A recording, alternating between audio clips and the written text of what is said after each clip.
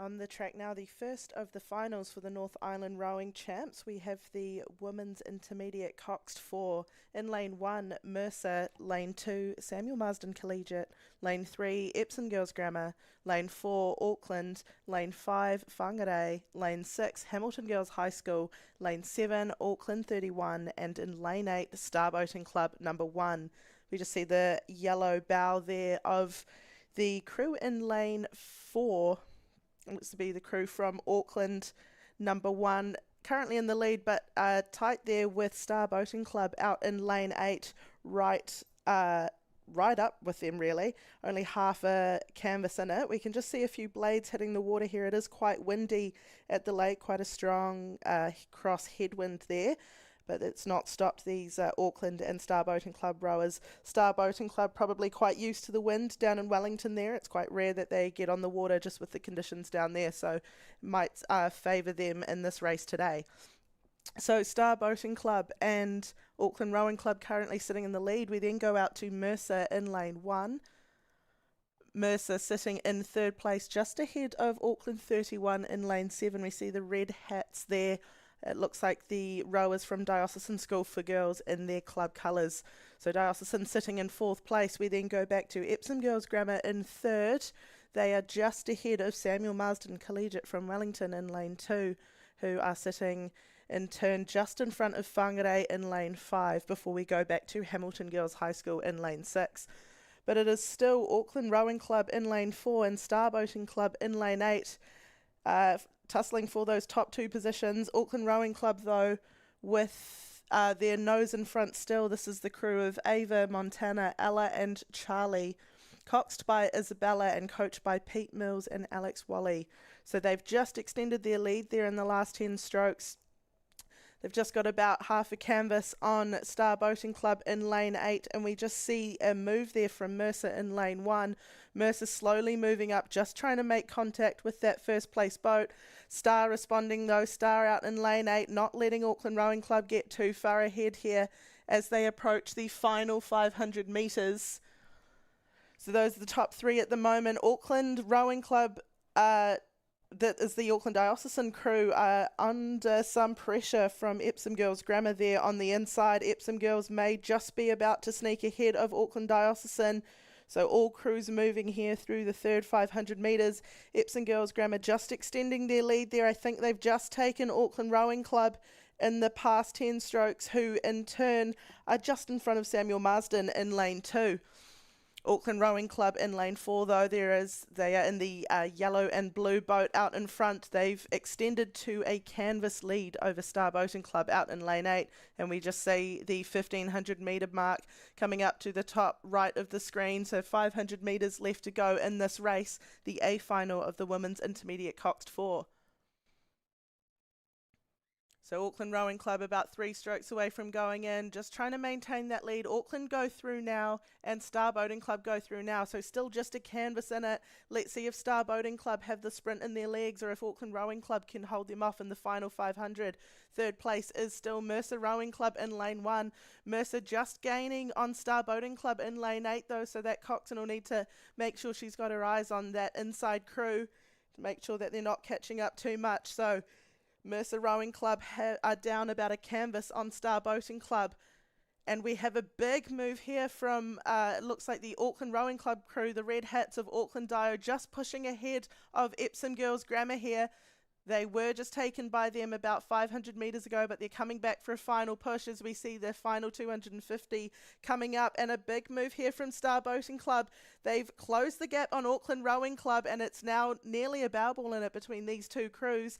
Auckland Rowing Club just managing to hold them off though, and we've got a 250 metre sprint to come. Another move from Star there. It is bow ball for bow ball through the 1750 mark. I think Star might just be ahead now of Auckland Rowing Club. Very exciting racing for our first final of the day. Mercer also with a push on the inside there. They are halfway up Auckland Rowing Club and they are gaining on second place. Star Boating Club, I think, just with the nose, but Auckland Rowing Club responding. It will be a sprint right down to the line here in the A final of the Women's Intermediate Cox 4. Auckland Rowing Club, though, they've got their nose ahead again. Another push there. Coxon's calling for it there. Star Boating Club just managing to hold on for second place, but Auckland Rowing Club managing to extend away again. Back to a half canvas lead as we enter the final 100 metres of the race. Star Boating Club sitting in second, trying to respond. Mercer Rowing Club on the inside, also trying to hang on there. They've got third place. Can they gain on Star Boating Club to get second place? There's less than 100 metres to go here, but I don't think they'll be able to do it. Auckland Rowing Club pushing again, half a boat length up. What a great sprint there from Auckland Rowing Club in the middle, and they will finish in first place in the Women's Intermediate Cox 4. Second will be Star Boating Club, and third will be Mercer. Auckland Rowing Club in lane 7 will claim fourth over Epsom Girls Grammar. A great tussle between these 5 crews there.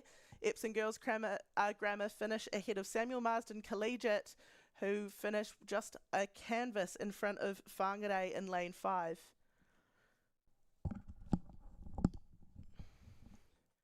So you just see the drone shot there over the winning crew. That is the crew of Ava Stevens, Montana Malilopa, Ella Ross and Charlie Barclay, and Coxon Isabella Farnell.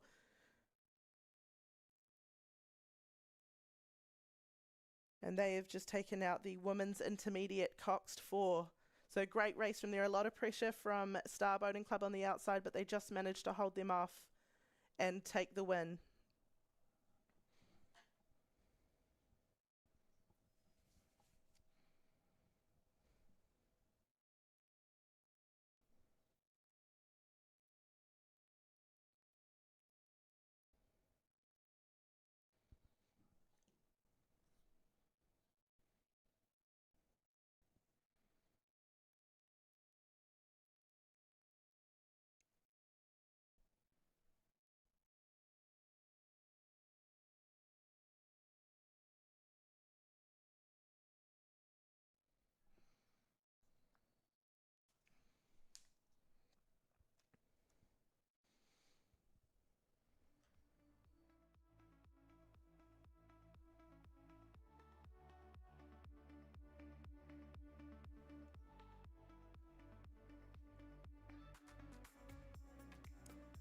On the course now, the A final of the Women's Novice Double.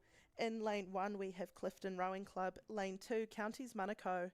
Lane 3, Whangarei. Lane 4, Bay of Plenty Coast. Lane 5, Hauraki Plains. Lane 6, Clifton. Lane 7, St George's 11. And in lane 8, Aramaho Wanganui number 2. We just see the leading crew here coming under the drone. That is lane 4, Bay of Plenty Coast, currently sitting in the lead here. This is the A final of the Women's Novice Double Sculls, and they have quite a commanding lead as they are about halfway through their race. I would say about 4 to 5 boat lengths of clear water. This crew from Bay of Plenty Coast are sculling very strong for novices. In second place, though, on their inside is the crew from Whangarei. Whangarei sitting in lane 3 in second place, just trying to get some clear water in between them and third place, which currently looks like it's Counties Manukau in lane 2. Following behind Counties, we have Hauraki Plains in lane 5. They're currently sitting in fourth place before we go back just to Clifton in lane 1. But what a commanding lead from the Bay of Plenty Coast Novice Double Scullers there in lane 4. Great to see some smooth sculling here from the novices. As we look back to the rest of the field, we've got a bit of an arrow formation out there, but with quite a steep point there being led by the Bay of Plenty Coast girls. Whangarei just pushing away from Counties Manukau there, but Counties Manukau not letting them get too far away. Hauraki Plains still just behind Counties, but we'll probably see a move coming as they approach the final 500 metres. So Bay of Plenty Coast, that is Nakala Smith and Sophie Harrison, coached by Kaylee Catterley. And we just see Flynn Cove in the background there, which means they have just over 500 metres to go, but those race leaders are just pushing away. There is about 20 metres of clear water in between them and second place. Second place is Tia Cook and Ashley Walden from Whangarei in lane 3. They are holding off Counties Manukau in lane 2. They've got about half a boat length on them, but the Bay of Plenty Coast double scullers, they're through the 1500 metre mark and sailing away, just trying to rejig their course here, and they're doing a great job considering it's quite a strong cross headwind out there today, and they are novice rowers, so they just want to get away from that buoy line a bit, and we just see them doing that now, straightening up in their lane, so some great adjustments there from these novice rowers. Whangarei managing to do the same. They're also in their stroke side lane, boys, so that wind is really pushing them over to the side of their lane, but they have clear water over Counties Manukau now, so they've extended their lead a little bit. They are just trying to push up of Bay of Plenty Coast, but Bay of Plenty Coast still with about a 20 metre lead on the rest of the field. Counties Manukau just sitting in third place and holding off some pressure from Clifton in lane 1, as well as Hodaki Plains in lane 5. But we just see the pontoons of Rowing New Zealand in the background. There's about 300 metres to go for these novice doubles. Yep.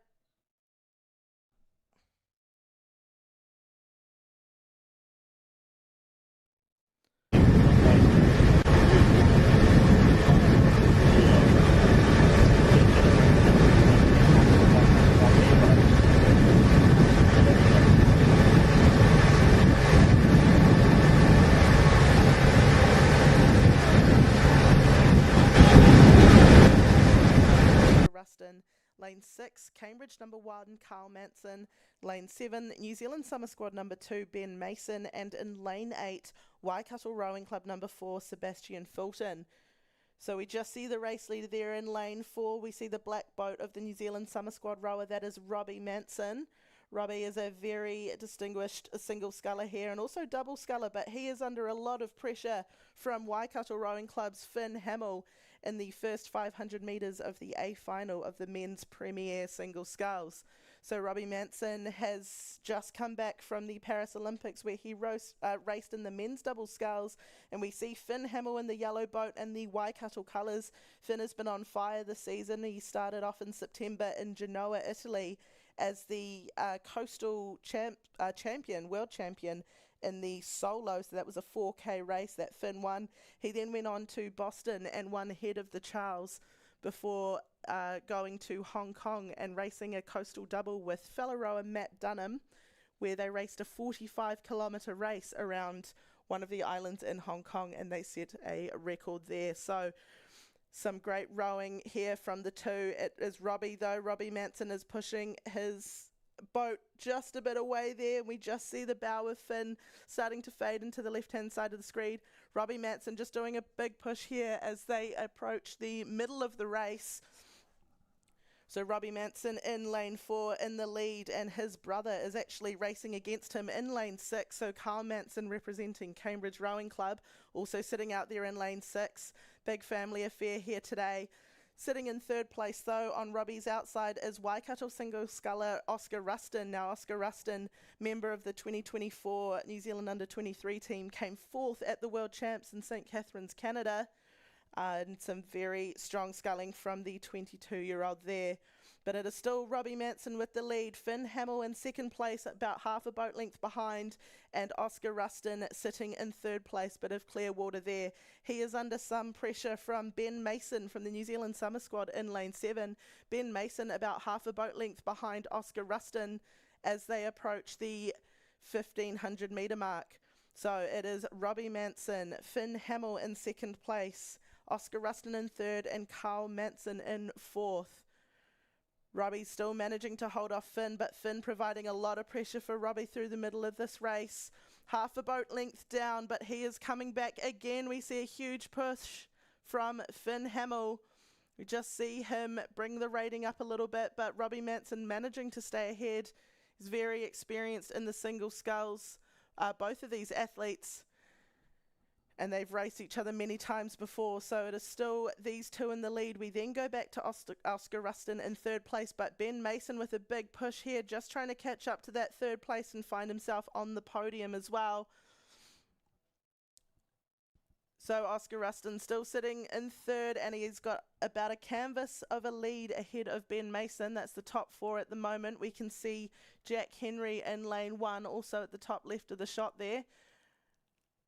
But Finn Hamill with a big push through the middle there. He is now almost bow ball for bow ball with Robbie Manson through the third 500 of this race. There could be a big sprint. He has just taken him in the last 3 strokes. It is Finn Hamill with a nose in front of Robbie Manson, and we just saw the 1500 metre mark in the background there, and Finn's bow ball went through just ahead of Robbie's, so there will be a big sprint at the end here.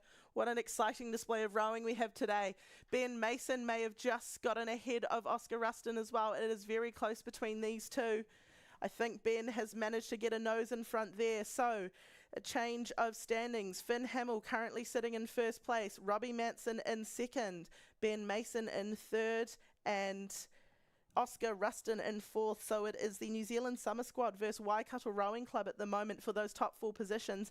And Finn just extending his lead out there. Again, we've got clear water now between him and Robbie Manson as we see the 1750 metre mark pop up there in the background. So 250 metres to go. Will it be an epic sprint to the end, or has Finn got Robbie here in the closing stages of the A final of the men's Premier single sculls? Ben Mason now half a boat length up on Oscar Rustin, so big push through that last 500 metres. Oscar Rustin suddenly sitting in fourth place, but let's see what he's got left in the tank. The rest of the field have clear water behind these 4, but Finn Hamill, we just see him there. He's extending his lead again. Quick look across to see where the pressure's coming from, but he has clear water over the rest of the field. Finn Hamill is doing extremely well here. He now has about a boat length of clear water over Robbie Manson, who is now under some pressure from squad mate Ben Mason. Half a boat length in it between these two. Finn Hamill, as long as all goes well in the next 50 metres, he will take the win in the men's Premier single sculls. Robbie Manson, will it be second place or will Ben catch him? Another sprint here, going for the line. Robbie managing to stay in front. I think it'll be Robbie at the end, and Ben Mason in third place. Oscar Rustin sitting in fourth. So is Finn from Waikato Rowing Club. Congratulations, winner of the men's Premier single sculls. Robbie Manson from the New Zealand Summer Squad in second place. Ben Mason, New Zealand Summer Squad, also in third. Oscar Rustin for fourth. You just see Finn celebrating there. A huge race for him. Just sat on the outside of Robbie, put a lot of pressure on him, and then just took off towards the end of that race. So congratulations to Finn Hamill.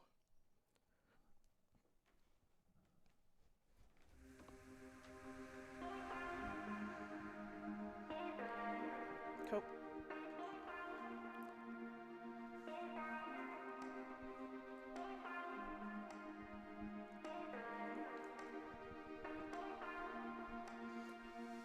Coming up now, we have the A final of the Women's Premier Single Scull. Following a very exciting race of the men's single scull, let's see what the women can bring to the table. In lane 1 from Otago University, we have Hannah Matahaere. Lane 2 from Waikato Rowing Club, Sophie Ignott-Johnson. Lane 3 from Ashburton Rowing Club, Veronica Wall. Lane 4 to 8 is full of New Zealand Summer Squad rowers, so we'll just read the names. In lane 4 we have Shannon Cox. Lane 5 Stella Clayton-Green. Lane 6 Catherine Glenn. Lane 7 Ella Kossel. And in lane 8 Rebecca Lee. So all of the New Zealand Summer Squad we have coached by James Coote and Tom Stannard. James Coote, coach of the Olympic women's double that recently won gold in Paris, and Tom Stannard, coach of the New Zealand women's four that won bronze also at the Paris Olympics.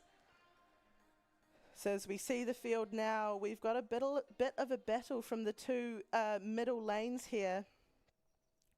So that's lane 5, Stella Clayton-Green, and lane 6, Catherine Glenn, both from the New Zealand Summer Squad. They're basically going stroke for stroke there in the middle. Catherine just with the edge over Stella though, as they approach the 1,000 metre mark. So Catherine is through in lane 6. Catherine is a canvas ahead of Stella Clayton-Green in lane 5. We then go back to lanes 2 and 3. That is Sophie Ignott-Johnson from Waikato and Veronica Wall from Ashburton Rowing Club, both battling it out for third place. Sophie Ignott-Johnson just with a nose in front of Veronica, but it is stroke for them as well, with the positions changing every stroke. Sophie, though, still just managing to have a bow ball in front of Veronica, and both crews starting to gain on first and second place. So Catherine Glenn still with the lead with about half a canvas on Stella Clayton-Green, but a big push here from both Veronica and Sophie Ignott-Johnson. They are now equal with Stella Clayton-Green as they come up to the the last 500. Catherine Glenn still maintaining her lead though, but Veronica Wall has just gotten her bow ball in front of Stella Clayton-Green. Sophie Ignott-Johnson right next to her, and they are level. So Veronica Wall now sitting in second place, but both Veronica and Sophie pushing up on the 2 New Zealand Summer Squad members and vying for that first place position in the A final of the Women's Premier Single Sculls. We just see a little push there from Catherine though. She's just managed to push her boat just in front. Stella Clayton-Green just dropping back a little bit, and Veronica Wall just taking over the lead here with about 500, 600 metres to go. She's just pushed her nose in front of Catherine, and Sophie Ignott-Johnson is now sitting in third place just ahead of Stella Clayton-Green. So great push through the middle there by Veronica Wall. She is in the yellow boat and representing Ashburton Rowing Club, and she is just pushing out to half a boat length in front of Catherine Glenn. As they approach the 1500 metre mark there, we see another push there, and she's just extending the boat away with every stroke. Catherine Glenn responding though, not letting her get too far out of reach. Sophie Ignott-Johnson going as well. Sophie sitting in third place, but it is bow ball between her and Catherine Glenn at the moment. Stella Clayton-Green just dropping back a little bit into fourth place, but we'll see what the final 500 can bring. So Veronica Wall now with clear water between her and Catherine Glenn, her next closest competitor, and we see the sheds of Rowing New Zealand in the background there, meaning there's about 300 metres to go. Let's see if Veronica can hold or extend this lead here in the A final of the Women's Premier Single Sculls. Catherine Glenn though still battling with Sophie Ignott-Johnson for that second place. Sophie just with the bow ball in front. Some great racing there from those two on the inside lanes, both Sophie and Veronica from Ashburton and Waikato Rowing Club. Sophie still with the edge over Catherine. Catherine with clear water over Stella Clayton-Green. And we can see the Rowing New Zealand coaches there on the deck outside the Rowing New Zealand offices, watching their young charges. But Veronica Wall is through the 1750, and she is clear water and she is extending away. Great sculling here from the Ashburton rower. Sophie Ignott-Johnson also just managing to extend her lead there over Catherine Glenn. She's still out of touch with Veronica, but she is definitely in second place now. Catherine not managing to hold on there, but managing to hold off her squad mate Stella Clayton-Green for third place. But some strong sculling there from Veronica. We see another push there, and she's just got some clean blade work considering the wind that we have. Still have a strong cross headwind out there, but she's doing very well to sit up and just push away with every stroke. Sophie Ignott-Johnson we just see just trying to push up on Veronica, but I think she might run out of water to do so. Catherine Glenn now still sitting in third place, still with clear water over Stella Clayton-Green, but it will be Veronica Wall from Ashburton Rowing Club, coached by Richard Tonks, to take the win in the Women's Premier Single Sculls. Congratulations to Veronica. Second place to Sophie Ignott-Johnson from Waikato Rowing Club, and third place will be Catherine Glenn from the New Zealand Summer Squad. Following her is Stella Clayton-Green, also from the New Zealand Summer Squad, and Shannon Cox in lane 4 will finish after her. We just see a great shot there of Veronica. You can see the waves coming. They are battling quite a strong headwind out there, but a great race there from Veronica coming back from third place to take the win.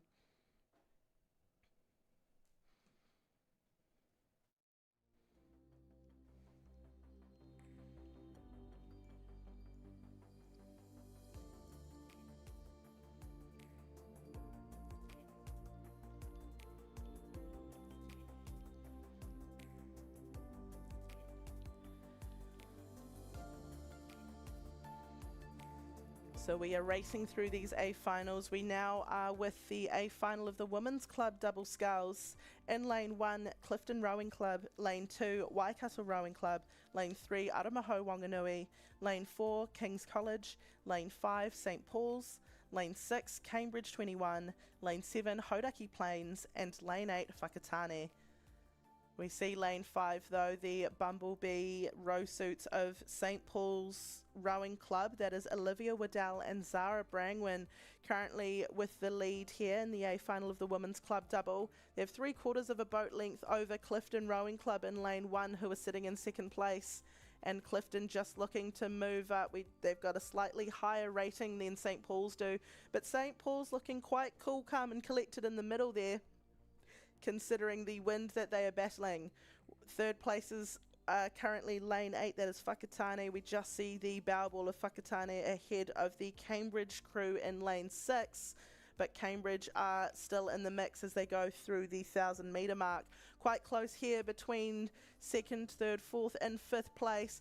Whakatane though still in 3rd, Cambridge in 4th, and Hauraki Plains in lane 7 in 5th place. But we just hit back to the St Paul's girls. Olivia Waddell and Zara Brangwyn just extending their lead a little bit there as they go halfway through the race, just executing a bit of a race plan there potentially. Quick look over to the Clifton Scullers just to see where they are, and they're just really calmly managing to push their boat away and extend that lead here in the A final of the Women's Club double. Clifton still sitting in second place. Quick look over from the stroke just to check where they are. And both these girls sculling really well together. We just see lane 1 popping into the background. Lane 1 going with a bit of a push up here. Clifton not letting St Paul's get too far away with it. We see the bow ball halfway up the St Paul's boat. So Clifton trying to take the lead off St Paul's Collegiate. They have gained half a boat length in the last 100 metres. So we'll just see what they can do as they approach the 1,500 metre mark. St Paul's though not looking too frazzled and just getting on with their race plan. Just see a little bit of a couple of shaky strokes from all the boats here and a bit of water splashing up. They're doing very well to stay nice and stable in this headwind. St Paul's though just pushing away again, a couple of strokes, and they've just got another half a canvas there in front of Clifton Rowing Club. As they've got about 750 metres to go, we just see them extend away again. Their stern is on the bow of the Clifton boat. So let's see what they can do in the last 700 metres of this race. Sorry, 500, we're a lot closer than what I thought. Through the 1,500 metre mark, and they just have clear water over Clifton Rowing Club. We just see the girls look over again to Clifton. They see the 1,500 metre mark, and let's see when they go and start their wind up. They're just starting to extend again. Little bit of clear water between these two boats. Clifton though not letting them get too far ahead. Clifton just bringing their rating up in the last couple of strokes there as well, so they are on the hunt for first place. But it is St Paul's Collegiate at the moment. Olivia Waddell and Zara Brangwyn sitting in the lead, and we've seen them the last couple of regattas. A very strong double and strong performances from these two. So all going well for them in the last 500. They will take out the Women's Club double sculls, but not without a lot of pressure from Clifton Rowing Club in lane 1. So Clifton we see up again. They are rating higher and they are sprinting up with less than 500 metres to go. Clifton trying to take the win from St Paul's Collegiate. They've gained half a boat length and they are going. St Paul's looking across and trying to respond. There is half a canvas in it now. We just see St Paul's looking over again, but Clifton are off and Clifton are flying towards the finish line. Less than half a canvas in it. And it is nearly bow ball for bow ball as they have less than 250 metres to go. Clifton with a huge sprint here in the closing stages, the Women's Club double sculls. Clifton are taking the lead off St Paul's. They were just sitting out there in lane 1 waiting for their chance to strike, and they have taken it. Let's see if St Paul's can come back with a bit of a sprint of their own. But Isla Robinson and Jessie Pulford from Clifton have really pulled one out of the bag here in the A final of the Women's Club double. They have taken the lead off St Paul's Collegiate, who have been leading for most of this race, extending their lead, and they have less than 100 metres to go in the A final here. Huge shift here from the girls, and they are nearly about to have clear water over the St. Paul's. Oh, a little bit of a slug stroke there. They've managed to recover well, though, and they are just looking for that finish line. Congratulations, Clifton. Huge celebrations there, and well deserved. A big sprint there in the last 500. They were sitting in second place, and they managed to claw back in St. Paul's and absolutely send it away.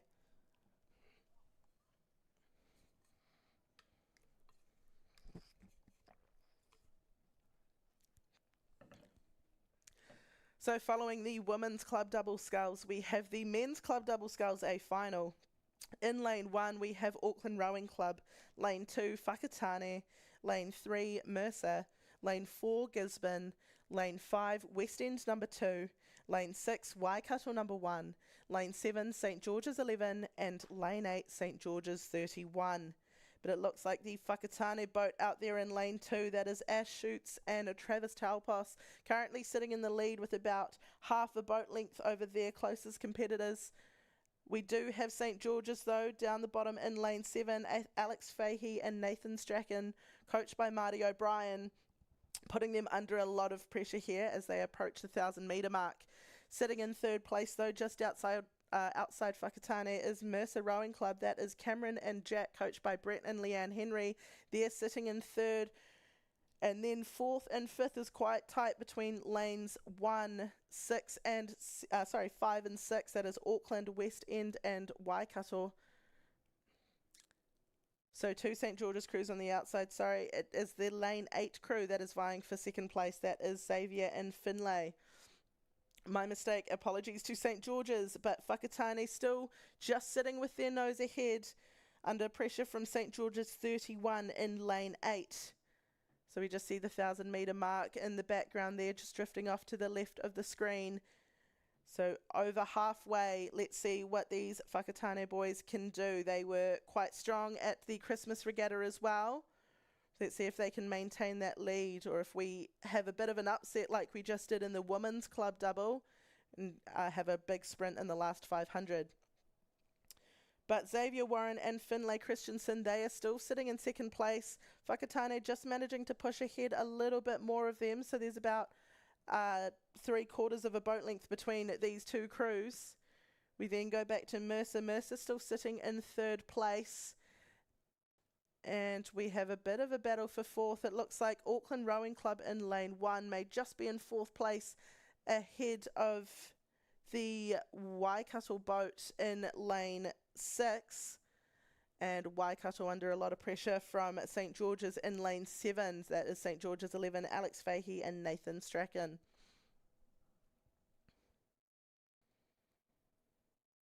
So Travis Talpos and Ash Shoots from Whakatane still sitting in first place. They've got about half a boat length on St George's, but St George's on the outside are not letting them get too far ahead of them in the A final of the Men's Club Double. You just see the distance marker there in the background. That is 1,500 metres, so there is 500 metres to go, and let's see what these crews have in them to finish off their race. So Whakatane are through, St George's are through, and Mercer are through now. Auckland Rowing Club go through just ahead of Waikato Rowing Club, who are currently sitting in fourth place. St George's just on their outside in fifth. But it looks like the boys from Whakatane have just managed to push away a little bit in the final 500 metres of the Men's Club Double Sculls. Ash and Travis there from Whakatane. Bit of a slug stroke there from St George's as we can see the wind coming across the water, and we've got blades just hitting the water in these conditions, but they're doing very well to stay straight and to stay upright. The Whakatane boys just managing to stay ahead, and we see the 1750 metre mark in the background. Time for some big sprints to come, I'm sure. So St George's there just bringing their rating up too, as they cross over the 1750. Whakatane are through and St George's are through, so they've gained a little bit there.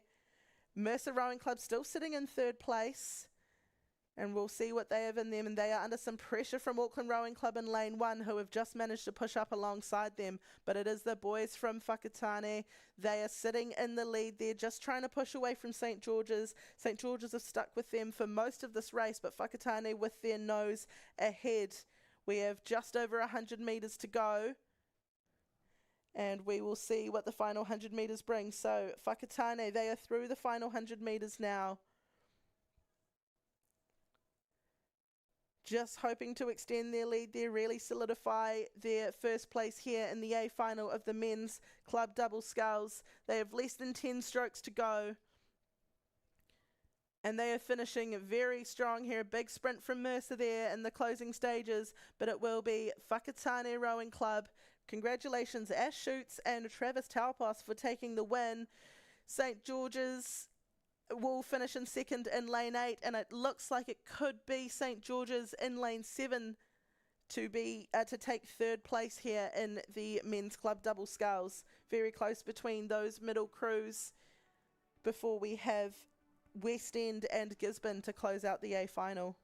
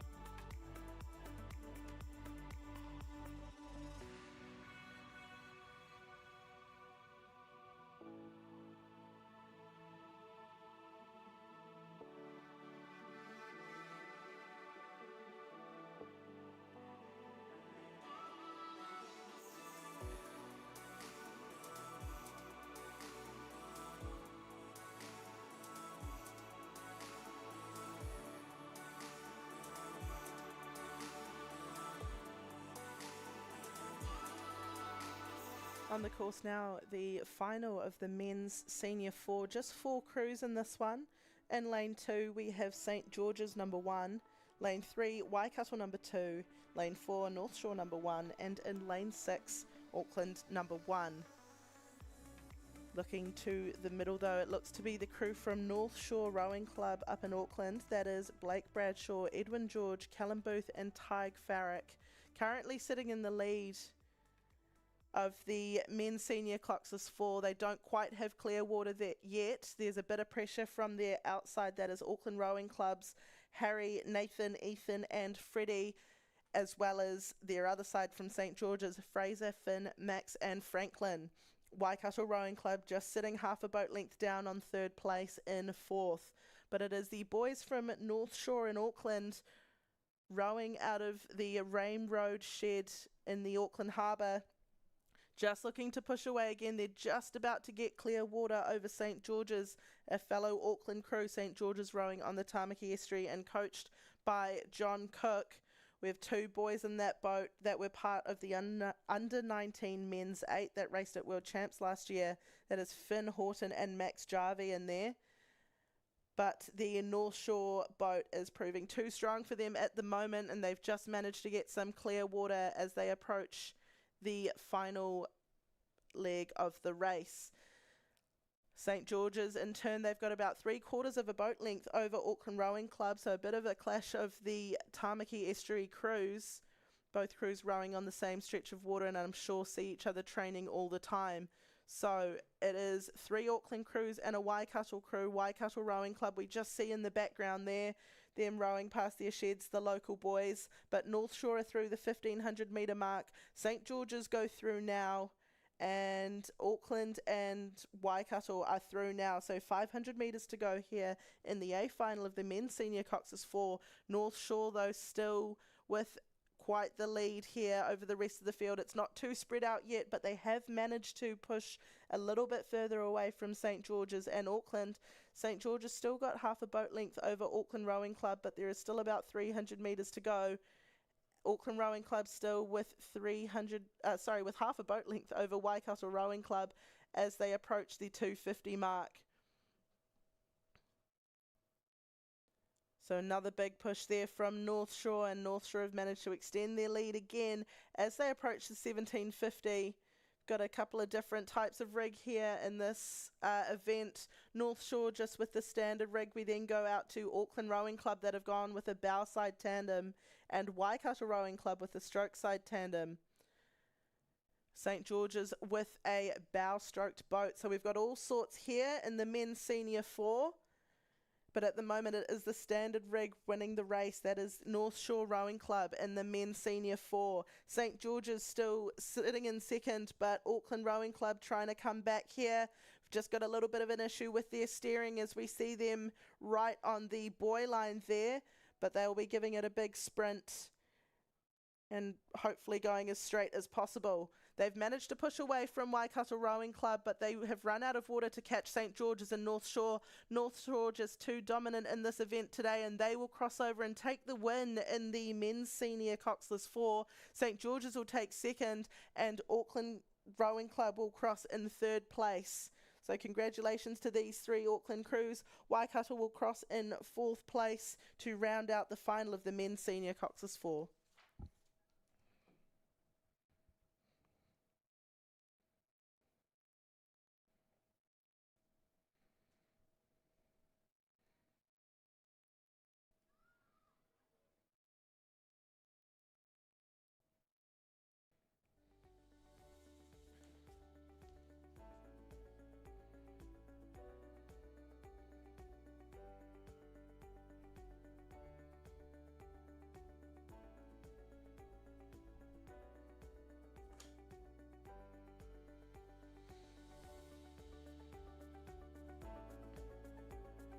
Following the final of the men's senior coxless 4, we have the women's senior coxless 4.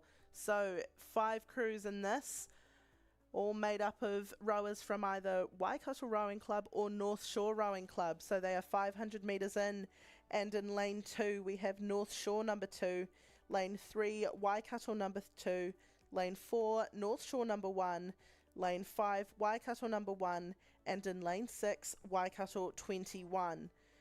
Looking in the onto the screen now though, Waikato Rowing Club currently sitting in the lead. That is Anna Gallagher, Isabel Melville, Tegan O'Dwyer and Tessa White-Parsons. They've got about half a canvas of lead over North Shore number 1. That crew made up of Stevie Maybe, Emma Baggery, Annabelle Knowles and Olivia Tattersfield.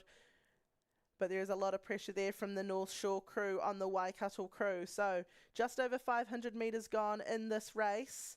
We'll see what the rest of the race has to bring. In third place, Waikato 21, that looks to be the girls from Waikato Diocesan School rowing in their club colours. They're not too far behind these club crews. They just have contact with the North Shore stern.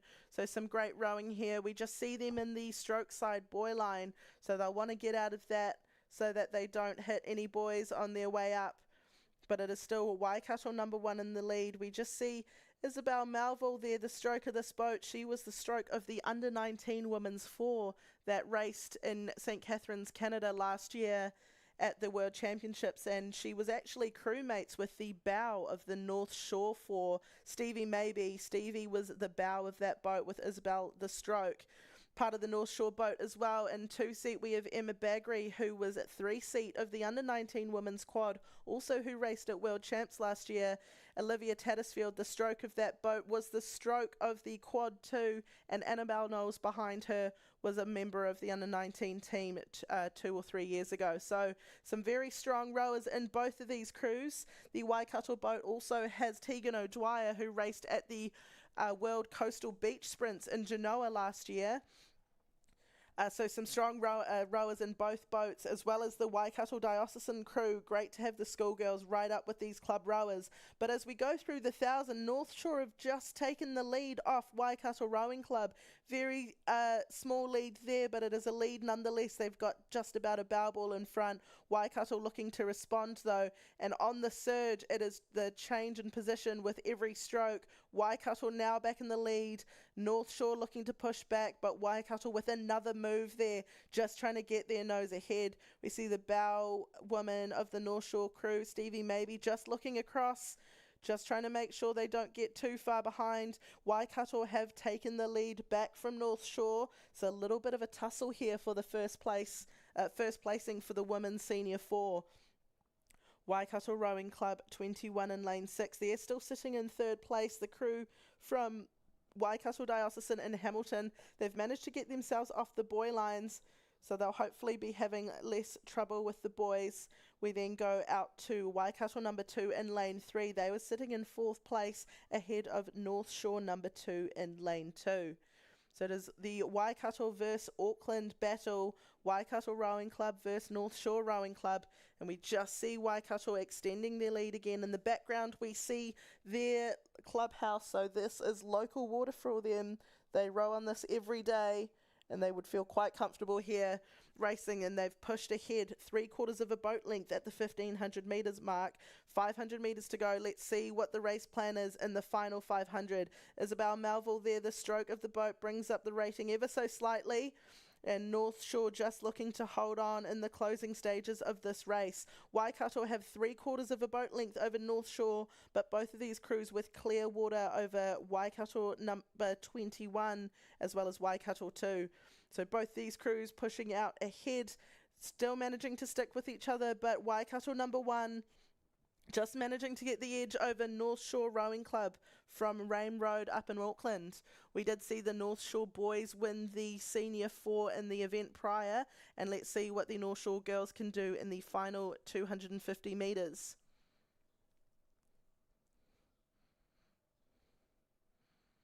So we see a call there from the 2-seat of the Waikato boat.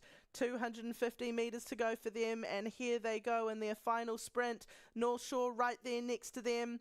They have not lost contact with them. Less than 250 metres to go for both boats. Olivia Tattersfield there leading the North Shore crew. And these crews right next to each other. I think North Shore have managed to come back a little bit on the Waikato boat, but they only have just over 100 metres to catch them. Waikato just pushing away again, both crews quite close to each other on that buoy line there.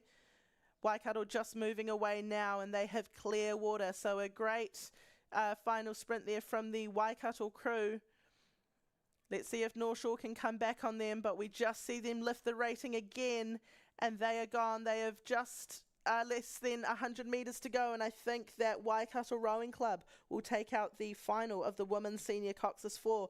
North Shore just hanging on there for second place. They've just lost contact, but they have been providing all the pressure for this race for Waikato Rowing Club, but Waikato will come out on top today. Congratulations, Waikato number 1, Anna Gallagher, Isabel Melville, Tegan O'Dwyer and Tessa White-Parsons. North Shore number 1 crossing over in second place. So very strong effort there from both these crews, made for some great racing through the middle. We see the crew just celebrating there.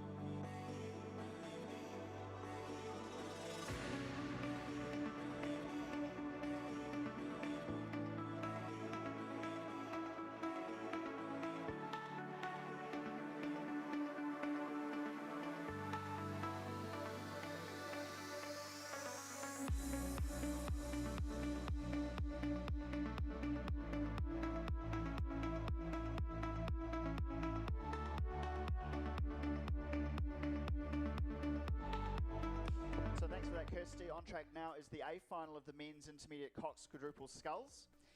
In lane number 1 we have Waikato Rowing Club, lane 2 is King's College, lane 3 West End Rowing Club, lane 4 Gisborne, lane 5 is Whakatane, lane 6 Aramaho Wanganui, lane 7 is Whangarei, and lane 8 is Clifton. And they're in the third 500 metres of the race, and we've got a good race on our hands here. I think at the moment lane 3 with a slight advantage, so West End Rowing Club currently leading the men's intermediate Cox quadruple sculls. And then we'll go into Aramaho Wanganui, but they're just so close to West End in terms of the race lead. So I think Aramaho just starting to make a nice move here, and outside of them they're bringing Whangarei with them, and on their inside Whakatane. So those are the 4 crews currently in contention. I think Aramaho now just starting to inch their nose in front, but West End just responding as well. So it's a tight battle here in the intermediate quarters. They pass through, 500 metres left to travel.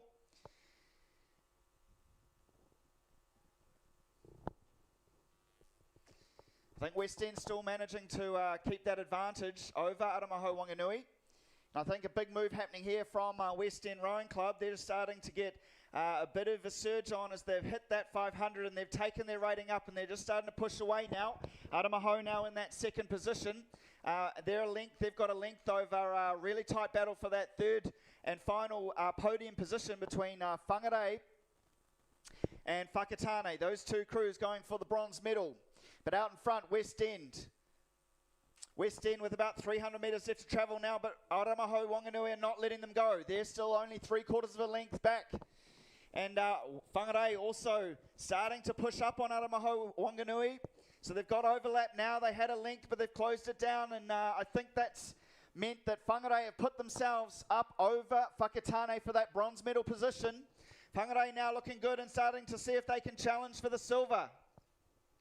So they've got 3/4 of the length off Aramaho, who are currently in second place.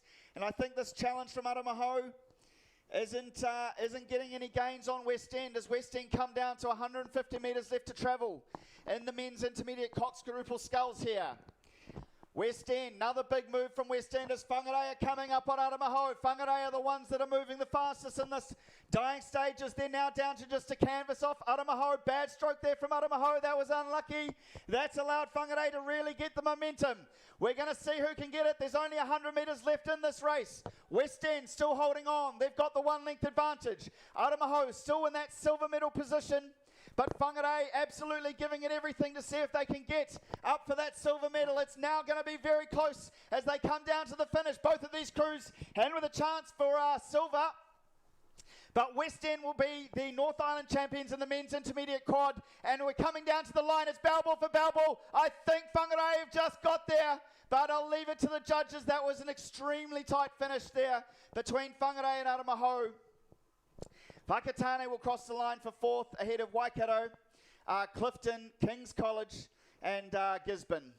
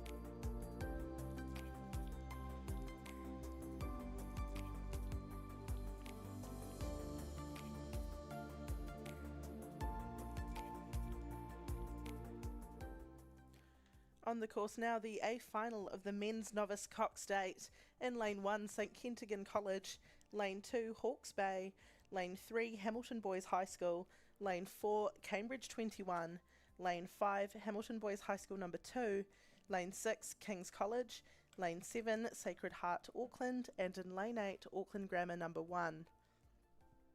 I just see the drone coming down to the race as they approach the 1,000 metre mark. It's quite close between these top 3 or 4 crews, but it does look like the white bucket hats of King's College in lane 6 are currently in the lead, with some pressure from Hamilton Boys High School number 2 on their inside in lane 5. So King's College currently in the lead with maybe half a canvas or a canvas over Hamilton Boys High School. Hamilton Boys High School not letting them go down without a fight. So these two crews are in the lead. Not too far behind them though, we have Sacred Heart from Auckland on the outside, as well as Cambridge 21 in lane 4. So quite close between these top 4 crews, but it is King's College with a canvas over Hamilton Boys High School. We just see these crews approaching the 1,000 metre mark, and we will see what their race plan is as they come into the third 500. King's College just pushing away a little bit and getting about half a boat length over Hamilton Boys High School. Hamilton Boys High School in turn have just a bit of clear water over Sacred Heart College from Auckland in lane 7. Sacred Heart with about half a canvas over Cambridge 21 in lane 4. So King's College just pushing away again. The bow ball of the Hamilton Boys High School 8 is on the stroke seat of the King's College boat. So a big push there from the King's Boys through the halfway mark of the race. Hamilton Boys High School also managing to push away from Sacred Heart College and try to stick with King's College.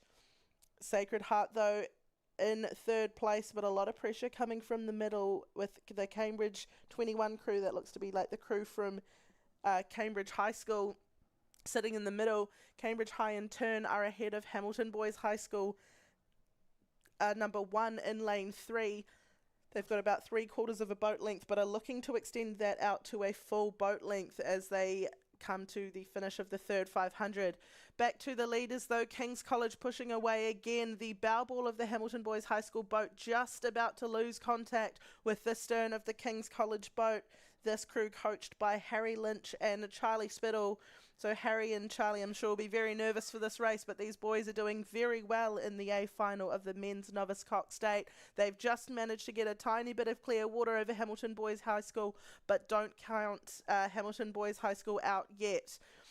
We see the 1,500 metre mark in the background, and it'll be King's College to go through now ahead of Hamilton Boys High School, extending their lead again to clear water. Hamilton Boys go through now. They've managed to extend away from Sacred Heart as well, and Sacred Heart in third place, but still under pressure from Cambridge Rowing Club in lane 4. Cambridge still with 3/4 of a boat length over Hamilton Boys High School number 1 before we go out to St Kentigern College in lane 1.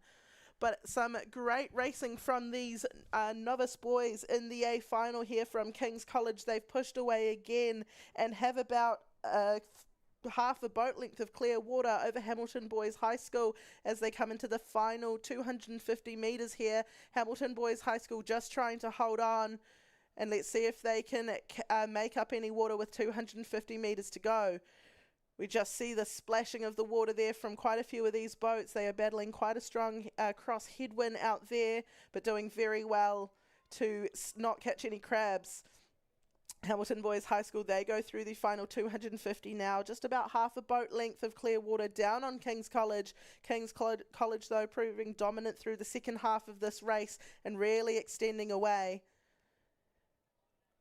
Hamilton Boys High School in second place. They have about a boat length of clear water over Sacred Heart College in Auckland, who is still managing to hold off Cambridge Rowing Club, but Cambridge not letting them go down without a fight. Cambridge Rowing Club is right on their bowman, and they will look to come up in a final sprint to try and claim a medal and third place in the A final of the men's novice cock state.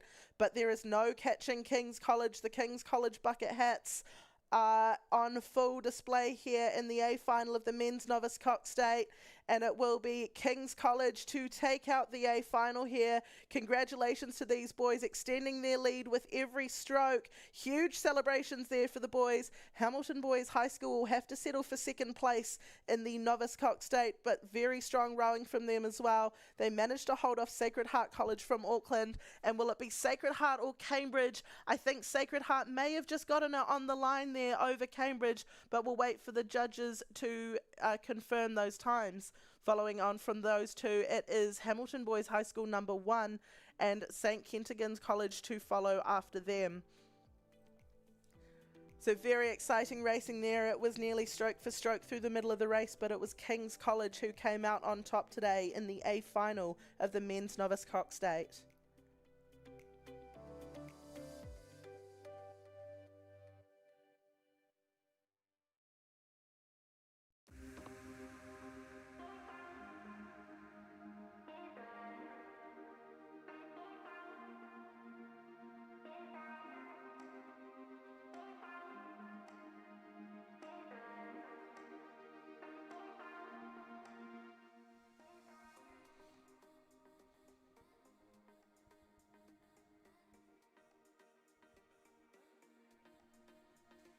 We are back to the sculling events now. The A final of the women's intermediate double sculls in lane 1, Clifton Rowing Club, lane 2, Samuel Marsden Collegiate, lane 3, Takapuna Grammar, lane 4, Clifton number 1, lane 5, Aramaho Wanganui, lane 6, West End, lane 7, Bay of Plenty Coast, and in lane 8, Cambridge. But it is the light blue blades of Clifton Rowing Club in lane 4.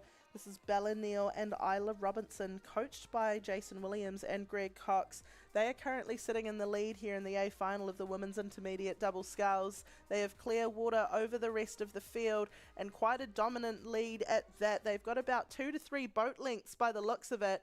We then go back to the yellow blades of Takapuna Grammar as well as the yellow and red of Aramaho Wanganui, vying it out for second and third, but Aramaho Wanganui with second place at the moment. Takapuna Grammar though just pushing up on them as they try to extend their lead over the rest of the field. We then go back to lane 7, Bay of Plenty Coast, in a tussle for fourth place with Clifton number 2 in lane 1. But it is Clifton number 1 in the middle with a great display of sculling here. They're just extending their lead again over the rest of the field, and they've lifted their rating a little bit here. Aramaho Wanganui still holding on to second place. They've pushed away from Takapuna Grammar a bit, and they now have 3/4 of a boat length over them for second place, but they will have to pull something very special out of the bag to catch up to these Clifton scullers. Sitting in third place currently is Takapuna Grammar, Stella Bradley and Mila McKendry. They are about 3/4 of a boat length down on Aramaho Wanganui and under a little bit of pressure from Bay of Plenty Coast on their outside, as well as Clifton number 2 on their inside. We then go back to Samuel Marsden Collegiate in lane 2, as well as West End Rowing Club in lane 6. Well, we just see the drone having to move out there to catch the leaders of the women's intermediate double sculls. Bella Neal and Isla Robinson still just pushing away with every stroke here in the A final of the women's intermediate double sculls. This is some great sculling, and I'm sure coaches Jason Williams and Greg Cox will be very happy with this display today. Aramaho Wanganui just pushing away. They now have clear water over third place, which is still Takapuna Grammar, but Bay of Plenty Coast are right on their heels, trying to get up into a medal position. So Aramaho Wanganui sitting in second, Takapuna Grammar in third, Bay of Plenty Coast in fourth. We then go to West End Rowing Club and Clifton number 2. Now Clifton still sitting in that 4th or 5th place position. We've got a little bit of a skew course there from Bay of Plenty Coast there. They are battling the wind out there, but we are back to the race leaders. Bella Neal and Isla Robinson from Clifton Rowing Club with about 50 to 60 metres of clear water over the rest of the field. Coming up to the 1500 metre mark, we see, Aramaho Wanganui, a little bit of a stop there, but they've come back. They just need to recover from that and get back up to race pace. Holding on for second place, but West End are coming, Bay of Plenty Coast are coming, and Takapuna Grammar are coming for them. So Takapuna Grammar now only half a boat length behind Aramaho Wanganui. West End, I think, are just taking Bay of Plenty Coast there on the outside for fourth place. Let's see if they can push up into third. Aramaho Wanganui still holding on to second place, but the other crews are gaining on them. Clifton, though, no doubt about Clifton number 1 in lane 4. Bella Neal and Isla Robinson commanding lead. They're approaching the 1750 mark, and they are in no danger from the other crews at the moment. So 250 metres to go, all going well for them. It will be Clifton Rowing Club, and look at the spread of the field there. Clifton Rowing Club in first, and who will be second and third is still up to the rest of the race. So Aramaho Wanganui sitting in second. Takapuna Grammar, though, they've come up, as well as West End Rowing Club. West End were sitting in fifth place before. They've pushed up into fourth and now potentially third. West End have taken Takapuna and they are coming for second place. We see the bow ball on the stroke woman of the Aramaho Wanganui boat. So currently sitting in third place, but only by half a boat length. Less than 250 metres to go, and we'll see what the final sprint will bring. They've moved up a seat and they are going again. We just see the bow woman look out to the right, and she is going for it. They have gained a little bit. Will they run out of water? Final sprint here from West End Rowing Club. That is Amanda Badger and Jessica Taylor. They are gaining on second place. They are guaranteed a medal at the moment. 100 metres to go, and there is half a canvas in it between these two crews. West End Rowing Club gaining on Aramaho Wanganui again, trying to get that second place medal. They've got a bronze at the moment, but can they convert it to a silver? Aramaho, though, just managing to push away in a couple of strokes. There is about 20 metres to go. Aramaho still with the lead. And let's see, though, I think they will hold on for second place, though. So Aramaho Wanganui second place, and it'll be West End Rowing Club in third. Takapuna Grammar will have to settle for fourth. Great sprint there from West End Rowing Club to get up into a medal position. But the talk of the race will be Bella Neal and Isla Robinson from Clifton Rowing Club, who absolutely smashed the intermediate double sculls A final by about 50 or 60 metres. So congratulations to the Clifton rowers.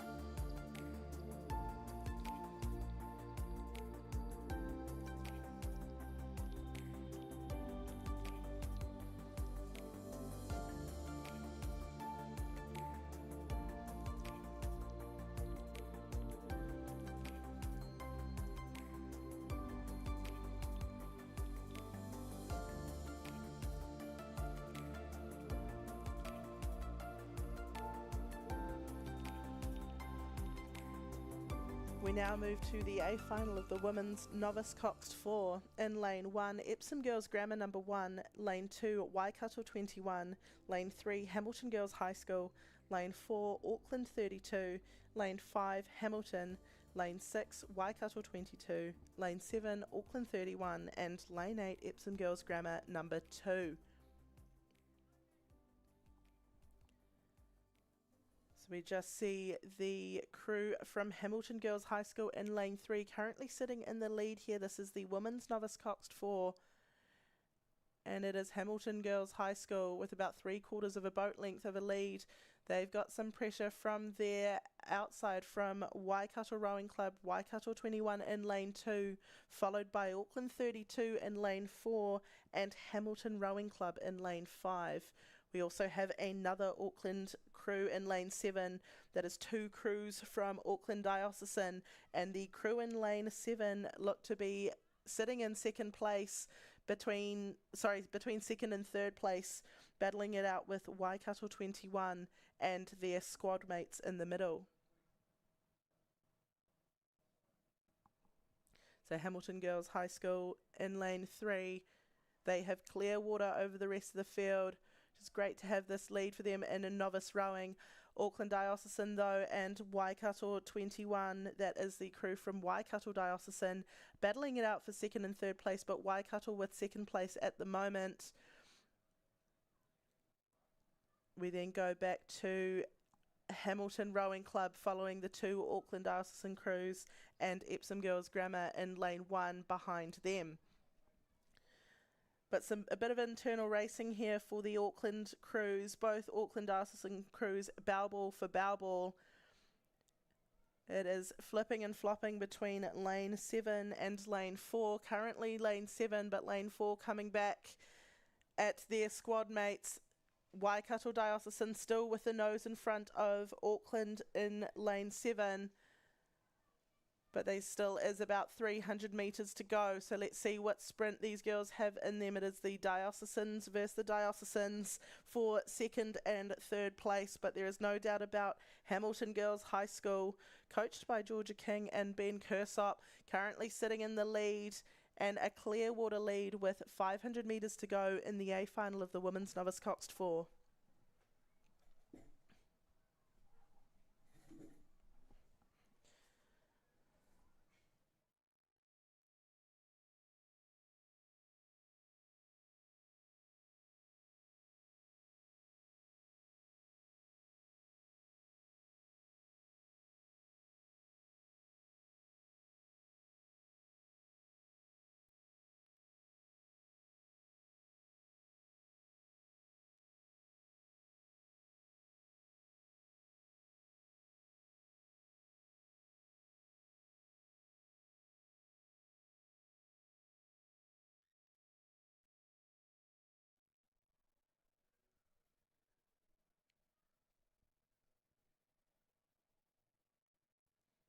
We now see the start of the Women's Club 8A final. In lane 1, North Shore Rowing Club, lane 2, Hamilton, lane 3, Auckland, lane 4, Waikato, lane 5, Auckland 31, lane 6, Whanganui Collegiate, lane 7, Epsom Girls Grammar, and lane 8, Waikato 21.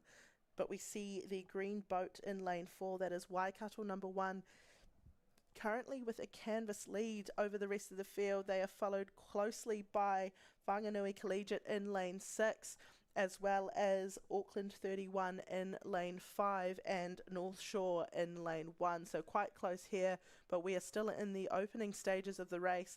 Waikato just pushing away here, and they now have 3 seats, maybe 4 on the rest of the field. Auckland Rowing Club and North Shore Rowing Club just going with them. North Shore with the nose in front of Auckland Rowing Club there as they come into the second 500. Waikato are through, and Diocesan in their club colours and North Shore are neck and neck. Auckland Rowing Club just pushing ahead there through that 500 metre mark. Big call from the coxswain there, Yasmin Phillips. They'll be right in the mix for a medal at the moment. So North Shore sitting in third, Auckland Rowing Club halfway down on Waikato Rowing Club, who are looking to push away again. We just see they've taken their lead out by another seat, and they are going again by another seat. So trying to push well ahead of the rest of the field here in the second 500 metres of the Women's Club Coxed 8 is Waikato Rowing Club. This crew is coxed by Heidi Baldwin, and you can see her there holding her mic and making those calls. Those girls just extending away again, 3/4 of a boat length over the rest of the field there.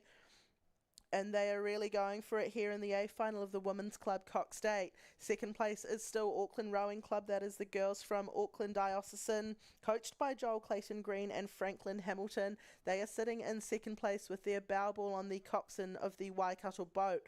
Third place is still North Shore Rowing Club out in lane 1, coached by Ian and Ash Bright, but they are under pressure from Auckland Rowing Club in lane 3.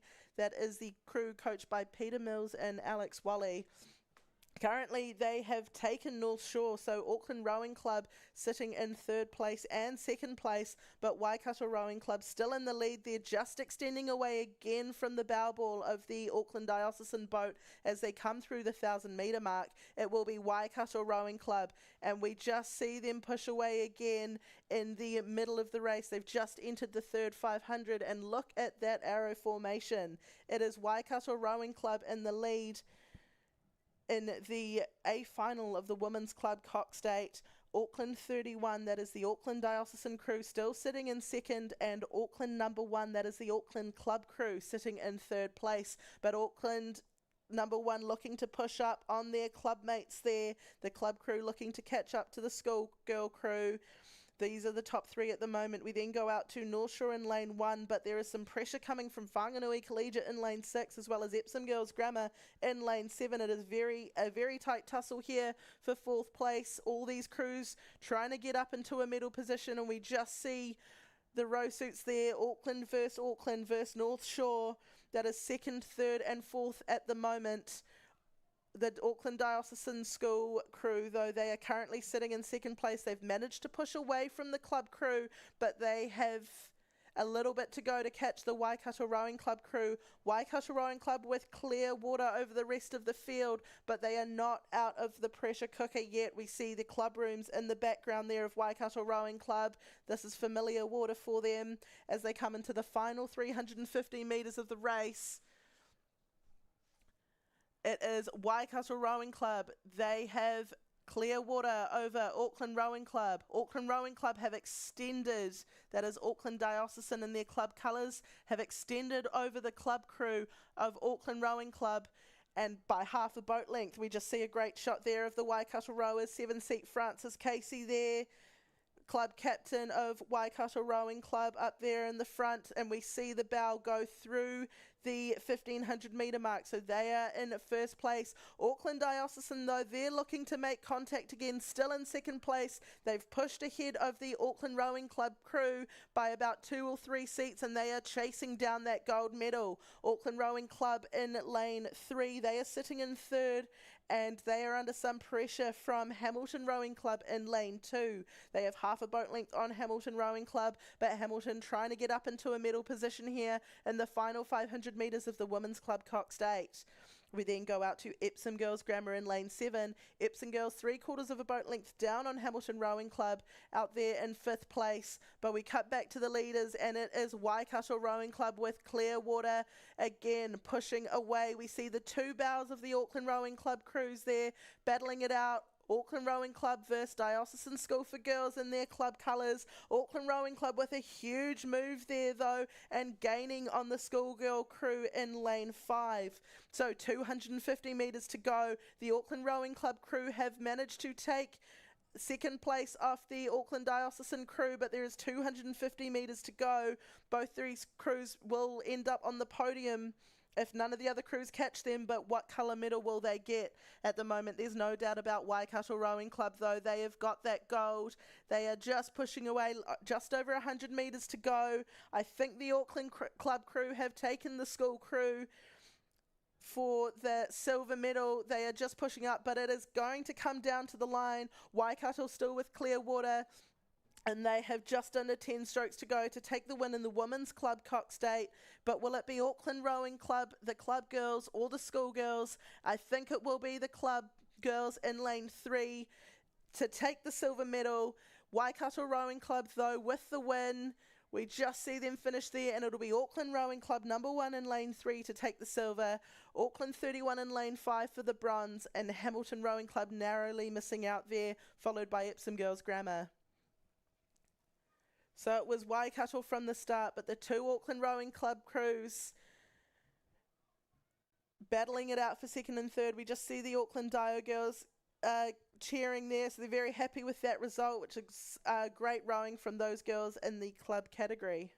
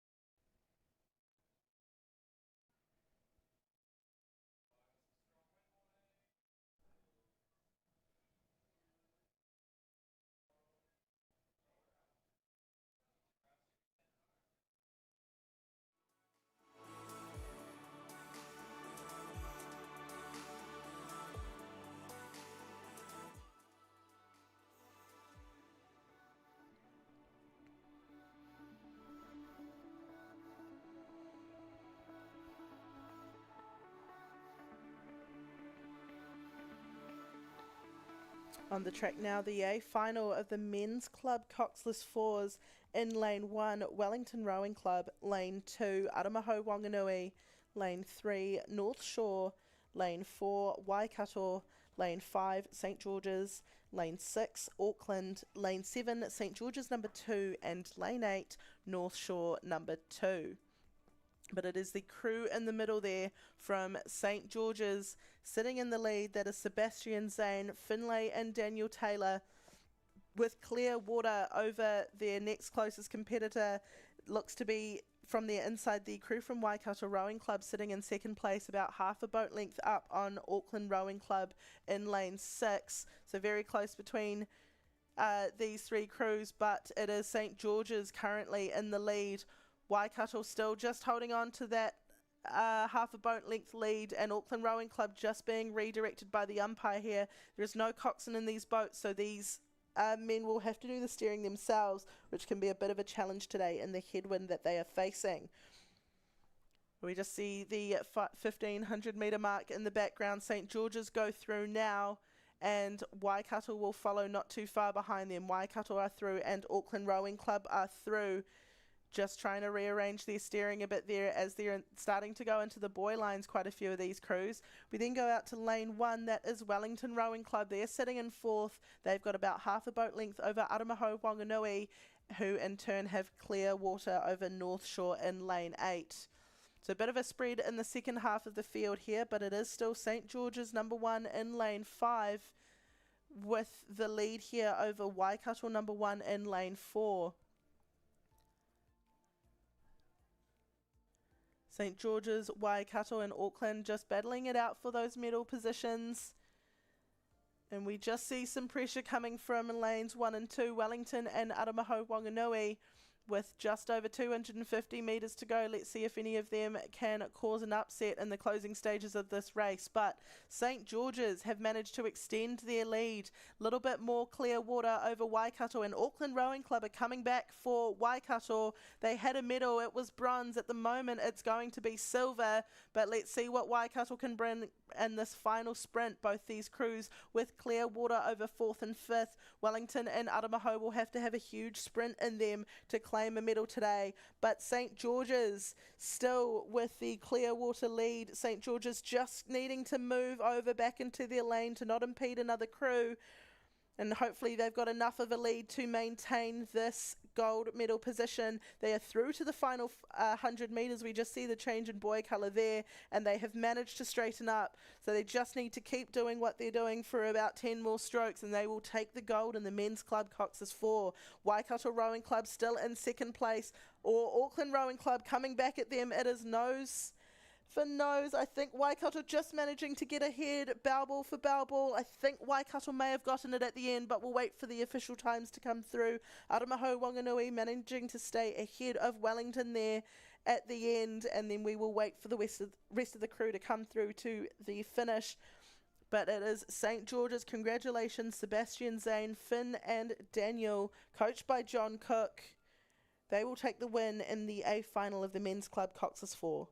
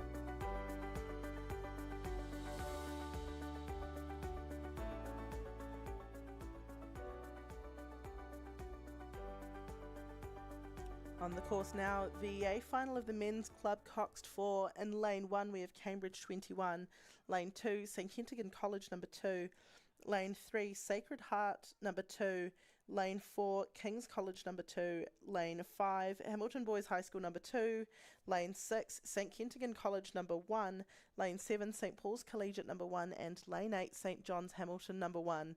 But we see the red boat and red blades in the middle there. That looks to be the crew from Hamilton Boys High School in lane 5, currently in the lead here in the A final of the Men's Club Coxed 4.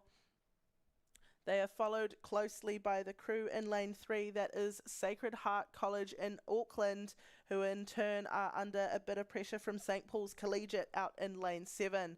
St Paul's with half a boat length over St Kentigern College in lane 6, who in turn are half a boat length over King's College number 2 in lane 4.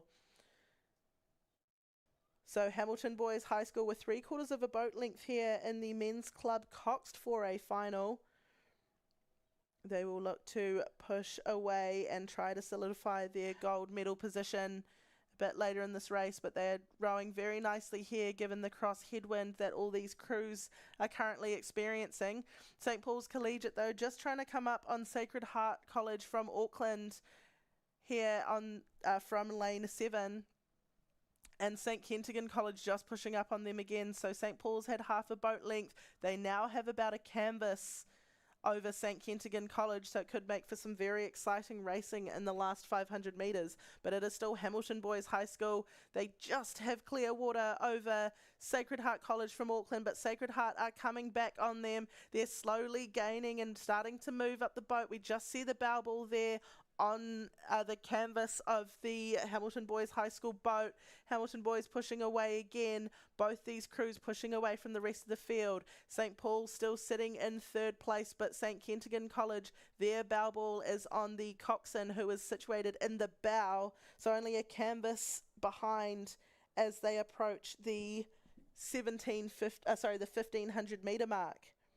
Hamilton Boys go through the 1500 now, and Sacred Heart Auckland go through now. St Paul's still in 3rd, and St Kent's right on their tail. We then go back to King's College number 2 in lane 4. They're sitting in 5th place ahead of Cambridge 21 in lane 1 and St John's Hamilton in lane 8. St John's Hamilton in turn with about a boat length over St Kentigern College number 2 in lane 2. But it is still Hamilton Boys High School. A tussle here between St Paul's Collegiate and St Kentigern College for 3rd place. St Paul's still with the edge over St Kentigern College, but St Kent's coming back. It is Sacred Heart in 2nd place, but they have clear water over Hamilton, behind Hamilton. St Paul's Collegiate half a canvas over St Kentigern College, but St Kent's are coming back again. We just see the blades hitting the water there as the waves start to chop up from the wind. Hamilton Boys High School pushing away. They've got the gold medal. At the moment, Sacred Heart Auckland has the silver, but St Kentigern College upsetting St Paul's here in the final 500 metres. They're currently sitting in the bronze medal position. Can St Paul's respond? We just see a quick look over from the bowman, and St Paul's trying to come back. St Kentigern with the momentum in the sprint though. St Kent sitting in 3rd place, trying to gain on 2nd place, which is Sacred Heart College in Auckland. But it is Hamilton Boys High School. They've stayed in the lead, and they will take the gold medal in about 5 strokes. They've managed to then maintain their lead over St Kentigern.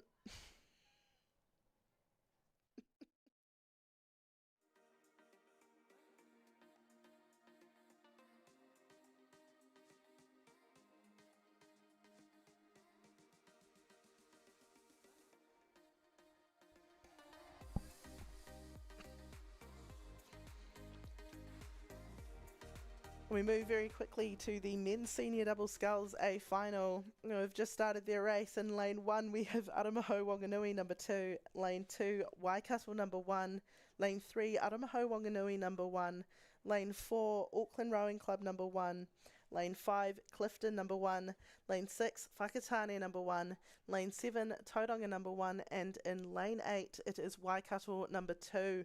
but we just see the bow of lane 4 out in the lead. That is Jack McDonald and Ryan Gass, coached by Peter Mills and John McDermott. They currently have a canvas over the rest of the field, but they are under some pressure from Clifton Rowing Club. That is Clayton Potts and Liam Cox in lane 5. The boys from Taranaki just putting the pressure on the boys from Auckland.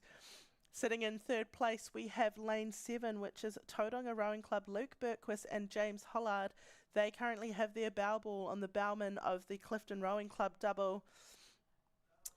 And then in fourth place, we have Waikato Rowing Club in lane 8. So still quite close between these crews, though, in the opening stages of the men's senior double sculls. But it is Auckland Rowing Club in the lead. We see Ryan Gass in the stroke seat there of the Auckland Rowing Club boat.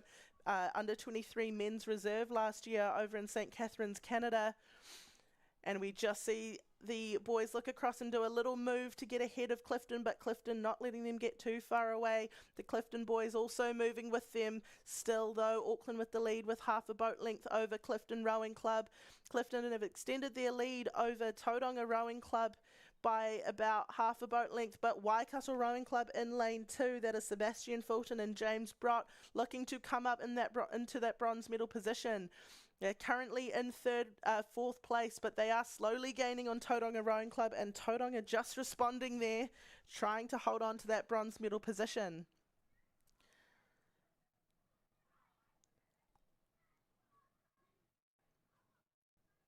So as the drone comes back down, we just see the Auckland Rowing Club boys there, still in the lead there and still under that pressure from Clifton Rowing Club. Third place is still Tauranga, and they have managed to push away from Waikato on their outside, who are slowly starting to come up on them and trying to take that bronze medal away. But we see Ryan Gass and Jack McDonald from Auckland Rowing Club there, just maintaining their lead over Clifton. And Clifton just trying to come back there. We just see the bow ball slowly starting to move up the boat, but Auckland trying to respond and hold off. Ryan Gass and Jack McDonald have been leading for most of this race. Will they be able to maintain it till the end? Clayton Potts and Liam Cox from Clifton are trying to take that gold medal from them. They have gained about half a boat length on them, and it is now bow ball for bow ball between these top two crews. Tauranga Rowing Club going with them. They're currently sitting in third place, and we've got some pressure from now the outside Waikato crew, that is Leander and Jack Clark, out in lane 8, trying to come up into that bronze medal position. We then go back to the Aramaho Wanganui crew of Jake Newton and Herbie Austin Baker before going out to Waikato Rowing Club in lane 2. So this is the A final of the men's senior double sculls. Auckland led it for the first half, but it looks like Clifton have taken the lead off Auckland Rowing Club. Clifton with about a canvas over Auckland Rowing Club. Auckland trying to come back, though. The race is not over yet. We see both these crews just with clear water over third place. Third place still in the possession of Tauranga Rowing Club's Luke Berquist and James Hollard. But the Aramaho Wanganui boys are trying to come up for a medal position. 1,500 metres to go, we see in the background, and Auckland Rowing Club have come back against Clifton. Auckland Rowing Club with half a canvas over Clifton Rowing Club. It is going back and forth between these two clubs, and we will see what the final sprint has in store for us. Tauranga Rowing Club, they are still in third place. Under some pressure, though, from Aramaho Wanganui, Jake and Herbie trying to come up into a middle position still. It is still with Tauranga, but there is still 300 metres to go. I think Clifton have just taken the lead again over Auckland Rowing Club, but it is back and forth between these two. It'll make for a very exciting final 250 metres. So we are back with the race leaders, Clifton and Auckland. Clifton look to be currently just ahead of Auckland, but Auckland may have a sprint in them. We just see these boats side by side, almost stroke for stroke. Into the final 250 they go. And it is Clifton just ahead of Auckland Rowing Club, but Auckland coming back. We just see that bow surging forward. A final sprint here from the Auckland boys. Can they get back that gold medal position? I think they're just in front now. We see the bowman Jack McDonald. Looks like he's just in front of the Clifton double, but Clifton responding.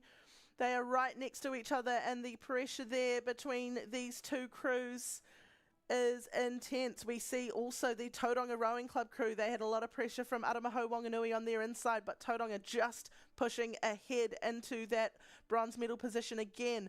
Back with Auckland Rowing Club and Clifton Rowing Club, though. Auckland managing to just get ahead of Clifton. A couple of strokes to go. Will it be Auckland Rowing Club or Clifton Rowing Club? It is down to the wire.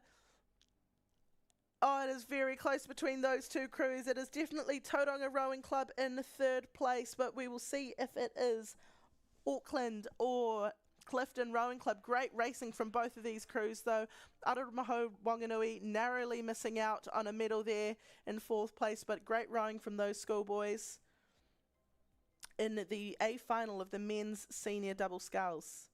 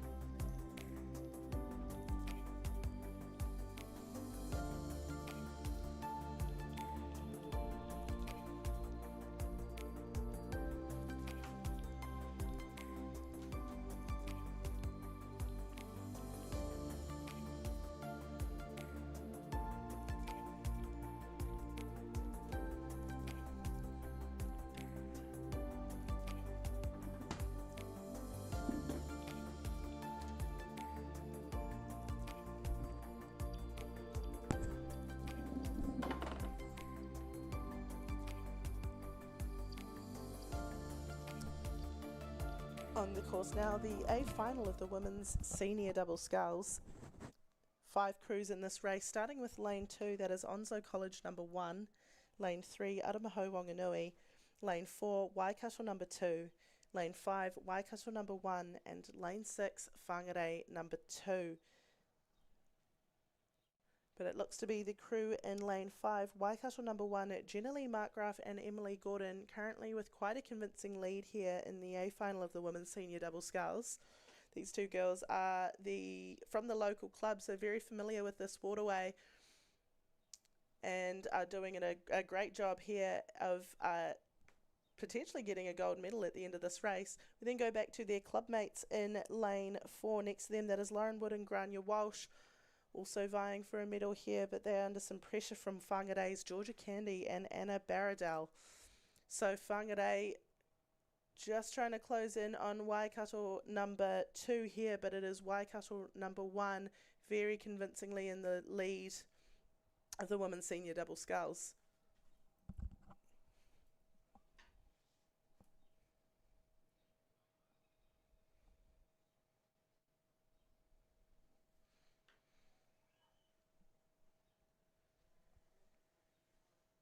So currently Waikato 1 and Waikato 2 in first and second position here.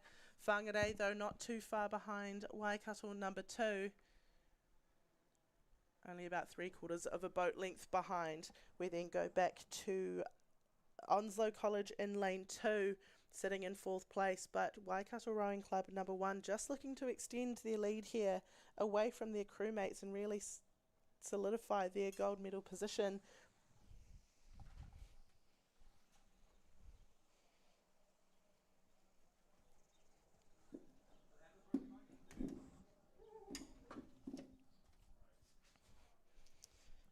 So Jenna Lee Markgraf and Emily Gordon, we see here just pushing away from Lauren Wood and Grania Walsh.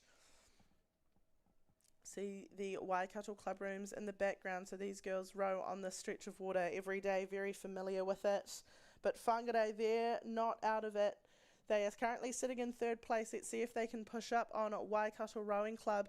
I think with Onslow College they may just be a bit too far behind, and Aramaho Wanganui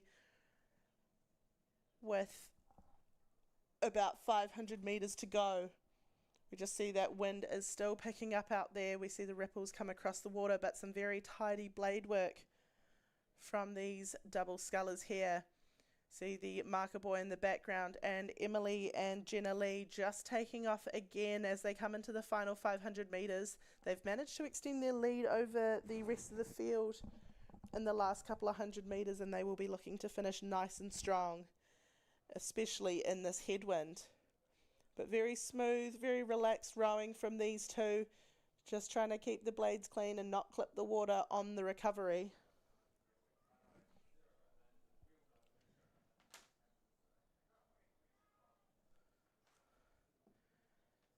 We just see them very cool, calm and collected, or as their club captain likes to say, cool as a cucumber. And that is Jenna Lee Markgraf and Emily Gordon. Some great sculling from these two, and also some great steering, given they are battling the wind, but they're managing to stay in the middle of their lane, which is actually a lot harder than it sounds. Or we just see the other Waikato crew starting to come towards them. A little bit of a slug stroke from them there, which has pulled them round a bit, but they are managing to straighten up a bit. Whangarei right up alongside them though. Whangarei managing to make up some ground on Waikato number 2. They currently have the bronze medal, but can they convert that into a silver? The last 250 metres will tell us that. Waikato straightening back up, and they have managed to stay in that second place position. Whangarei, we just see hugging the stroke side of their buoy line, but they've just managed to move away, so hopefully they don't clip it in the last 250. 250 metres to go now for both of these crews. Waikato just pushing away again. They've got about a boat length over Whangarei. They will be looking to hold on to that, and I think they're in the clear. But the Waikato number 1 crew, they've just pushed away from the field, looking nice and calm. Emily Gordon and Jenna Lee Markgraf, great race from them. They've just put their foot down and really extended their lead here in the A final of the women's senior double. And all going well for them. In about 3 strokes, they will take the gold medal here and be on the dais with their squad mates right next to them. However, they will have the gold medal. Congratulations to Jenna Lee Markgraf and Emily Gordon from Waikato Rowing Club, women's senior double sculls gold medalists. We then go back to the number 2 crew of Lauren Wood and Grania Walsh from Waikato Rowing Club. All going well for them with about 10 strokes to go. They will take the silver, and Whangarei have been holding on the outside that 3rd place position. Came back a little bit on the Waikato Club crew, but not today. They will still get on the dais though on a bronze medal position. Congratulations to Georgia and Anna from Whangarei Rowing Club.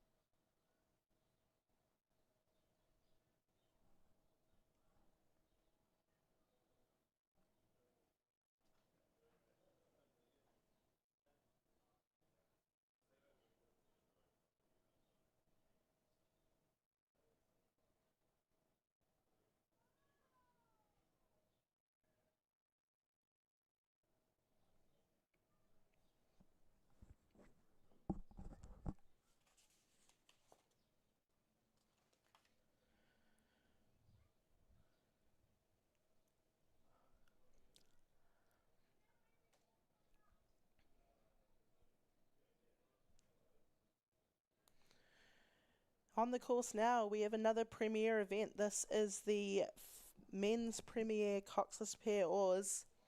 We've had 2 scratching in this event, so there are only 5 crews in it. Starting with lane 3, we have the New Zealand Summer Squad crew of Zachary Rumble and Flynn Watson.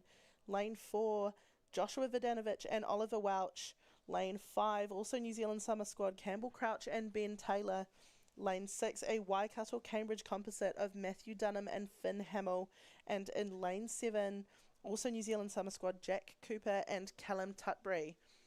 But we just see Lane 5 in the lead there. That is Campbell Crouch and Ben Taylor from the New Zealand Summer Squad.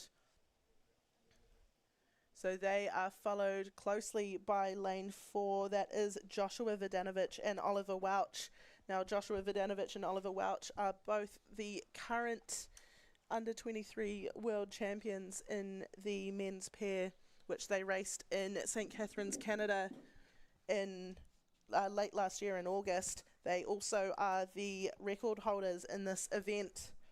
They set a blistering time over there, but they are currently in second place behind Campbell Crouch and Ben Taylor. Sitting in third place on the outside is Zachary Rumble and Flynn Watson, but they are under some pressure from the Waikato composite crew of Matthew Dunham and Finn Hamill.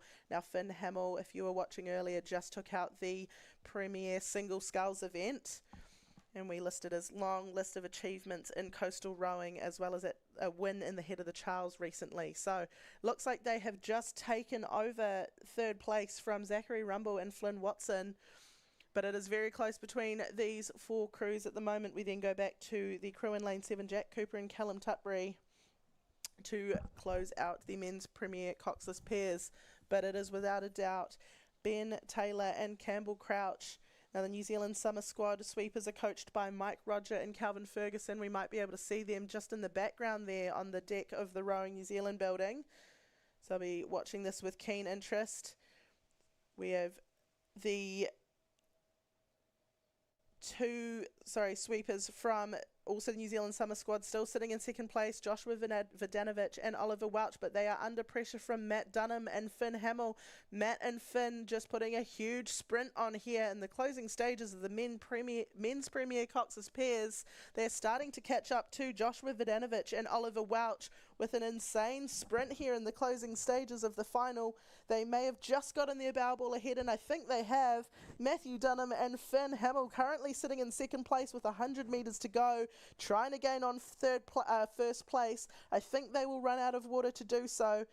Ben Taylor and Campbell Crouch will take out the win, but what a great sprint there from the Waikato composite crew of Matthew Dunham and Finn Hamill. These two raced around an island in Hong Kong, a 45-kilometre race in a coastal boat just a few months ago, and they have just taken second place in the men's Premier Cox's pairs. Congratulations to them, as well as Campbell Crouch and Ben Taylor, who have just taken the win there. We then go back to Joshua Vodanovic and Oliver Welch, as well as Zach Rumble and Flynn Watson and the Summer Squad in Lane 7 to round it out.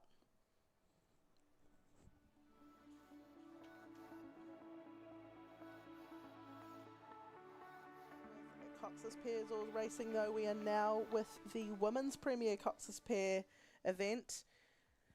5 crews in this event. Starting in Lane 3, we have Waikato Rowing Club number 2. Lane 4, the Otago Uni composite with Waikato Rowing Club. Lane 5, New Zealand Summer Squad pair. Lane 6, Waikato Rowing Club. And Lane 7, another Waikato Rowing Club crew. Looking out there now, though, it is the crew in Lane 3 from Waikato Rowing Club, Katie Lush and Isabel Watson, sitting in first place, followed very closely by Juliet and Isla from the Otago University composite crew. Juliet and Isla just pushing up on them. We can just see the surge of the bow ball with every stroke. It is neck and neck between these two crews. And then we go back to third place in Lane 5.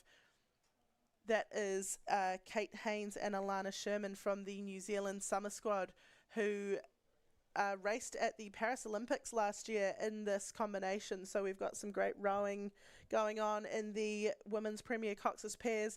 But it does look like Juliet and Isla from the Otago University composite have just managed to get ahead. They've got about half a canvas over the Waikato Club crew as well as the New Zealand Summer Squad crew, but all 3 boats, it is very close between them, so we'll see what the second half of the race has in store.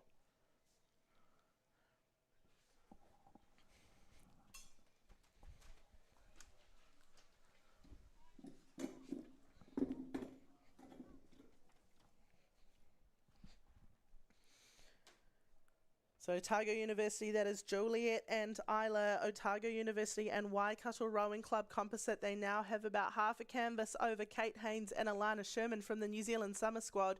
Waikato Rowing Club just dropping back a bit, but they are not out of contact with the leaders. They're about half a boat length down on second place and about 3/4 of a boat length down on third. So we just see them coming up to the middle of the race, the 1,000-metre mark in the background there. We may see a push from some of these crews as they come through to the third 500. Kate Haynes and Alana Sherman there, we've just seen them coming up a little bit. Their bow balls just starting to catch the Otago Uni composite pair, but Otago Uni just managing to stay ahead. Great shot there showing how close it is. Both of these crews just pushing away from the Waikato Club crew of Katie Lush and Isabel Watson. But these three crews currently in the lead here, ahead of the other two Waikato crews in lane 6 and lane 7. So Kate Haynes and Alana Sherman just starting to gain on the Otago Uni composite. The New Zealand Summer Squad crew just looking to push ahead here through the middle of the race. It is neck and neck though between these two crews. We then go back to the crew in lane 6, that is Waikato number 6, Tegan O'Dwyer and Isabel Melville, currently sitting in 4th place ahead of their club mates in lane 7, Brooke Pitchford and Amelia Glover. But the Otago Uni composite with Waikato still managing to stay ahead of the New Zealand Summer Squad. Still about half a canvas in it between these two crews, but there will be a lot of pressure having them right next to each other, and we just see them both hugging the buoy line. New Zealand Summer Squad a little bit more towards their stroke side of their lane, but not crossing over quite yet. Waikato in lane 3, just starting to be left behind a little bit. They've just lost contact with both of these boats, but they are not out of it by any means.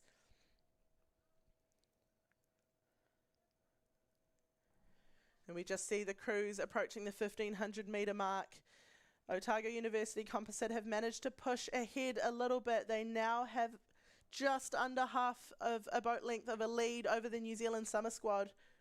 Isla Blake and Juliet LeCue, as they cross over the 1,500-metre mark, have half a boat length over the New Zealand Summer Squad crew of Alana Sherman and Kate Haynes. Both these crews just extending away from Katie Lush and Isabel Watson from Waikato, but those are your three medalists at the moment. Let's see if the Otago Uni composite can hold on for the gold medal, or if the New Zealand Summer Squad crew have a big sprint in them in the closing stages of the Women's Premier Cox's Pair Oars.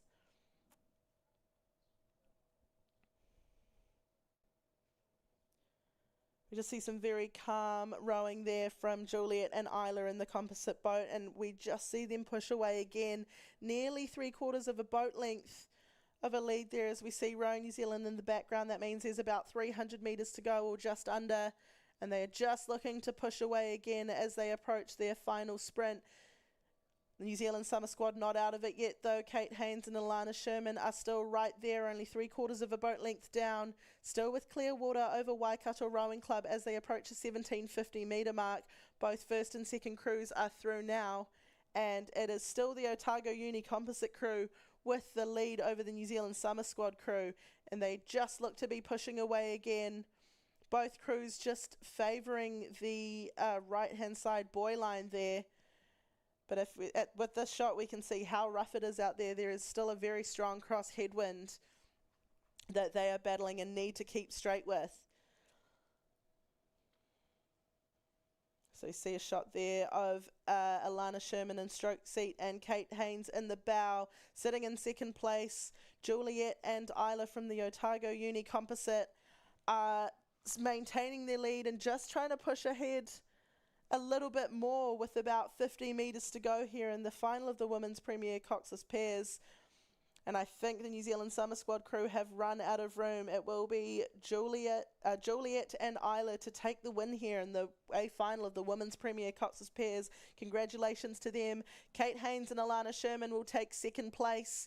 They will finish with clear water over Katie Lush and Isabel Watson from Waikato Rowing Club. So congratulations to all those crews. Those three crews will be on the podium a little bit later today.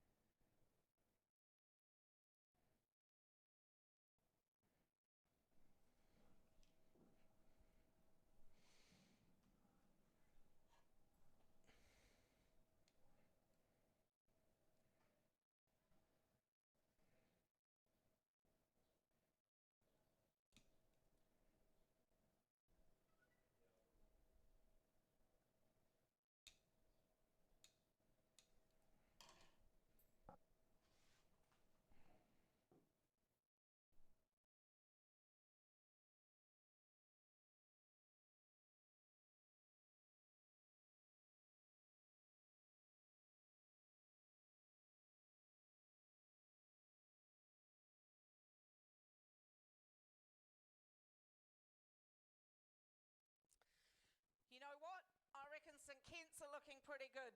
I think St Kentigern College are looking pretty good to me on the angle. I could be proven wrong, but I know that they have moved first. They have done the big move out there in lane 3. Going with them, Takapuna and Wanganui Collegiate.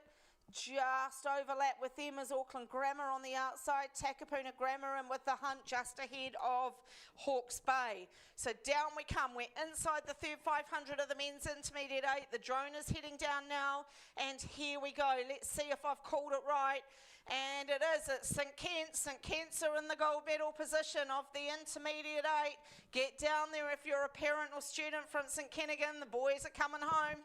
They are holding on to this. In fact, they've gone out to clear water now over Takapuna and who's inside their Wanganui Collegiate. That's gold, silver, bronze at the moment.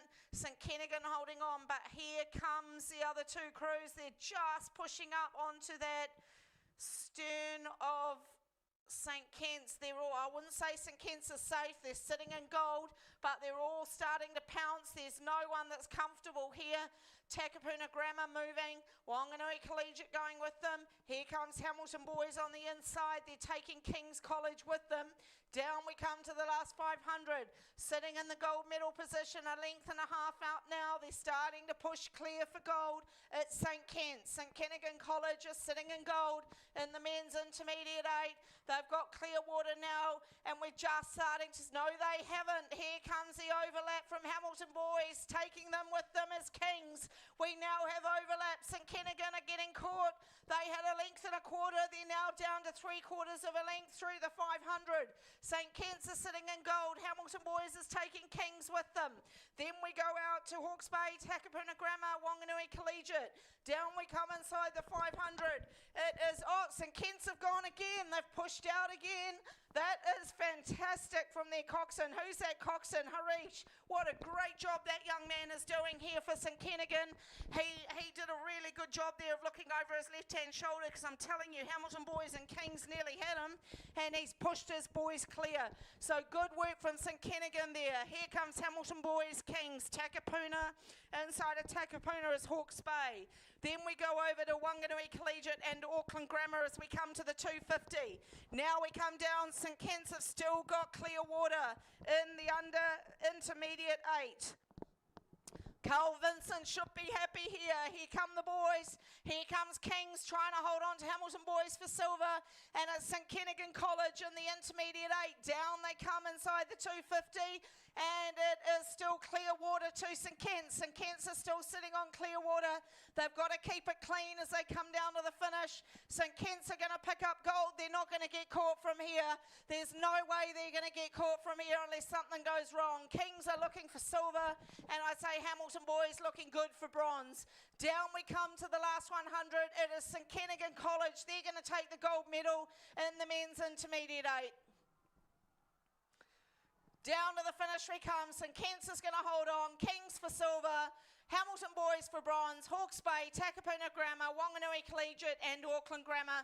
Congratulations to St Kentigern College. You are going to win the intermediate 8. 3/4 of a length over King's College. Well done, St Kent's.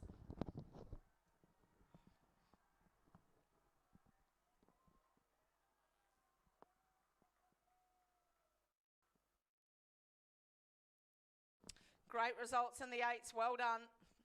Congratulations, St Kent's and Carl Vincent. Fantastic performance from your boys there. Silver medal down to Kings, bronze into Hamilton Boys. Well done in the intermediate 8. What a superb race that was. Loved it.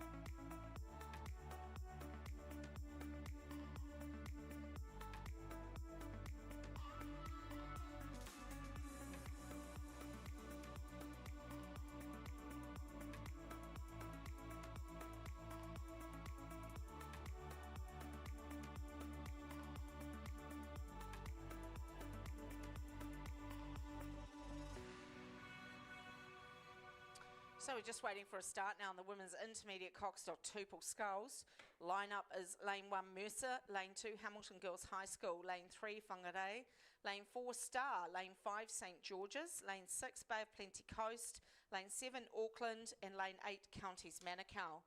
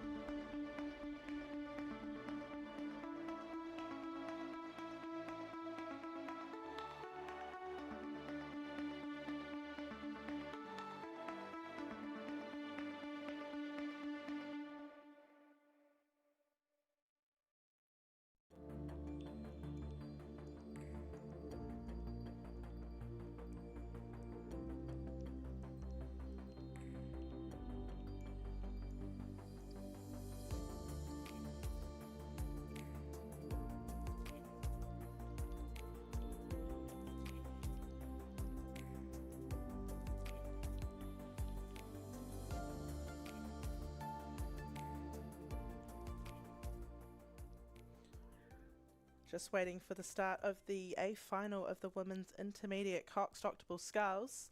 Just see the crews there lining up in the start blocks. Great shot there of St George's 31. And if we look at the blades, I think that's Glendowie College, so up in Auckland. And we just see, it looks like lane 8 coming in to start, so Counties Manukau.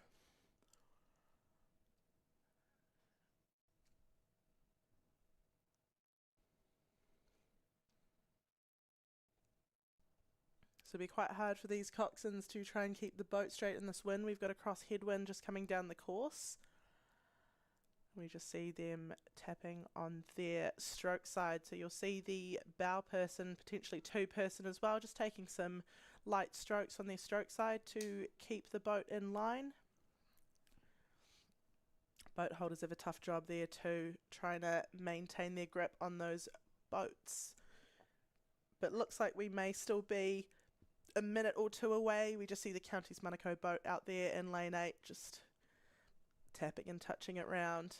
I don't think they'll be starting from a head start there. There may be a couple of complaints if they do. Oh, they may not be racing. So we are away in the women's intermediate coxed octuple sculls.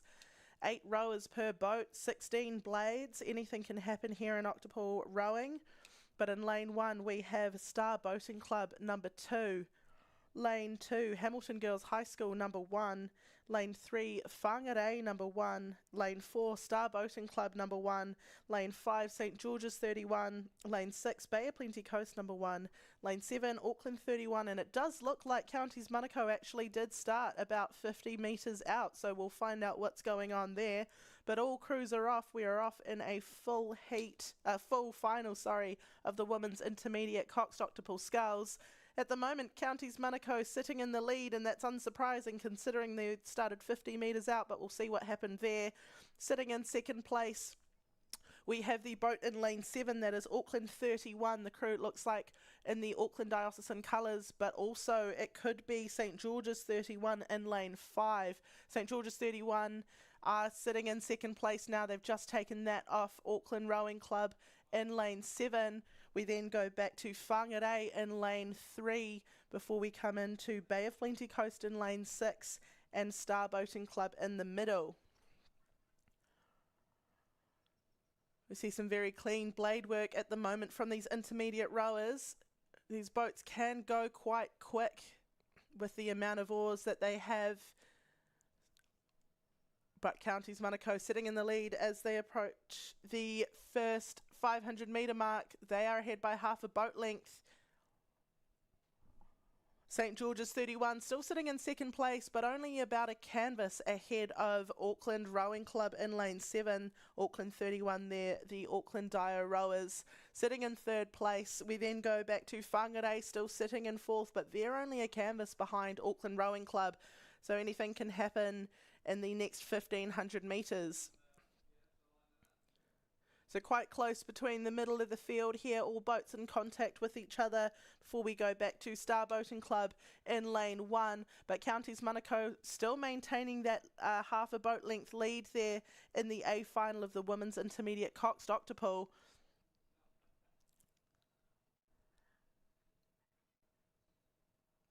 Looking very tidy here from all of these scullers at the moment. Whangarei there just trying to stay up in third place. They have just been overtaken by Auckland Rowing Club. Auckland Rowing Club pushing up into third place, trying to make a run at a silver medal. But at the moment it is still St George's 31 in lane 5 holding on to second place. St George's half a boat length behind Counties Manukau, who are currently in the lead, and Auckland Rowing Club still just a canvas behind St George's in the middle. They have pushed out to half a boat length over Whangarei in lane 3 though. Whangarei currently sitting in fourth place, trying to climb back into a medal position. They in turn have half a boat length over Bay of Plenty Coast in lane 6, who are in a bit of a tussle for fifth place with Star Boating Club in lane 4. So Counties Manukau still in the lead here, but we have seen both Auckland Rowing Club and St George's Rowing Club gain in the last 200 metres. They did have half a boat length. They now have half a canvas in front of St George's 31. St George's looking to come up and take that gold medal position, and I think they may have just done so with a push through that 1,000 metre mark.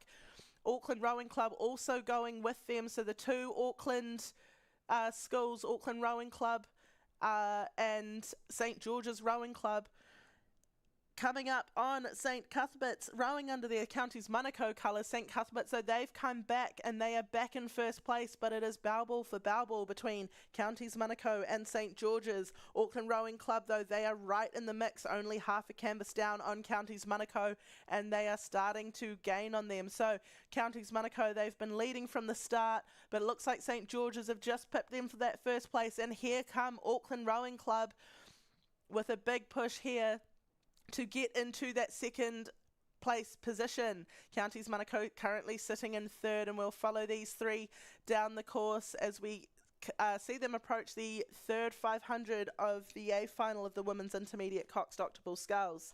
Whangarei, of course, still in the mix as well. They have contact with the boats in the middle positions, and they're about half a boat length down on third place at the moment. Counties Manukau still sitting in third. Auckland Rowing Club are up in second place, and St George's are still in first, but there's only a canvas between St George's and Auckland Rowing Club as they come into the final 500 metres of the Women's Intermediate Coxed Octopool Sculls. They are starting to put a little bit of distance between them and the rest of the field, but Whangarei, their bow is still in contact with these three boats. They're about 3/4 of a boat length down on first place. And second place, we see Auckland Rowing Club looking to push up again. Half a canvas between these two crews. They've got 3 seats on Counties Manukau Rowing Club. That is St Cuth's rowing under the Counties colours. And Auckland Rowing Club going for another push, trying to take that gold medal from St George's Rowing Club. But St George's just managing to hold on there.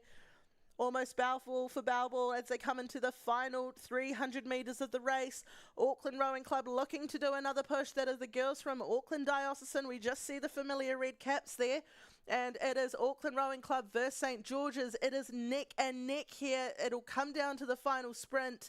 Both these crews with half a boat length of a lead over Counties Manukau. Whangarei still sitting in 4th place, but they are about a quarter of a boat length down on Counties Manukau Rowing Club. They are coming up to the final 250 metres. It looks like St George's might just be ahead of Auckland Rowing Club.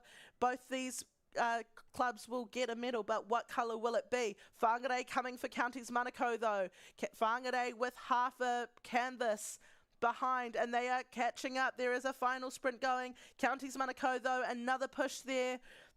They're pushing the lead out to a canvas to hold on to that bronze medal position. St George's, though, they've managed to push just ahead of Auckland Rowing Club. They are about a canvas ahead in the final sprint. They're approaching the final 100 metres, and St George's go through now. Auckland go through now. Very close to these two crews. Whangarei have taken that 3rd place off Counties Manukau. Whangarei with a huge move here in the final 250 metres. Auckland, though, they're still trying to get that gold medal off St George's. They might run out of water, though. I think St George's have got it on them. Some great racing here from the women's intermediate Cox Octopus Skulls. It will be St George's Rowing Club to take the gold, Auckland Rowing Club to take the silver, and Whangarei to take the bronze.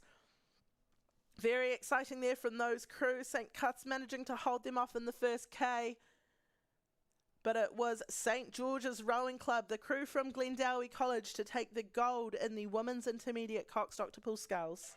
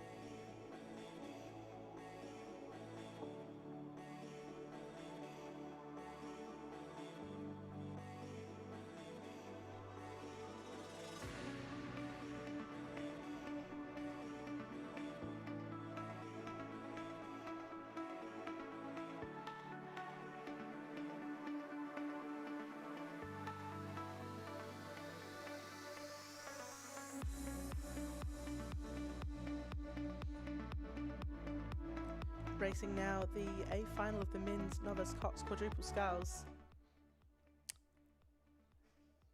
In lane 1, Sacred Heart Auckland. Lane 2, St Kentigern College. Lane 3, Aramaho Wanganui. Lane 4, King's College. Lane 5, St Paul's. Lane 6, Cambridge 21. Lane 7, St George's. And in lane 8, Hawke's Bay. But we see in the middle here in lane 6, Cambridge 21, the red boat and light blue blades of the crew from St Peter's School. So they're the local crew. They're currently sitting in the lead here in the A final of the men's novice Cox quad. They have clear water over the rest of the field, and they're just approaching the final 500. King's College, though, Kings are sitting in second place in lane 4. They have half a boat length over St Paul's Collegiate in lane 5. But there is quite a spread in this field, as we can see from this shot here. St Peter's just maintaining a clear water advantage over the rest of the field. King's College just trying to push away from St Paul's. St Paul's in turn with clear water over 4th place, which is currently Sacred Heart College in Auckland.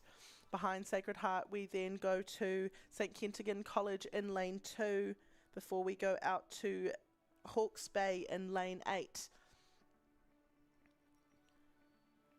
But just coming back to the race leaders, it is Cambridge 21 in lane 6, Matt, Josh, Brady, Matthias and Cox by Tito. Currently sitting in the lead with about 20 metres of clear water over the rest of the field. King's College there, they are still in second place, but St Paul's are providing a lot of pressure from their outside. They are only half a boat length down on them as they come through the 1500 metre mark. You just see the wind across the water there. These boys are doing very well. Some very clean blade work in and out of the water, considering they are going into quite a strong headwind. But these boys row here every day. Their club is just past the finish line, so they're very familiar with this waterway.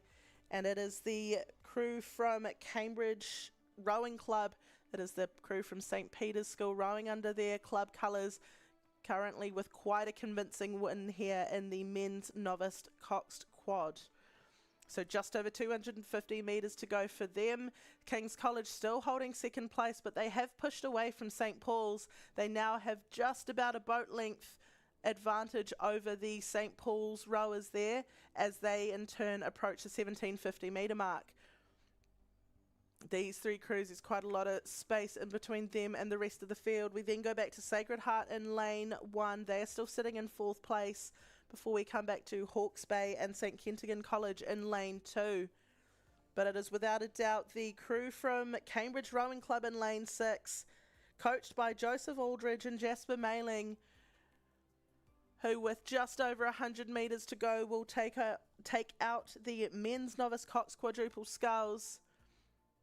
Quite a commanding lead here for most of the race, and they will go home with a gold medal at the end of this. King's College, they've been under the pressure of St Paul's for most of this race, but they will hold on and take the silver medal, all things going well in the final 10 to 15 strokes. St Paul's have just lost contact with King's College though. King's just pushing away a little bit more to make sure they get that silver medal, and it looks like they will with 3 strokes to go.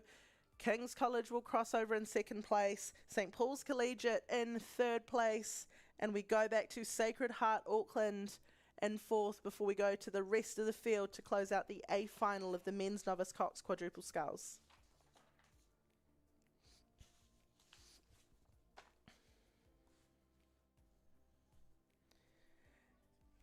And here we are in the A final of the women's club coxless quads. Full final in this. In lane 1 we have Auckland Rowing Club, lane 2 Whangarei, lane 3 Hawke's Bay, lane 4 Clifton, lane 5 Waikato, lane 6 Aramaho Wanganui, lane 7 a Bay of Plenty Coast composite with Tauranga, and in lane 8 Cambridge. Looking to the race leaders though, it is lane 4 Clifton Rowing Club, Bella Neal, Olivia Perry, Isla Robinson and Jessie Pulford. Now Bella and Isla recently were in the club double, which won very convincingly, and it looks like they've moved their power to combine with 2 others in this quad. They are currently in the lead as they approach the final 500 metres here in the A final of the women's club cox's quadruple sculls. Clifton in the lead, some pressure from the outside, that is Waikato Rowing Club in lane 5, but they have a clear water advantage. We also have lane 3's Hawke's Bay Rowing Club, Aisling, Libby, Megan and Hannah. They are sitting in 2nd place, about half a canvas up on Waikato Rowing Club, but it is definitely Clifton Rowing Club in the lead here. With just over 500 metres to go, they will be hoping to add another gold medal to their collection today. And we see here Hawke's Bay still managing to hold off the challenge from Waikato Rowing Club on the inside. The Waikato crew of Singer, Kate, Peyton and Tegan. They are half a canvas down on Hawke's Bay, and let's see who has the bigger sprint in them as they approach the final 500 metres. I think Waikato might just be getting their nose in front there of Hawke's Bay. So those 3 are the race leaders at the moment. We then go out to the Bay of Plenty Coast Composite, sitting in 4th place. But Waikato just falling behind Hawke's Bay. Hawke's Bay with another push. We just see the 2 seat looking over and making a call. They are in that silver medal position. Can they hold off Waikato Rowing Club? Waikato sitting in bronze, trying to push up. It is very close between these two crews, but not first place. It is Clifton very well and truly in first place. Bella, Olivia, Isla and Jessie, coached by Jason Williams and Greg Cox. Some great sculling coming out of Clifton Rowing Club as we see them come through the final 250 metres. I think Waikato Rowing Club, though, they've pushed ahead of Hawke's Bay into that silver medal position. Waikato Rowing Club looking to push away even further to make sure they get that silver medal. Hawke's Bay, though, they are definitely in a medal position at the moment, currently sitting in bronze. Can they push back to a silver medal?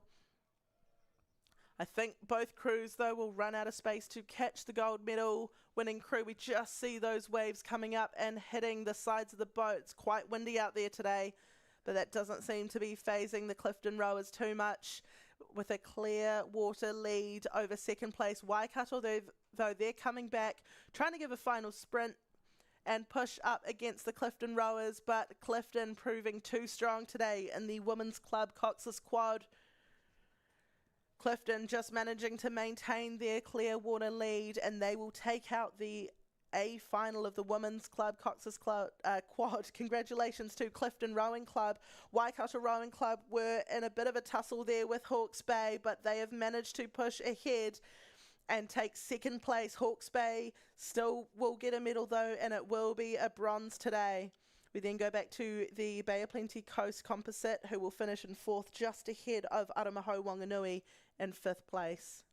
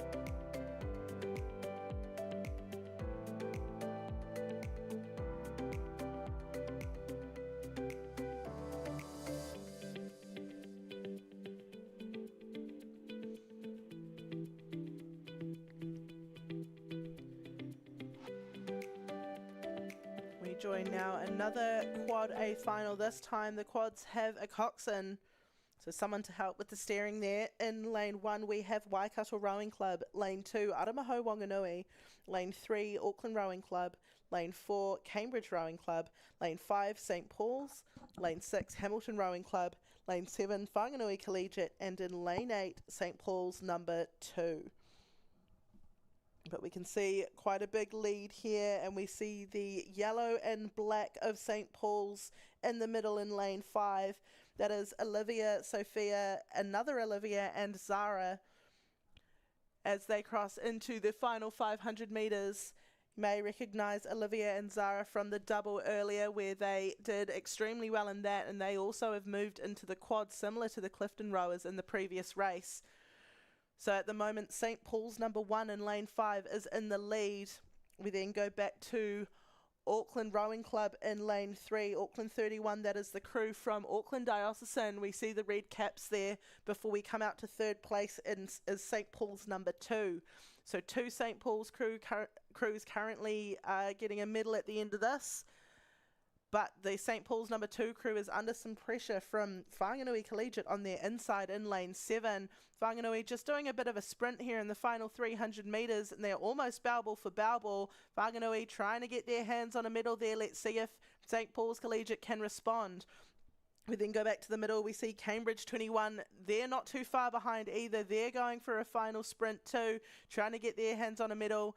I don't think it'll be a gold though. St Paul's number 1 proving too strong in this race, and they've got about 20 metres of clear water over their next closest competition, which is Auckland 31. Auckland 31 from Auckland Diocesan, coached by Franklin Hamilton and Joel Clayton Green, whose sister just recently competed in the Premier Single just about an hour ago. That was Stella Clayton Green. Let's see if any of that sculling knowledge has come through to the quad though, because they are currently doing very well in second place.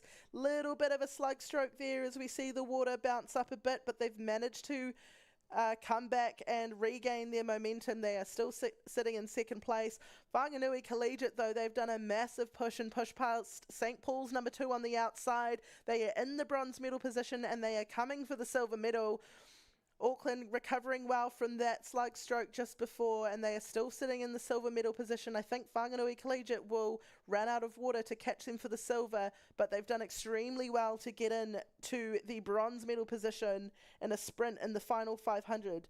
St Paul's though, St Paul's number 1, Olivia, Sophia, Olivia and Zara, coxed by Matilda Miller, they will take out the win in the Women's Club Cox Quadruple Sculls. Congratulations to them, as well as Auckland 31 for taking the silver and Whanganui Collegiate in the bronze medal position.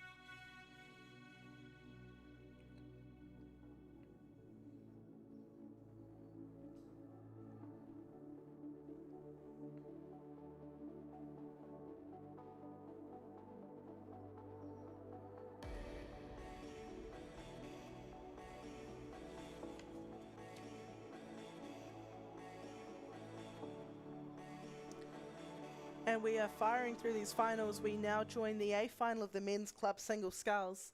In lane 1, St George's, lane 2, Wellington, lane 3, Tauranga Boys College, lane 4, St George's 11, lane 5, Hamilton, lane 6, Tasman Coastal, lane 7, Aramaho Wanganui, and lane 8, Bay of Plenty Coast.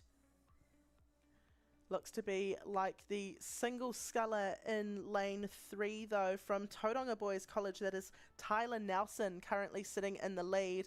Tyler is followed very closely by the sculler in lane 5, Ethan Claridge from Hamilton Rowing Club, as well as Nathan Strawn from St George's and Tim Winkler from Wellington. So very close between these 4 crews. It is Tauranga Boys with the lead though, but it is anyone's race for 2nd, 3rd and 4th place.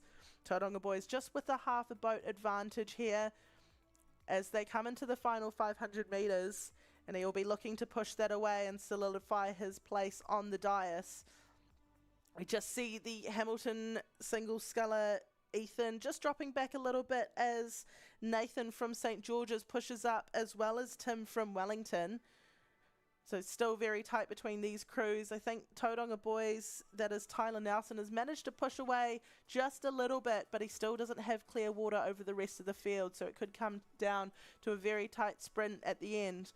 Also in shot we see Frank Eisen from St George's in lane 1. He's not too far behind the front runners at the moment, but there is clear water in between them at this stage.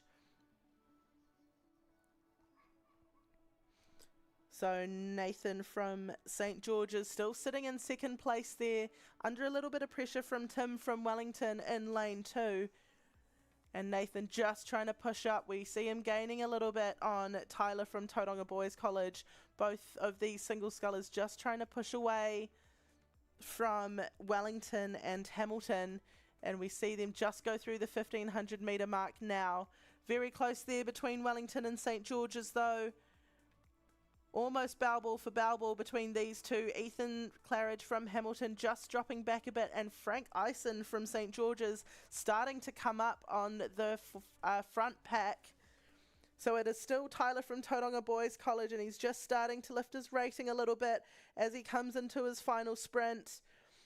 but he is being matched by Tim Winkler from Wellington. Tim is ahead of Nathan from St George's just by about a quarter of a canvas. Tim just trying to come and put a lot of pressure on Tyler from Tauranga Boys. Tyler, though, managing to hold him off here. It's very tight with these three all right next to each other. But we see half a boat length between first, second and third. So first is still Tauranga Boys, Tyler Nelson, managing to hold off the challenge from the rest of the crews with 250 metres to go. Let's see if he can hold on to it to claim that gold medal. Tim Winkler from Wellington, he sits in second place ahead of Nathan from St George's. And Frank Eisen from St George's just coming up into fourth place. So a big sprint there. There was clear water in between him and the rest of the front pack just about 500 metres ago.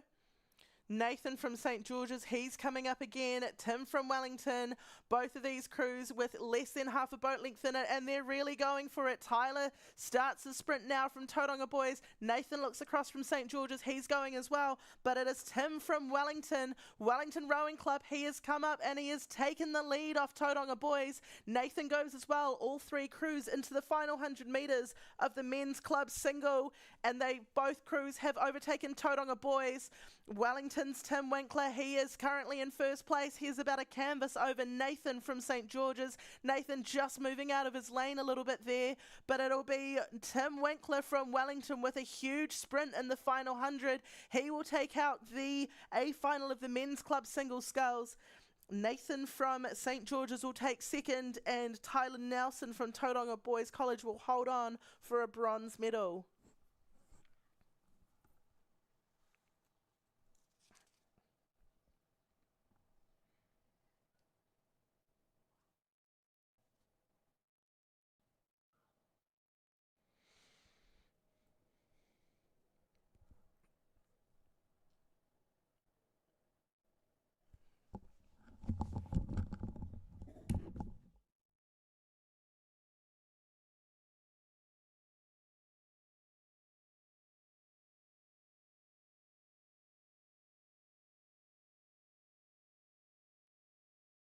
Have the men's Open 8 on the track now. In lane 2, Auckland Grammar number 1, lane 3, St George's number 1, lane 4, Waikato number 1, lane 5, North Shore number 1, lane 6, Auckland number 1, and lane 7, Auckland Grammar number 2. In the middle there, though, we see the green Waikato Rowing Club boat in the lead. They just have clear water over the rest of the field as they approach the final 500 metres. They have gone through that marker buoy now, and they lead the pack. Just behind them, we have North Shore on their outside. North Shore on the in lane 5, they've gone through the 1500 metres, as well as St George's number 1 in lane 3. So those are the three front runners at the moment. Waikato Rowing Club, though, with clear water and looking to extend. North Shore have half a boat length on St George's. We see a bit of a tandem rig there in the North Shore boat. So hopefully that adds a little bit of extra speed for them. But they are just starting to pull away from St George's. Just seat by seat, but St George's clawing back. Waikato, though, they've managed to push away and create a little bit more space between them and North Shore Rowing Club. Great shot here. We've got 250 metres to go, and Waikato are through now. North Shore, they go through now, and St George's go through now. But Waikato, without a doubt, are sitting in that first place. Let's see if North Shore can come up with a massive sprint. St George's have gone there. Rating has been lifted. They are coming back at North Shore Rowing Club. Will they be able to catch them in the final 200 metres? They are giving it a good shot, but it is Waikato Rowing Club. Waikato, the crew coxed by Oliver Duncan, recently won a gold medal in the women's coxed 4 as the coxswain over in St Catharines, Canada at the under-23 World Champs. So he knows what it's like to win, and it sounds like he is doing it for these boys today. The Waikato Rowing Club Men's Open Coxed 8. They will go away with a gold medal. Congratulations to Waikato. St George's with a huge sprint trying to catch up to North Shore, but they've just run out of space. I think North Shore have managed to hold on to that silver medal, ahead of St George's, but a huge effort there from the St George's boat in that final sprint. Wasn't quite enough today, though, to catch Waikato Rowing Club. Waikato have gone through and have come away with the win. So congratulations, Waikato Rowing Club in first, North Shore in second, and St George's in third.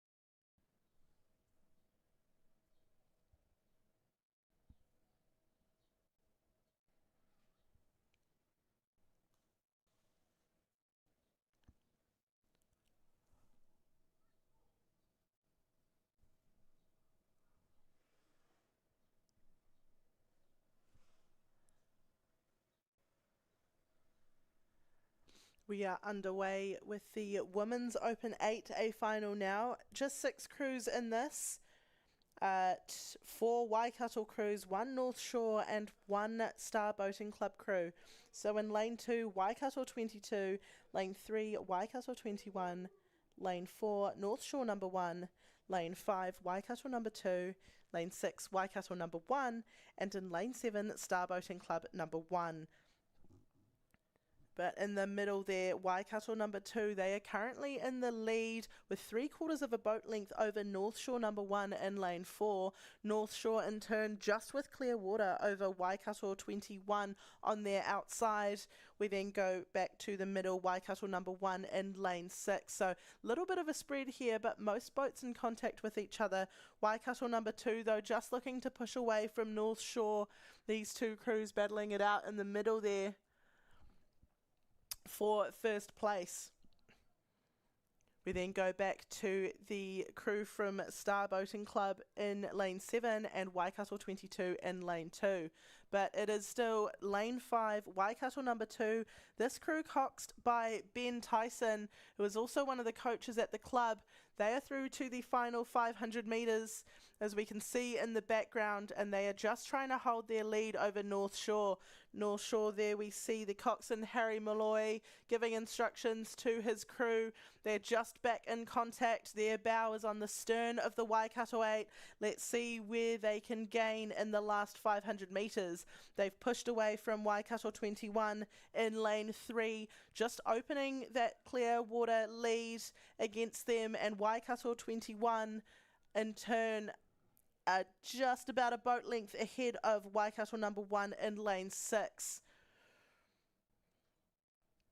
So the crews have about just over 250 metres to go, and it is still Waikato number 2 in the lead here. This crew of Lauren, Sophia, Samantha, Grania, Charlize, Jenna Lee, Amelia and Emily, all names that we have heard today already in other finals. They are just managing to push away here. There's a final sprint going on here in the final of the Women's Open Cox State. They've opened it up again, and there is clear water between them and North Shore Rowing Club. North Shore Rowing Club managing to hold on to second place, though, ahead of Waikato 21.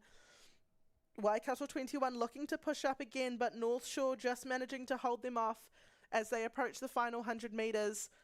They are starting to gain on Waikato number 2, but they may run out of water to take the gold medal off them. It has been Waikato number 2 for most of the race, and with 3 strokes to go, they will take out the final of the Women's Open Cox State. Congratulations to Waikato Rowing Club. North Shore number 1 will take the silver medal today, and Waikato 21, that is the crew from Waikato Diocesan School, will take the bronze.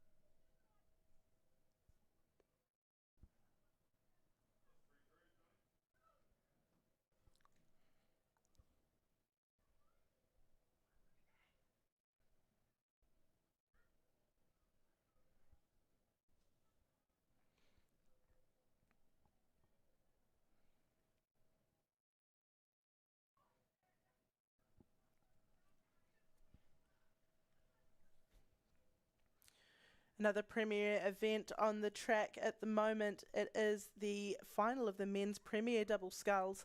Only 3 crews in this one today. In lane 3 we have Waikato number 2, lane 4 a Waikato composite with Cambridge, and lane 5 the New Zealand Summer Squad crew. Now all of these scullers were in the premier singles sculls just a couple of hours ago. Some of them have combined to make a new boat. So we see in the lead here in lane 5, Ben Mason and Robbie Manson from the New Zealand Summer Squad. They are currently sitting in the lead just ahead of the Waikato composite with Cambridge, Matthew Dunham and Finn Hamill. Matthew Dunham and Finn Hamill have just also raced in the premier pair where they got a silver medal. So some great rowing out here, and we've also got some rep level team rowers in the boat. So we've got Robbie Manson here in the bow of this double that you can see on your screens now. Robbie rowing at the Olympics in the double with Jordan Parry in Paris last year. Sorry, he is in the stroke seat. Ben Mason in the bow got a silver medal just a couple of hours ago in the Premier Single Sculls. We then see Matt Dunham and Finn Hamill just doing a little bit of a push here, trying to gain some length on Robbie and Ben. So they were both in the pair that won silver and had quite an insane sprint at the end there where they came up and took the silver medal. Finn also won the men's Premier Single Sculls earlier today, so they've had a big day of racing, all of these athletes.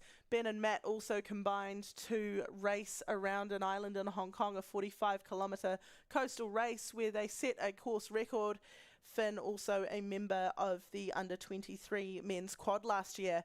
But we just see another huge sprint from these 2 rowers. They've just managed to catch up, and they are about a bow ball behind Robbie and Ben. They've just taken over though, 200 metres to go, and they are still sprinting, extending their lead. Robbie and Ben just lifting and responding. But it is Finn Hamill and Matthew Dunham still in the lead. We just see some huge strokes going in from these 2 rowers. Matt Dunham was one of the lightweight rowers in the New Zealand team as well. And Finn Hamill has been a lightweight previously, and these 2 have rowed together quite a lot. And look at that sprint that they have on them. So they've held managed to hold off Robbie and Ben for the last 100 metres, and they are extending their lead again. They've just got clear water over them, and it looks like Finn Hamlin, Matt Dunham will take out the men's premier double sculls. We then go back to Ben Mason and Robbie Matson. They will have to settle for a silver medal before we go back to Oscar Rustin and James Scott, who will take the bronze. But congratulations to Matt and Finn. A huge shift there from them. They will take out the men's premier double. Robbie and Ben finish in second place, and we just see the green Waikato Rowing Club boat finish in third.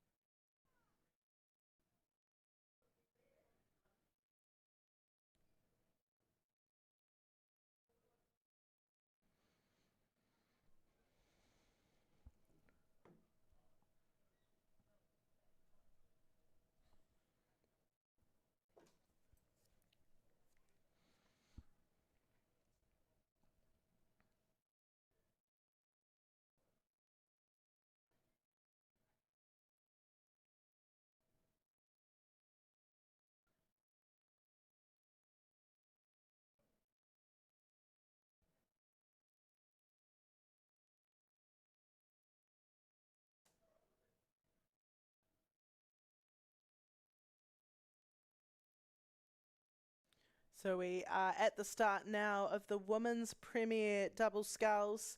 We see 3 crews in this, similar to the Men's Premier Double Sculls that we just saw before.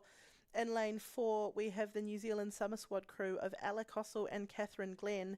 Lane 5, the Ashburton Composite crew with Waikato, that is Sophie Ignott-Johnson and Veronica Wall. And lane 6, we have a ARC Nereus Composite. That is a Dutch rowing club composite with Canterbury Rowing Club. That is the crew of Lucy Spalls and Carolyn Florine.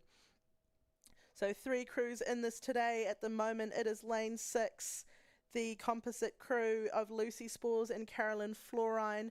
2 quite familiar names. Your eyes do not deceive you. Carolyn Florine in the stroke of that boat. She is the current single sculls Olympic champion. So she recently won gold at the Paris Olympics and beat our very own Emma Twigg there. And then in the bow seat we have Lucy Spalls, also a recent Olympic gold medalist in Paris. She was of course part of the women's double with Brooke Francis. So they are currently in the lead. They've got about 3/4 of a boat length lead in the first 400 metres here. In second place, we have Ella Cossell and Catherine Glenn from the New Zealand Summer Squad, and they in turn are sitting ahead of the Ashburton Composite and Waikato boat, Sophie Ignott-Johnson and Veronica Wall. So this is very exciting racing that we are able to witness. 2 reigning Olympic champions combined together to make this boat. I have been informed that they have done 1 training row in this, and that Caroline is also a little bit sick. Not that that is an excuse, that is just a fact, but that is what is going on right now. Lucy Spalls assures me she's done about 1 or 2 trainings in general, which is fair enough. You can probably take a little bit after a break, after winning an Olympic gold. It doesn't seem to have had too much of an impact on their performance though, as we see they have quite a lead at the moment here. They are battling the headwind though. We can just see the water, the blades hitting the water on a few of those strokes because this headwind is quite strong today. Lucy, usually we see her in the stroke seat, so it'll be interesting to see the comparison of her in the bow, whether that's a big change for her. And Caroline has been in the country for a month, travelling around, based in Tauranga for a little bit, but she has been rowing here for the last week, or just seeing the sights of New Zealand. Still in second place, the New Zealand Summer Squad crew of Ella Cossell and Catherine Glenn. Both of these rowers did also row in the Premier Single a little bit earlier, as did Sophie Ignott-Johnson and Veronica Wall, who are in the Ashburton Composite, currently sitting in third place. So due to the weather, for those that don't know, all A finals have been moved to today and there is no racing tomorrow, which will make for quite a big afternoon for quite a lot of rowers that have multiple finals. Lucy and Caroline, we just see them going through the 1,000-metre mark. This is their only race today, so they do have fresh legs, but they are also very accomplished rowers. So very exciting for us on the live stream and for the spectators on the bank to be able to see this level of rowing out in our own backyard. Ella and Catherine from the New Zealand Summer Squad, they're still sitting in second place there, holding off a little bit of a challenge from the Ashburton composite of Sophie Ignott-Johnson and Veronica Wall, but they are very much in second place. Caroline and Lucy looking quite relaxed out there, especially given the conditions, and rowing quite nicely together considering they've had one training row in it.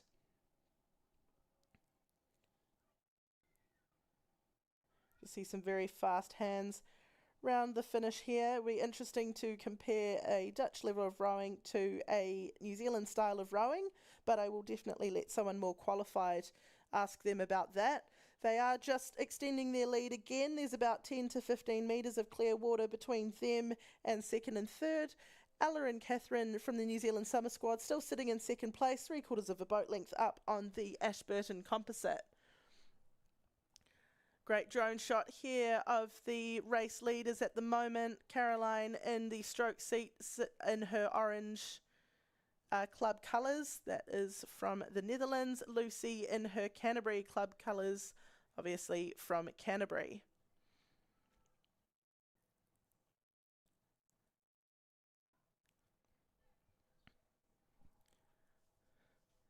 So they are just approaching the 1,500 metre mark. We just see the blades hit the water quite strongly there, but that's okay. It doesn't seem to have changed too much for them in the lead. They have maintained their lead over Catherine Glenn and Ella Kossel, as well as Veronica Wall and Sophie Ignott-Johnson.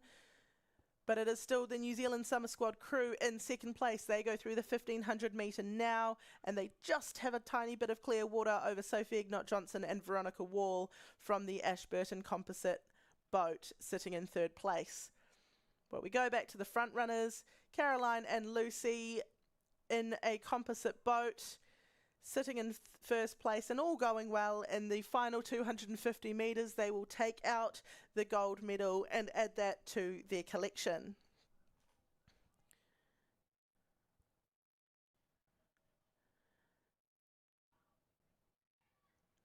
You just see those waves just starting to come up to the side of the boat, so it is quite choppy out there, but obviously all of the rowers in this race are very experienced, so they're handling it very well. We see quite a straight course down the middle of the lanes as well, considering they are steering with their feet.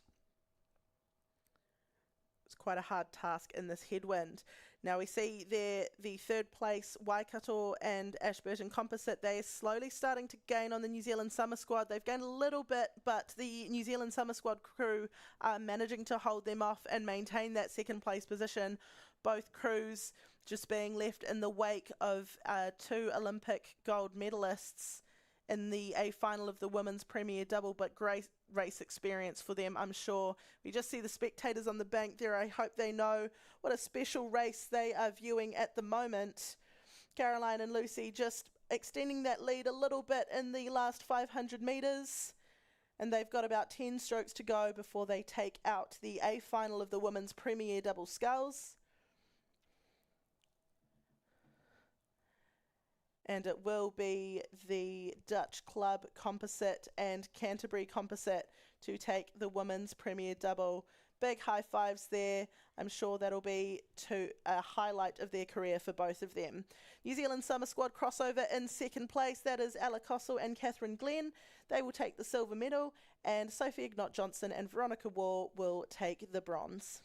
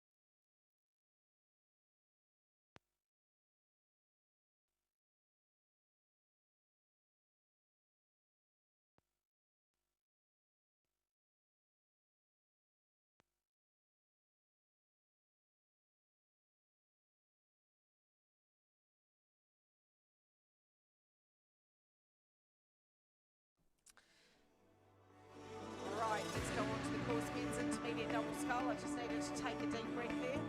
We've got West End, Mercer, Bay of Plenty Coast, Clifton, Aramaho, Wanganui, Hawke's Bay, Whakatane and St George's. Men's intermediate double sculls A final. Jeepers, they're already down by the last 500. The Clifton boys, here we go again, Oliver and Jack. What are you feeding them in that Clifton team? Jody, Jason, what are these kids eating out there? Men's intermediate double, here comes Clifton on their way to another gold. Amazing performance here for this team, Oliver and Jack. Then we're looking for silver. Maybe Aramaho, Wanganui, Achilles and Charlie. Down on the inside, we have got West End and Mercer. Then over the far side, St George's. But it's Clifton all the way here. Look at that live screen. It's a couple of boat lengths clear of Aramaho, Wanganui in silver. Then we're looking for the bronze medal. Bronze is up for grabs at the moment. West End going quite well on the inside. Sean Brooks Adams and Liam Fox. I think they did quite well in a quad a bit earlier. So Nick will be banking on them pushing up. They potentially could get themselves into a bronze here, West End, but they're going to have to go now. They're past rowing New Zealand. They're going to have to keep an eye on the outside because the outside is charging as well. St George's want to get themselves into bronze. I'd say they're just ahead of West End actually. Down we come towards the finish. Another phenomenal performance from the Clifton Rowing Club. Well done to you. As they come down with about 130 to go, Clifton is going to take another gold medal here at the North Island Rowing Championships. Clifton through now, through the 100. Aramaho, Wanganui clearly in silver, and I think St George's have done enough here to pick up the bronze medal out there in lane number 8.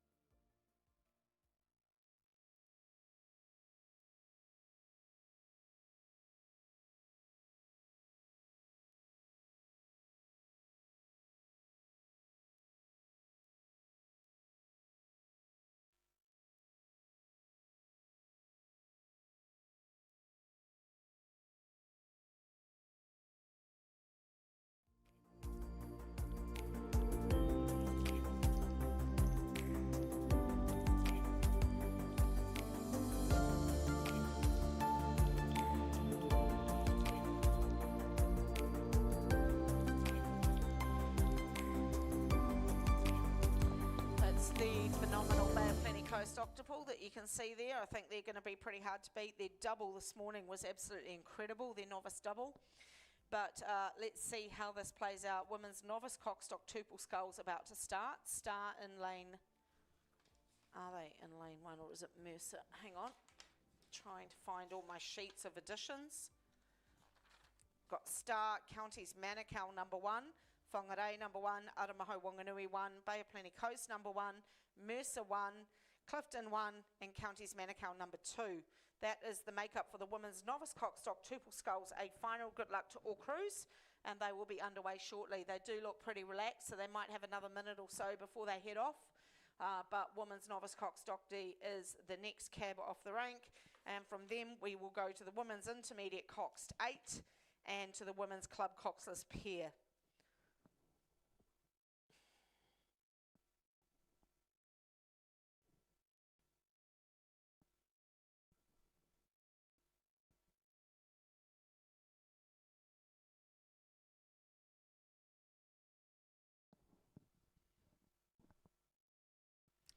Okay, look like they're sitting up now, getting ready. No, still not quite ready to go. Another Clifton crew there, so anytime there's a Clifton crew showing up, you can expect a result or expect a good performance. I love their colours, really easy to see on the course. So the girls just touching lightly, trying to stay straight. Aramaho Wanganui, and who's inside of them? Whangarei, trying to straighten their boat up. Whangarei just looking a little bit like they need to touch their boat around. Pretty windy conditions for novice boats, big boats. These coxswains got a lot of responsibility at the end of their hands, trying to steer a straight course for these Octies, and they'll do a great job. I'm sure they've got them into the final. So novice Octie about to go. 2 crews from Counties Manukau in the A final. That's a good effort there. I think we're still going to be another minute or so. Looks like Whangarei just struggling to straighten up there, so they'll make sure that they've got them on the straight and narrow before they send them off.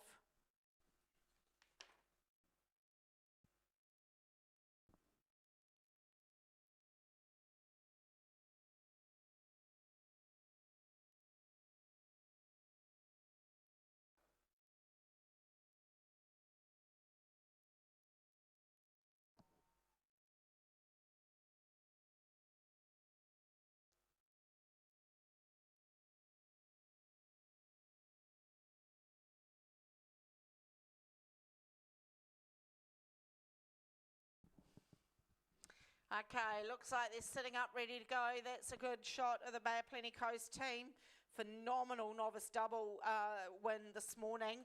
Miles in front of anybody, and they are good to go in the Octie. So I'd say this crew is one to beat for sure. They are in lane 5, so I think that would add up. So keep an eye on this Bay of Plenty crew. We're away. Novice Octie's away. Good start there from Aramaho Wanganui, and inside of them Whangarei as well have started really quickly. This is the novice Octie.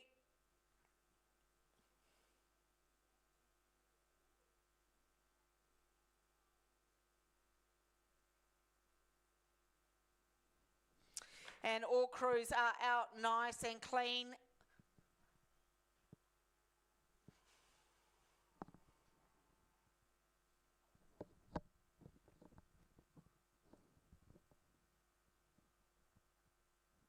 Jeepers, who's that going sideways? 1, 2, 3, 4, 5. Lane number 5, Bay of Plenty Coast better straighten up quickly. They don't want to hit Mercer there.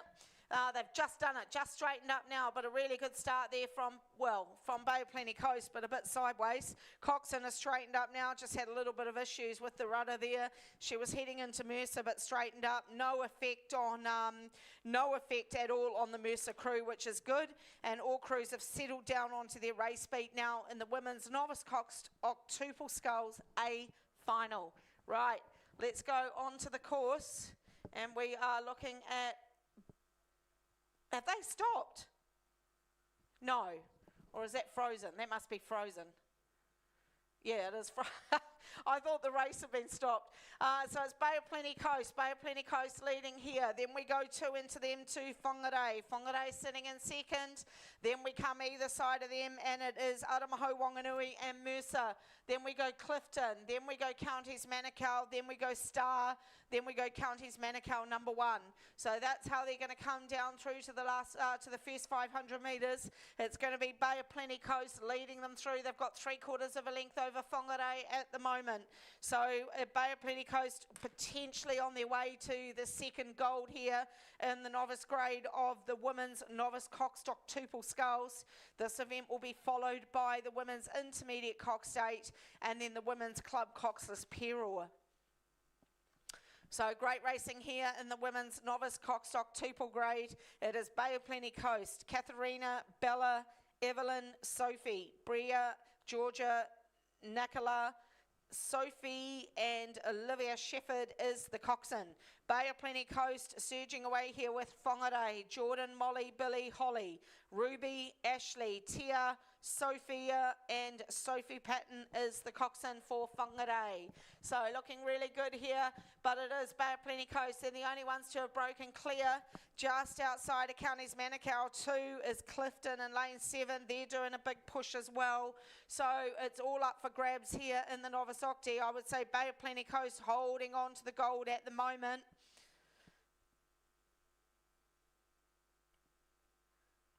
But we'll see how this works its way down to the 1,000 metre mark. You can definitely see the crews on the middle of the course going really well. That's Bay of Plenty Coast. And then 2 inside of them is Whangarei. Just outside of them, Aramaho, Wanganui. Then over to Clifton and Counties, back into Mercer and down on the inside. Also Star going quite well. So women's novice cockstock tuple sculls charging down towards the 1,000 metre mark, and they've broken well clear now, these top 3 crews. So it is Bay of Plenty Coast, Whangarei and Aramaho Wanganui. That's where the gold, silver, bronze is going as they come through the 1K. Being joined up here by Teddy, our champion in the 4, and doing very well in the 8. So who would have known that you're a converted sweeper? Anyway, congratulations, Teddy. See, you're finally on a seat pad. Back out in front of us, these 3 crews are broken away from everyone. So this is where the gold is going to go. I would like to see what Whangarei have got in their tank. They're only about half a length behind Bay of Plenty Coast, but Bay of Plenty Coast look pretty comfortable to me. Aramaho Wanganui sitting in the bronze medal position pretty comfortably here, but it's Bay of Plenty Coast surging away for gold at the moment. Then we go down to Whangarei and Aramaho. Oh, the bow girl at the Aramaho Wanganui crew has stopped rowing. Oh, she's just picked it up. Good girl. Amazing recovery from Aramaho Wanganui. That was a phenomenal. She only stopped for about 2 strokes, and she was able to recover beautifully there and still maintain that position in the top 3. But Clifton and Counties Manukau are trying to push themselves up, but still Bay of Plenty Coast rowing away with it at the moment. So we're all starting to close up. I would say gold, silver, bronze still sitting with Bay of Plenty Coast, Whangarei, Aramaho Wanganui. Then we've got Clifton, then we've got Counties Manukau in 5th. Down we come deep inside the third 500. Bay of Plenty Coast are starting to roll away with the gold medal now. Then we still go to Whangarei holding off that wee accident from Aramaho Wanganui. Clifton trying to surge up on Aramaho Wanganui to get into bronze. Counties Manukau now sitting in 5th. And then we go back inside of them to Mercer.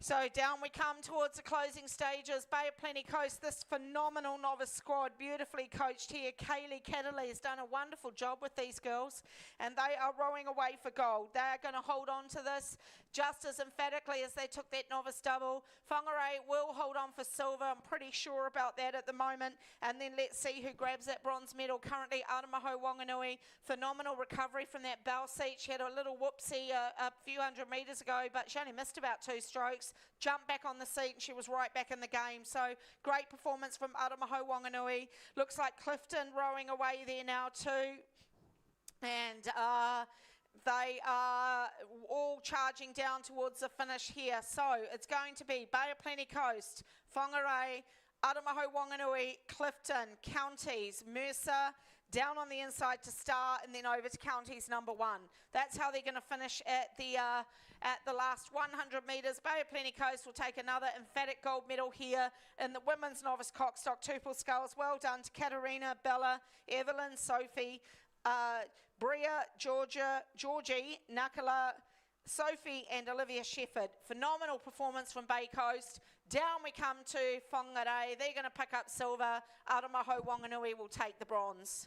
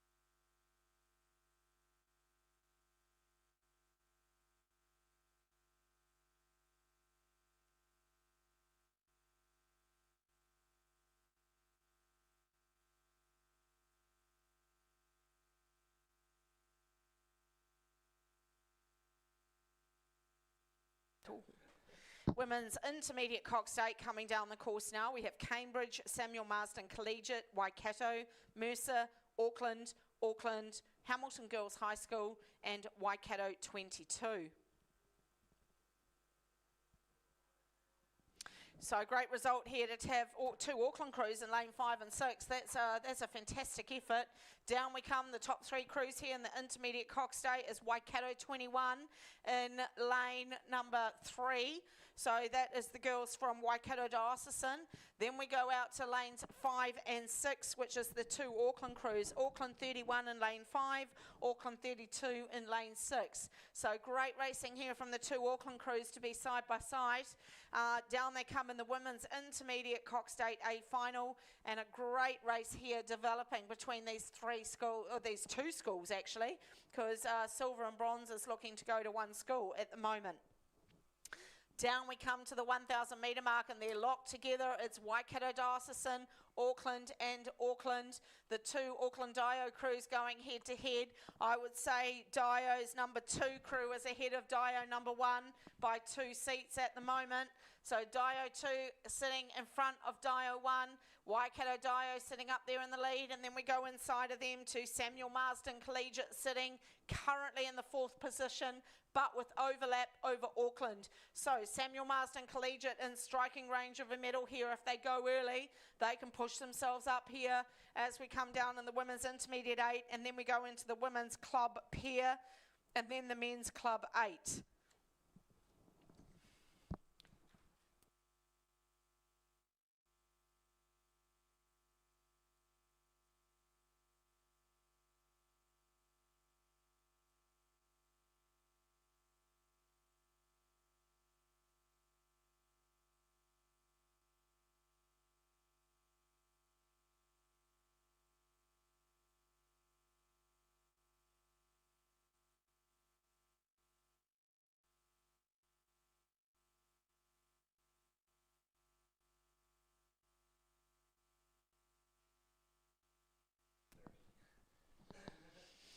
Women's Intermediate Cox 8 coming down now, and this is a big move from lane number 6. This is Auckland 32.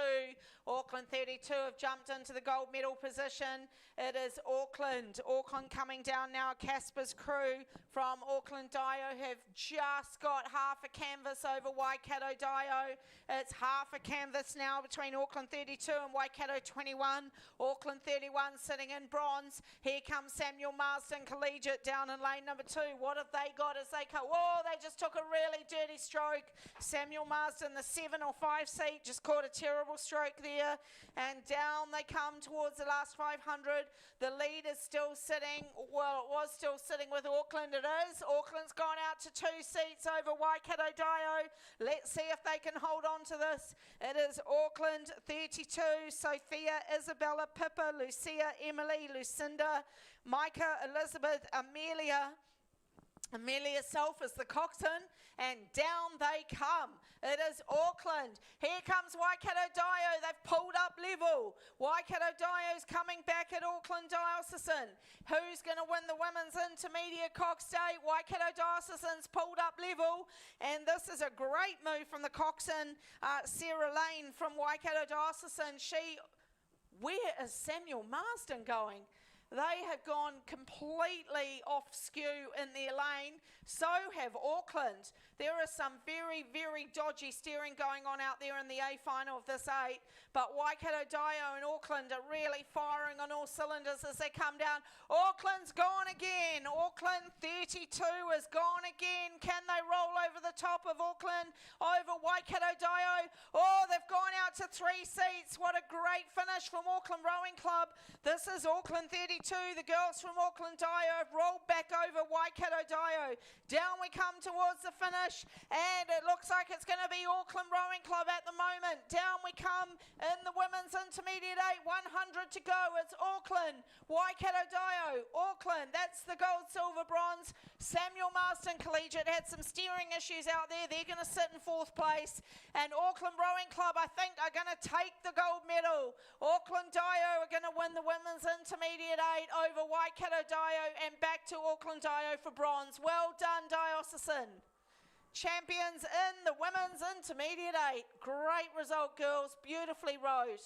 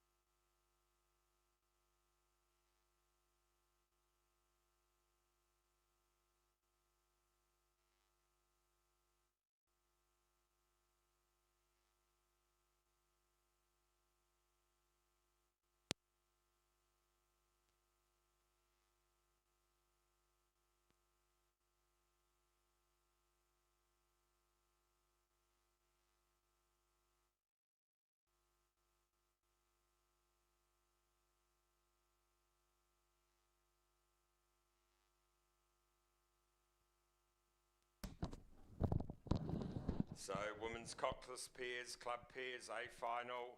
It's Waikato in lane 3 in the green boat, inside 400 metres to go. They're leading. We look across, outside of them in lane 4 is the North Shore number 2 crew. That's Sasha van der Net and Talia Chatfield. We go then right out to lane 7 Hamilton, Georgia Kenrick and Lily Ashton. So the crew in the lead, Francis Casey and Madison Wright in the green boat. They're a couple of lengths out. North Shore and Hamilton are doing the chasing. Probably Hamilton just sitting ahead of North Shore, but it's really close for the silver and the bronze medal. Then we've got a gap back to the 4th cruise. You can see Wakatani right on the outside. Then we see the yellow boat of Epsom Girls Grammar. They're probably fighting it out for 4th. Down in the front, 250 metres to go. It's the pair of Francis Casey and Madison Wright from Waikato leading. They go into the final 250. I think it's Hamilton sitting in 2nd, just over North Shore.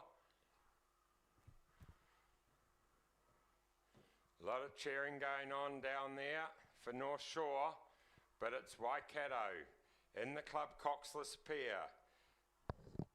Inside 200, the battles for 2nd and 3rd. There's North Shore and there's Hamilton. It's going to be close. We'll have to look at, they come up to the 100 metre marker, 4th, we're looking at Wakatani battling with Epsom Girls. They come through the 100 and it is Hamilton holding 2nd. They've got a length on North Shore. Still it's Waikato looking across. They're rowing comfortable. It seems to have calmed down a little bit. The gusts aren't there as bad as before. So it's lane 3 in the green boat. There goes Waikato. They'll go across the line first. It's still Hamilton holding on to 2nd place. They've got half a length over North Shore. Then we've got a battle between Wakatani and Epsom Girls. Epsom Girls have now poked their nose in front of Wakatani. They'll come up to the line and they'll finish 4th, Epsom Girls. Wakatani will be 5th. Then we look down at the inside here, a battle going on, and it's Whanganui Collegiate just beating Waikato Diocesan and back to Waikato. That was the women's club coxless pairs. And we turn round and powering down the course, we've got the men's club coxed 8. Men's club coxed 8, 750 metres to go.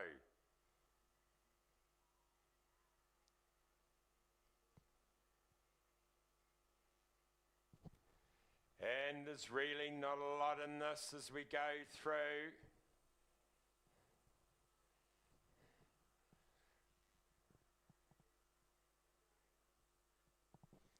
Kings are there, Hamilton are there.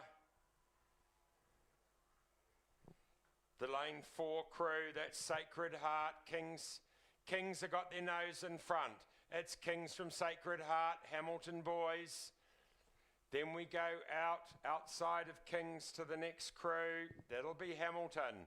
King's College in lane 6, leading by a canvas over Sacred Heart. There's a canvas back to Hamilton boys. This men's club cock state's really close. First 4 crews. Then we go back into lane 7 to Hamilton. First 3 crews, 2 canvases separating the first 3 boats as they come down to 450 metres to go. There's an aerial shot. King's College, they've got 2 seats. Hamilton's now starting to wind. Hamilton's moving into 2nd over Sacred Heart. They're coming for Kings. Here they go, the Hamilton machine's moving, but it's still Kings. Kings have got the lead. They took it early, they're holding 3 seats. Kings are holding 3 seats as Hamilton come at them. Sacred Heart aren't done by either, they're holding into 3rd. They've dropped Hamilton now. It's a real battle.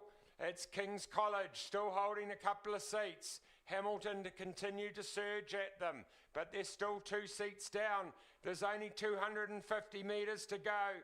Who's going to really change gears? Sacred Heart are there as well. It's still King's College. King's College by 2 seats. Hamilton go again.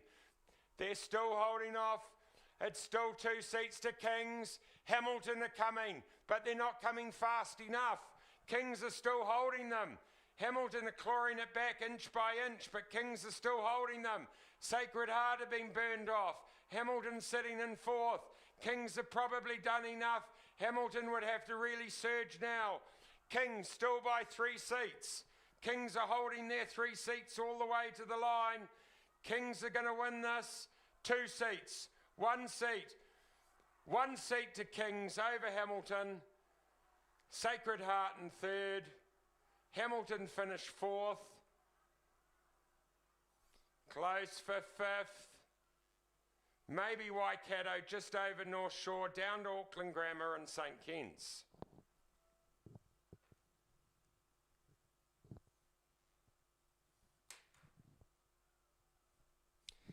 Next race coming down the track is the men's senior coxless quad sculls.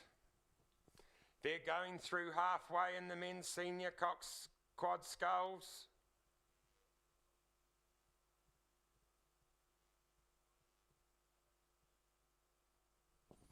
My guess is Aramaho. My guess is Aramaho in lane 5 over Waikato. About 800 metres to go in the quad sculls.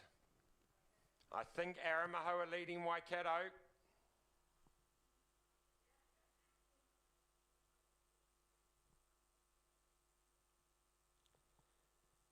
Then there's a battle outside of them between Auckland and Tauranga. Then the other Waikato crew and St George, who have just come out of that 8, they're battling a little bit behind them.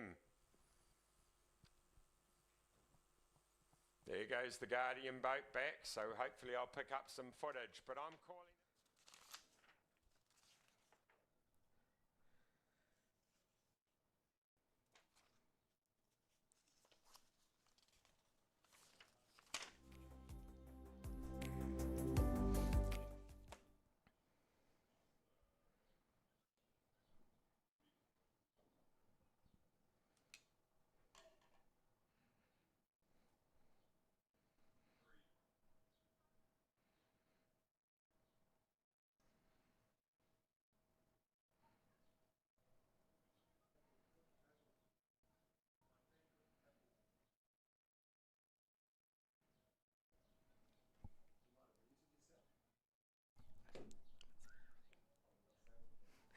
On the track now, the A final of the men's senior coxless quadruple sculls. In lane 2, St George's number 1. Lane 3, Waikato number 2. Lane 4, Waikato number 1. Lane 5, Aramaho Wanganui number 1. Lane 6, Auckland number 1. And in lane 7, Tauranga number 1. But it looks to be the yellow and red stripes of Aramaho Wanganui out in lane 5. Currently sitting in the lead here, they have half a boat length over Waikato Rowing Club on their inside as they approach the final 250 metres of this race. We then go back to third place, which looks to be like the crew from Auckland Rowing Club in lane 6. Auckland Rowing Club sitting ahead of Tauranga in lane 7. And we just have the Waikato Club crowd going a little bit off on their steering there, slowly coming into the lane of Aramaho Wanganui. They've just managed to correct though in the nick of time. We just see the umpire speeding up to tell them to move over. So not sure what happened there with the steering system. Maybe a bit of an intimidation tactic, who knows. But Aramaho Wanganui look unfazed. They are just pushing away from Waikato. They see the challenge. And this crew of Eli, Jake, Herbie and Nikki are managing to hold them off as they come into the final sprint.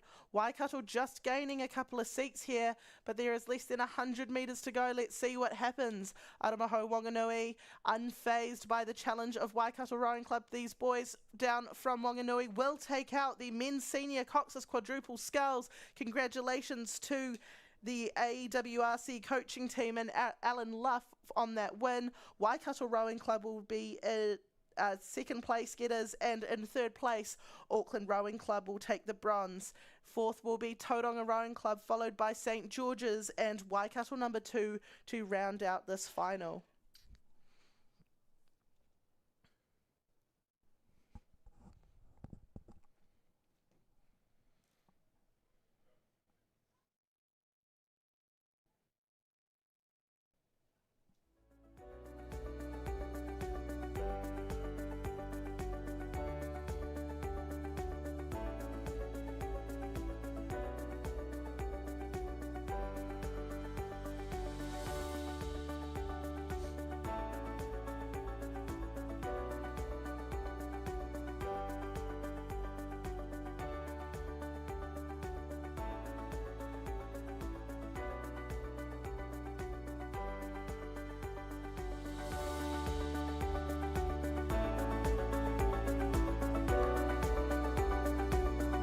just joining the A final of the women's senior coxless quads now.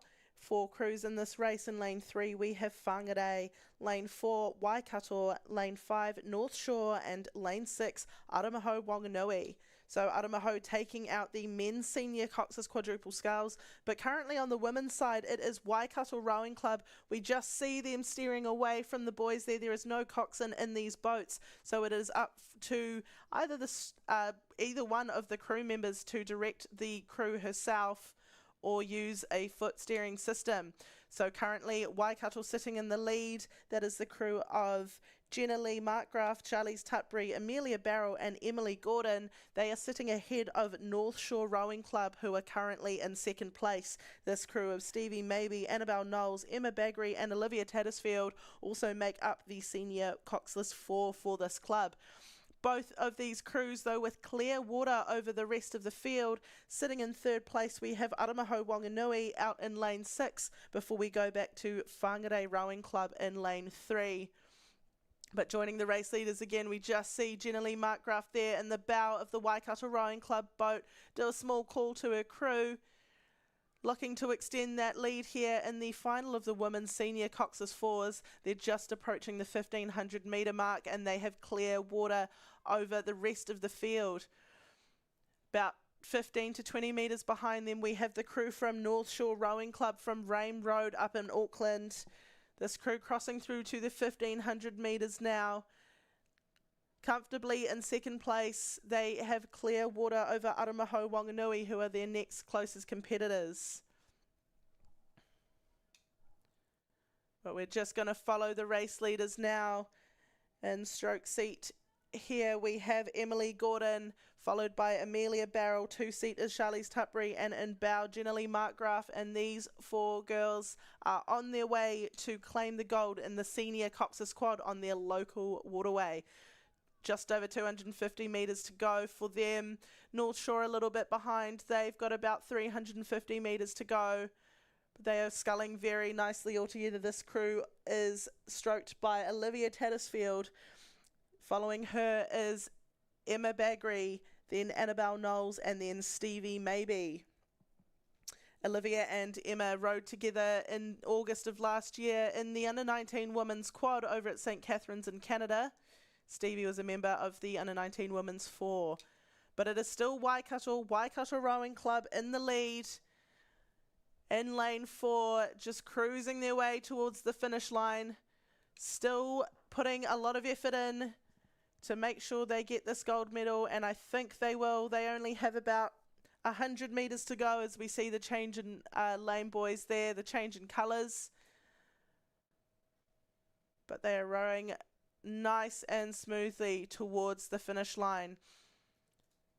So it will be Waikato Rowing Club to take out the A final of the women's senior coxless quad, and we just see them crossing the line now. So congratulations to Waikato Rowing Club.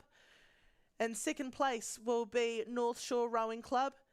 They've got about 2 strokes to go before they finish. They will take the silver medal. And in third place, we will soon see potentially Aramaho Wanganui, who is sitting in third place before, and it will be Aramaho in lane 6 to take third, followed by Whangarei in fourth place.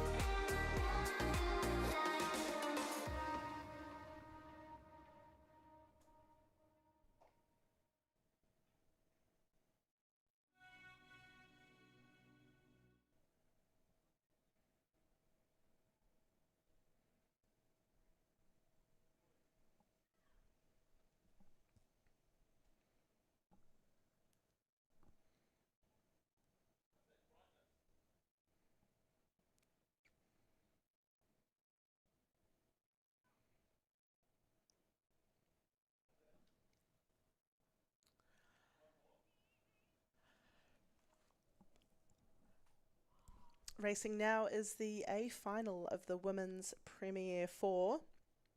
Just 2 crews in this one. In lane 3 in the yellow boat we have Waikato number 1, and in lane 4 in the black boat we have a Waikato and Summer Squad composite boat.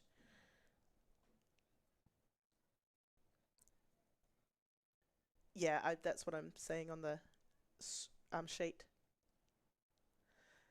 So also alongside the Women's Premier 4 is the Men's Premier 4 in lanes 1 and 2. So 2 different races being raced here. We'll try to keep you updated with the results of both at the same time. So in lanes 1 and 2 we have the Men's Premier 4s. Both crews are Summer Squad crews. So in lane 1 we have Oliver Welch, Josh Vodanovic, Campbell Crouch and Ben Taylor. And in lane 2 the crew of Jack Cooper, Callum Tutbury, Zachary Rumble and Flynn Watson. So on the Men's Prem 4 side, lane 1 is currently winning. That is the boat stroked by Ben Taylor by the looks of it. So lane 1 of the Summer Squad beating lane 2 of the Summer Squad. And on the women's side of racing we have the Summer Squad boat in lane 4 currently in front of the Waikato boat in lane 3. So a bit of a combination here, just 2 crews in each Premier event. So if you are watching for the Men's Premier 4s, you will be looking towards the right hand side of your screen, and if you're wanting to watch the Women's Premier 4s, you can look towards the left. So 2 New Zealand Summer Squad boats here in the Men's Premier 4s. About just getting clear water. Lane 1 is just ahead of lane 2 as they go past the 1500 metre mark. And for the women's side of things, we've got about 2 to 3 boat lengths of clear water does the Summer Squad have over the Waikato Club crew. Just moving in again here, so at the bottom of your screens or in the middle you will see Hannah Matahaere, Juliet LeCue, Alana Sherman and Isla Blake. So you'll see a couple of different row suits in that boat. That is the Summer Squad Waikato Composite, currently in the lead on the women's side of racing in the Premier 4.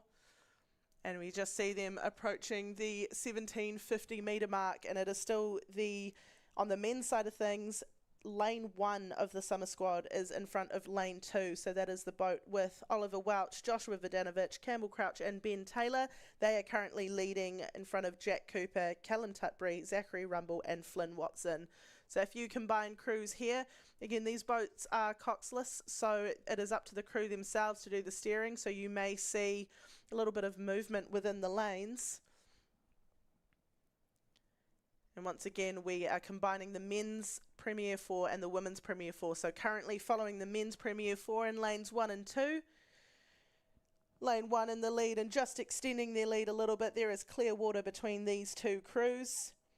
And it has been lane 1 leading all the way and looking like they will finish very strongly and take out the win. So that is the Summer Squad 1 will beat Summer Squad 2 in the Men's Premier 4. Congratulations to those rowers. We then come back to the Women's Premier 4, and it is the Waikato Composite with Summer Squad who will take the win ahead of the Waikato crew in lane 3.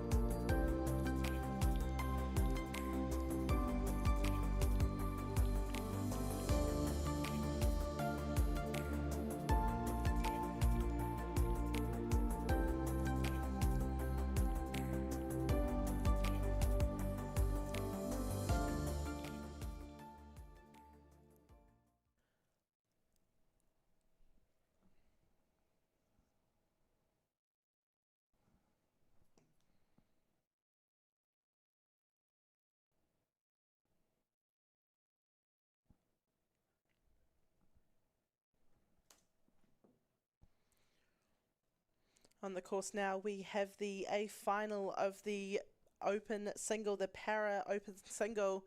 4 competitors in this event. In lane 2, we have Anthony Spikeman from Rotorua Rowing Club.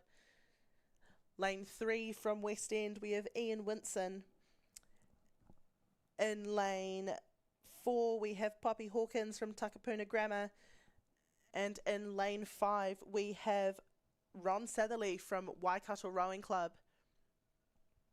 These rowers are racing over 1,000 metres. And currently in the lead is Ian Winson from West End Rowing Club, followed not too far behind by Ron Satherley from Waikato Rowing Club out there in lane 5. We then have the crew from Takapuna Grammar in lane 4, followed very closely by Anthony Spikeman from Rotorua Rowing Club.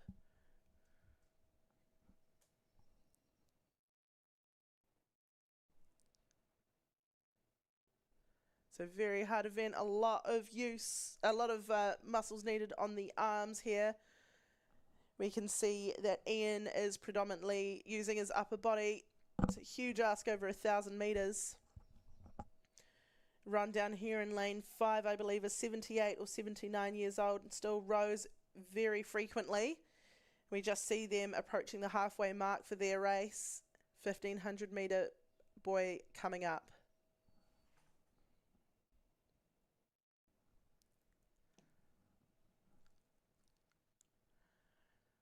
So just approaching that 1,500 metre. Ron has really come up on Ian from West End.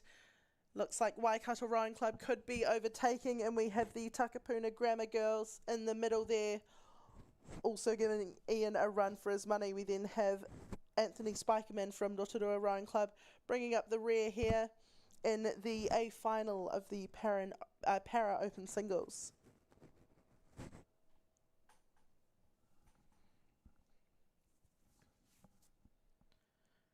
So we just see that Takapuna double just taking the lead here.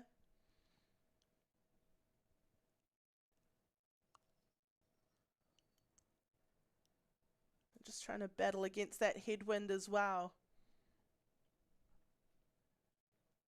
They've just happened to cross over into another lane, so hopefully they'll be able to get back in their lane, or as long as they're not impeding another crew. We then come back, it looks like Ron Satherley from Waikato Rowing Club in lane 5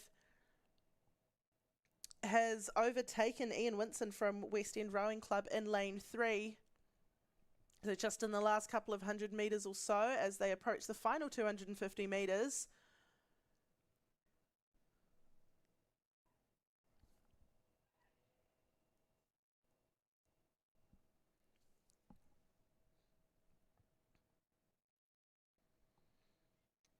So all different abilities in here, but doing a great job considering this headwind out there.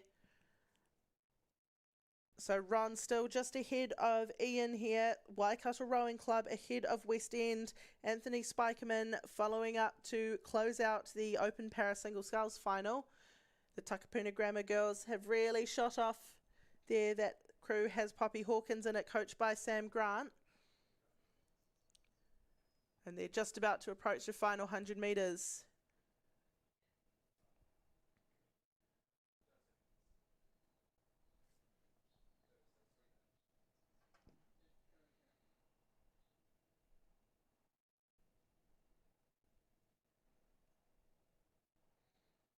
So the Takapuna Grammar double just approaching the finish line. They've managed to surge ahead. Waikato Rowing Club staying in front of West End Rowing Club, but West End is coming back a little bit on them, and Rotorua Rowing Club sitting in 3rd place. We just see the girls looking for the finish line. And they've just got about 3 strokes to go, and they will take out the Open Para Singles. So congratulations to Takapuna Grammar. We'll then come back to the single scullers. We have Waikato Rowing Club still sitting ahead of West End Rowing Club. And he's just managed to get clear water over him. So that is Ron Satherley from Waikato Rowing Club with clear water over Ian Winson from West End Rowing Club. So Ron's got about 2 strokes to go. And he crosses over now. Congratulations to Ron. And we just have Ian just drifting over there just after Ron before we come back to Anthony from Rotorua Rowing Club.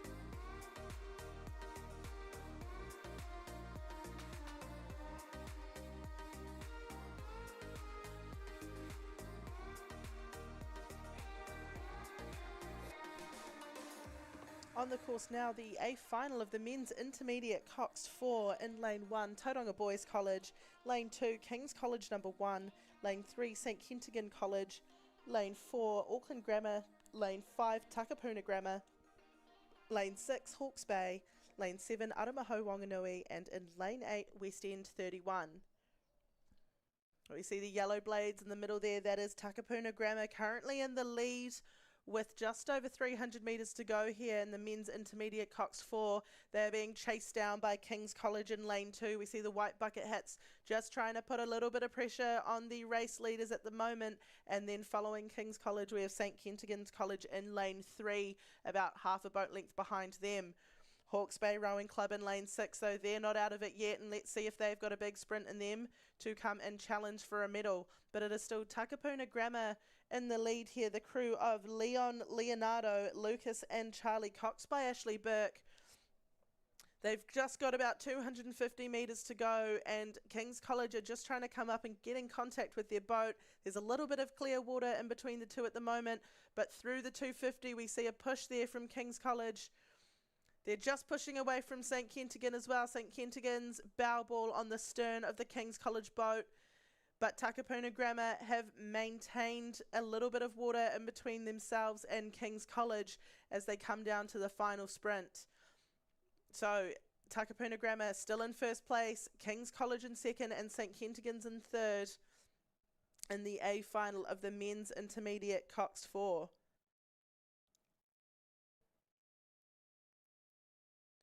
Last few metres there, we've just seen them push away a little bit more, really trying to cement their place on the gold medal dais.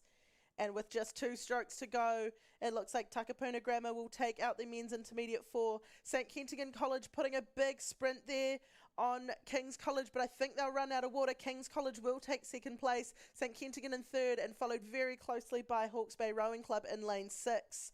Following on from that, we have Auckland Grammar and West End 31 before going back to Tauranga Boys College.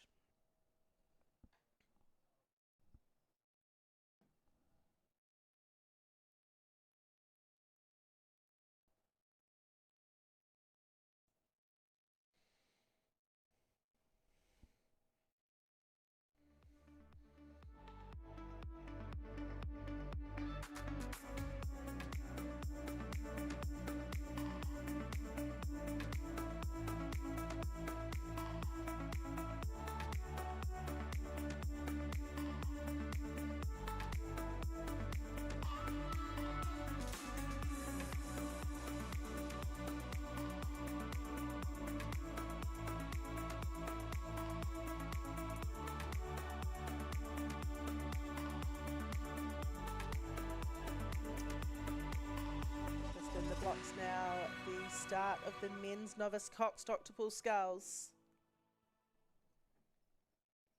So we're just waiting for all the crews to line up. All the adjustments happening. Great shot down the lake there. You can just see the water pushing across. The coxswains in the bow seats will have to do some adjusting, I'm sure, as they're sitting in the blocks here.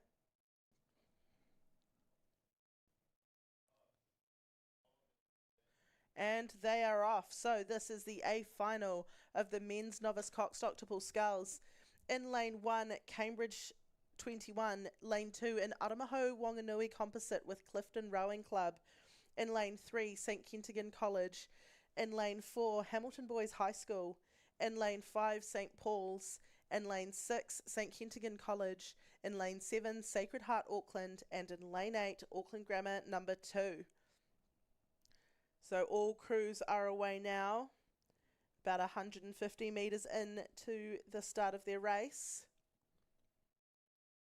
We'll see the next race coming across and starting to line up. That is the women's intermediate coxed quadruple sculls. But underway is the men's novice coxed octuple sculls. 8 rowers per boat, 1 coxswain, 2 oars each, 16 blades per boat. Anything can happen. We love a novice octuple.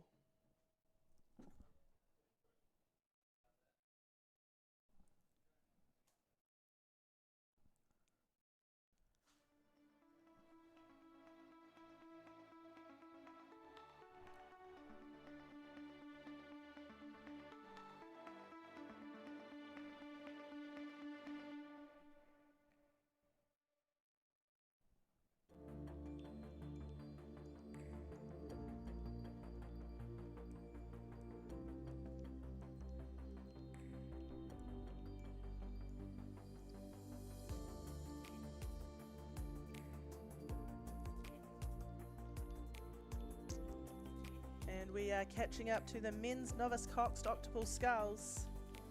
They're just approaching the 1,000-metre mark, so the halfway point of the race. This event is sponsored by Lewis Lawyers.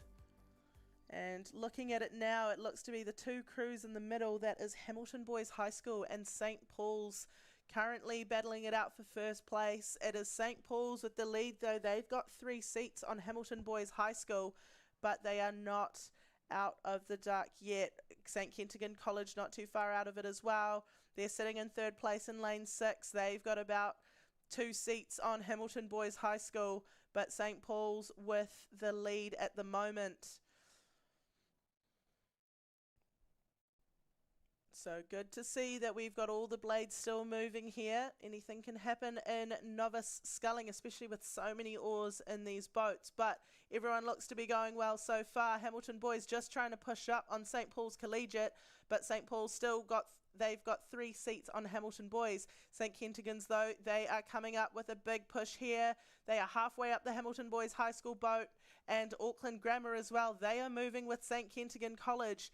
So there are 4 boats going for 3 medals at the moment. Let's see what the second half of the race brings us. St Kentigern's half a boat length down on Hamilton Boys. They're sitting in 3rd place. Auckland Grammar, they have about 3/4 of a boat length to make up on Hamilton Boys High School. St Paul's, though, they're still sitting in the lead. And we just see them going through the 1,000-metre mark. The legs are starting to burn. We're seeing the crews looking across at each other, trying to see if they're going to catch up. Hamilton Boys High School, though, maintained that 3-seat lead over Hamilton Boys High School. Hamilton Boys High School, in turn, have half a boat length on St Kentigern College. Auckland Grammar just dropped back a bit from St Kentigern College there, about half a boat length down on them. So they will have to make up some distance to get into the medals. But here we have the coxswain side by side of the first and second boat. The coxswain for St Paul's, that is Charlie Seath that we're seeing there in the foreground. And for Hamilton Boys High School, we have Isaac James. So they are doing a big push there. Hamilton Boys, we just saw the 2 coxswains almost come up side by side. And I think Hamilton Boys High School have pushed through St Paul's Collegiate just in those last 20 to 30 metres. So they are side by side. St Paul's just getting back ahead again as we have this great shot from above. But both boats going stroke for stroke. Hamilton Boys High School have come up a couple of seats and they're only half a canvas down now on St Paul's Collegiate. They're approaching the 1,500 metre mark, so they've got just over 500 metres to go. Hamilton Boys High School, they are slowly gaining on St Paul's. What will we see from St Paul's in response? So, Hamilton Boys High School and St Paul's Collegiate side by side, vying for that gold medal in the A final of the men's novice coxed octopus sculls. And at the moment, Hamilton Boys High School have the nose in front of St Paul's. So a great push there in the last 250 metres. They're just getting their bow ahead and they have 500 metres to go. Let's see what both crews can pull out in the last 500. St Kentigern College still sitting in third place. They're about 3/4 of a boat length down on Hamilton Boys High School, and Auckland Grammar sitting in fourth place, half a boat length down on St Kentigern College. But all eyes are still on St Paul's and Hamilton Boys High School. St Paul's with a big push back. They have gained a lead again. They are up on Hamilton Boys, and they now have the bow ball of the Hamilton boat on the stroke. I'm sorry, I was looking at the completely wrong angle. It is actually Hamilton Boys High School still in the lead, and the St Paul's bow ball is almost on the bow of the Hamilton Boys High School boat, but they are coming back. There's less than half a canvas in it between these two crews. Hamilton Boys High School with the edge, though. They still have the lead, but St Paul's surging up. 250 metres to go, and they are neck and neck. Lane 4 and Lane 5, Hamilton Boys High School and St Paul's Collegiate. The battle of the Hamilton schools. Who will come out on top? At the moment, I think Hamilton Boys High School just have the edge over St Paul's Collegiate, but it'll come down to the line. St Kentigern College still in third place. Auckland Grammar just dropping back a little bit, so we know St Kentigern have the bronze, but who has the gold and who has the silver?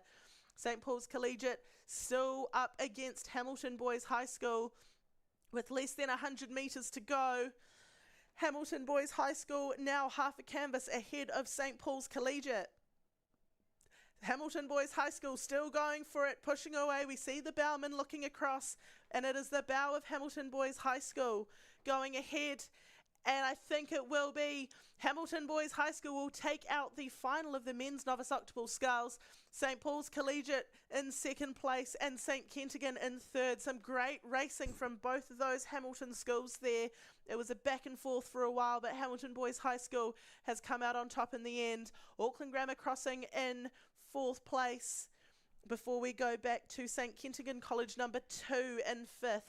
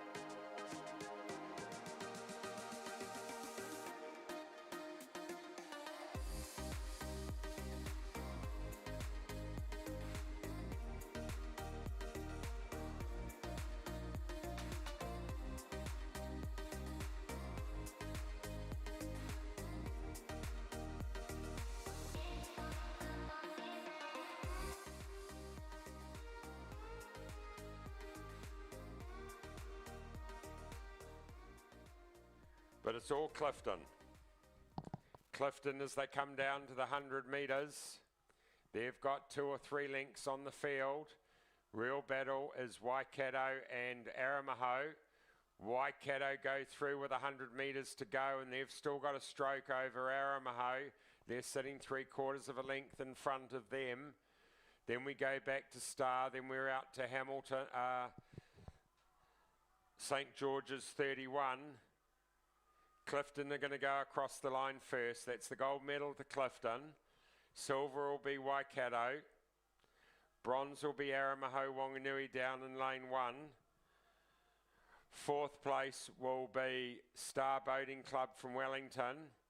Then we go out to St George's in lane 7. Next coming in their blue boat in the gold colours is Tauranga. Out to Hamilton Girls in the maroon on the outside, and right down on the inside in lane 2 in the green, Bay of Plenty Coast.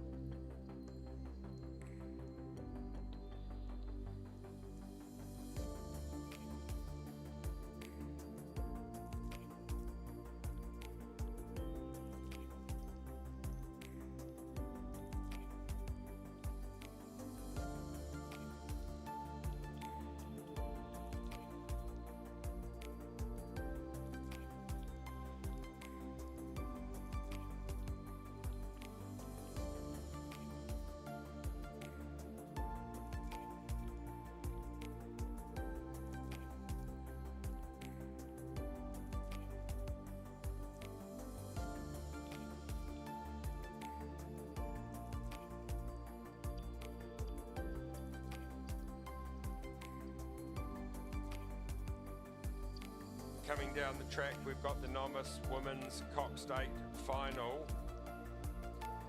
And looks like the screen's on lane 3, Counties Manukau. That's St Cuthbert's. They're 4 seats out in front over the crew in lane 4, Auckland 31, which is Auckland Dio, and the novice Coxed 8. So it's Coco Butler, Leela Russell, Amelia Irwin, Rebecca Young, Emily Young, Talipi Tateki, Zara Blackie, Hannah Piper, Amelia Mitchell Coxing.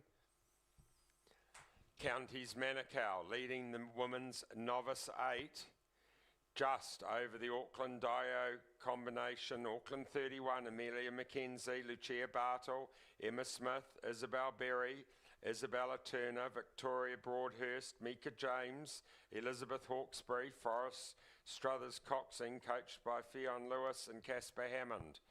So they're coming down now with about 300 metres to go, and Counties Manukau, they're holding 7 seats over Dio, Auckland Dio in second. They've got about 300 metres to go. They've got Clearwater back, and then we go right towards the outside, and that's Hamilton in lane 7. I think they're sitting in third. They've got about half a length over that crew, 2 inside of them, which is Star. Star sitting in 4th. They're in the blue and white in the middle of the field. They're holding 4th. St Cuthbert's have gone out now to Clearwater as they start to sprint. They're rowing very cleanly in this slightly tricky conditions, especially for novices with this crosswind.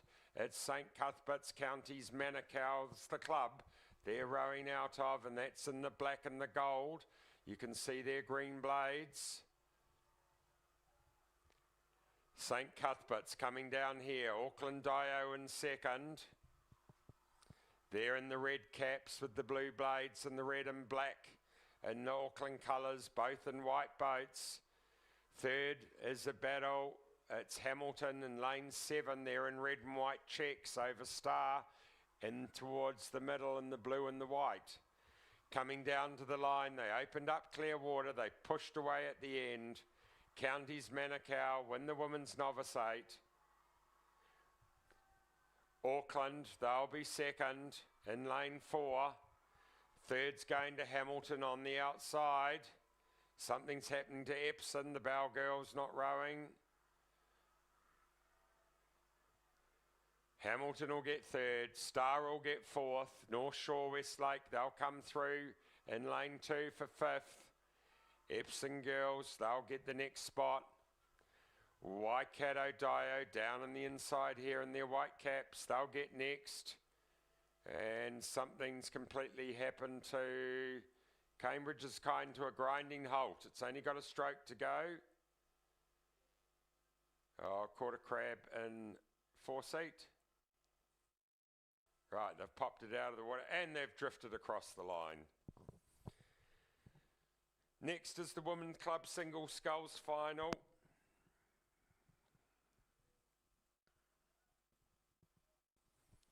We've got Yvette Hendricksey from Whangarei in 1, Olivia Waddell from St Paul's in 2, Tegan Negus from Waikato in 3, Jemina Glaholm from Bay of Plenty Coast in 4, Jessie Pulford from Clifton in 5, Rebecca Wilson from Union in 6, Olivia Martin from Onslow in 7, and on the outside from St Paul, Sarah Brangwine.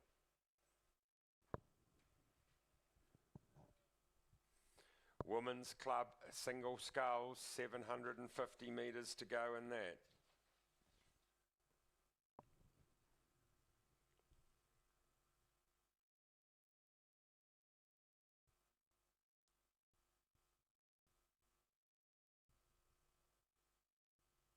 It's the Waikato colours in lane 3. Tegan Negus. Tegan's out in the lead in the Women's Club Single Sculls, and she's got Clearwater. Then we have probably towards the outside.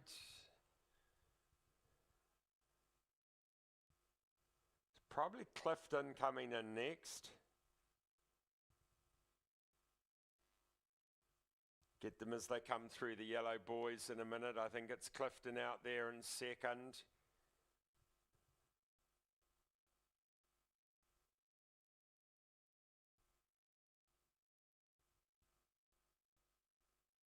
Or could be Whangarei. Whangarei down the inside, Clifton. There they're fighting it out for silver and bronze.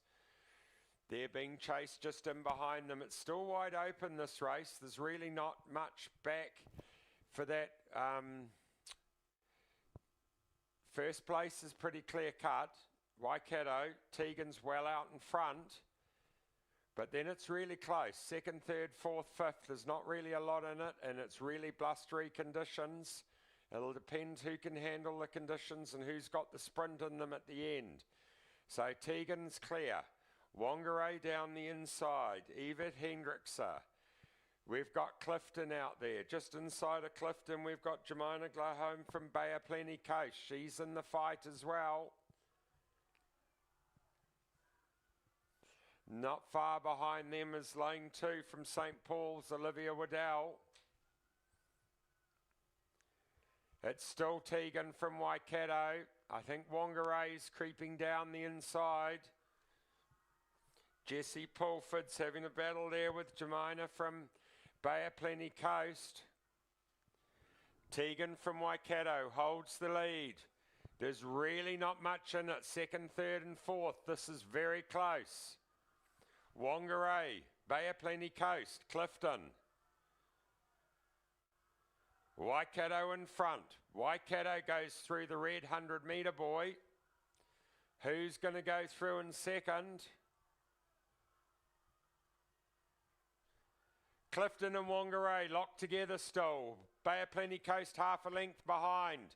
Who's got the sprint? Clifton or Whangarei for the silver? Waikato, Tegan's got the gold. Who's got the sprint now? 3 girls. Whangarei on the inside, Clifton further out. Clifton. Bay of Plenty Coast coming. Clifton, can't pick it. Bay of Plenty Coast or Whangarei. Can't pick between for the bronze. I think Clifton got the silver. You'll have to wait for see who got it. Lane 1 or lane 4 for the bronze medal.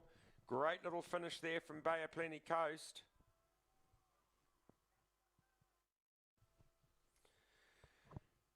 Meanwhile, we've got the men's club quad coming down.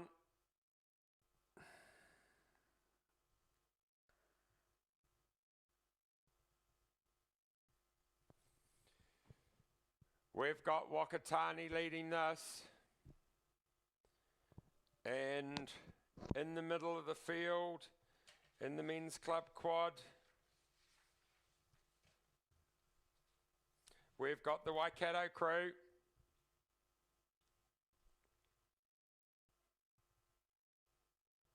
So it's Waikato, I think, over Wakatani.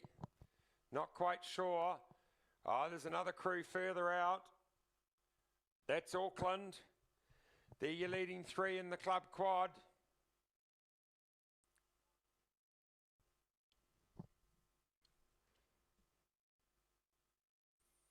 Wakatani, we saw they had a sprint, these schoolboys down on the inside. Waikato out there, Auckland's out as well. Might be Auckland. Auckland are in the lead. I know the others have had quite a few races. Auckland hit the 250 first with Waikato and Whakatane. Aramahu in behind in fourth. Then we go out to Mercer. Back down on the inside to West End, right out to Wellington. St George have slowed down. Quite an interesting final here. 3 boats in it. Auckland holding on. Coming down into the Waikato there. Here go Wakatani down the inside. Let's have a look as they hit the 100. I can't pick it. All three crews lined up together. Waikato are moving. I think Auckland haven't got the sprint. Wakatani, Waikato, Wakatani, Waikato, Wakatani, Wakatani, Wakatani by a foot. Wakatani, I think, over Waikato. Auckland led all the way. They couldn't hold on to the sprint. Then we've got Mercer in 4th, Aramaho in 5th, Wellington in 6th.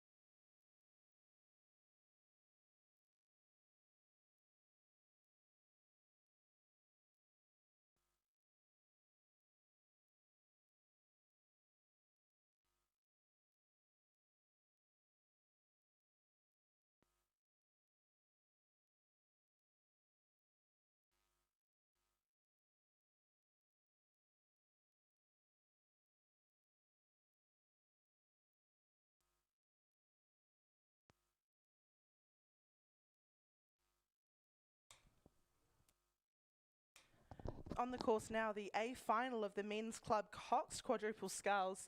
In lane 1, St George's 31, lane 2, Tauranga Boys College, lane 3, Cambridge 21, lane 4, Star Boating Club 51, lane 5, St Paul's number 1, lane 6, St George's 11, lane 7, St Paul's Collegiate number 1, and in lane 8, Sacred Heart Auckland number 2.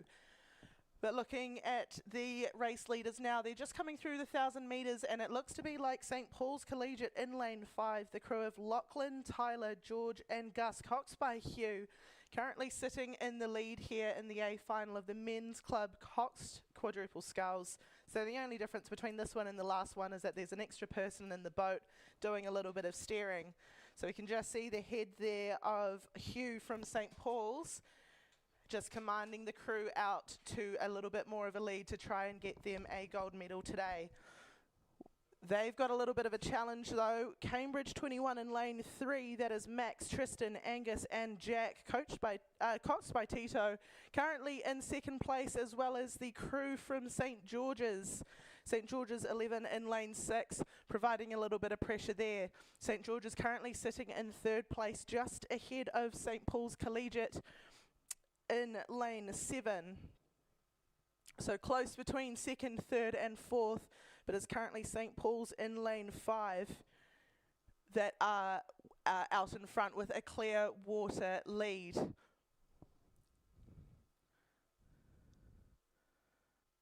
So this is the A final of the Men's Club Cox Quadruple Sculls, sponsored by Aotearoa Boat Company. We still see St Paul's number 1 crew in lane 5 out in the lead. This crew is coached by Bruce Jones and Charlie Rogerson. We then have a battle for second, third and fourth. Currently the silver medalists will be Cambridge Rowing Club in lane 3. That is the crew from St Peter's, the local crew.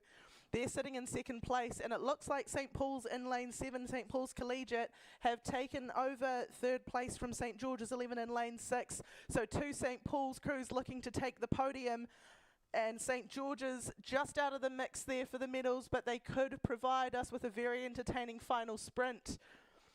We just see lane 7 extending ahead there. Bow ball is on the coxswain of the St Peter's boat, so they're about a canvas down on second place, currently sitting in third place.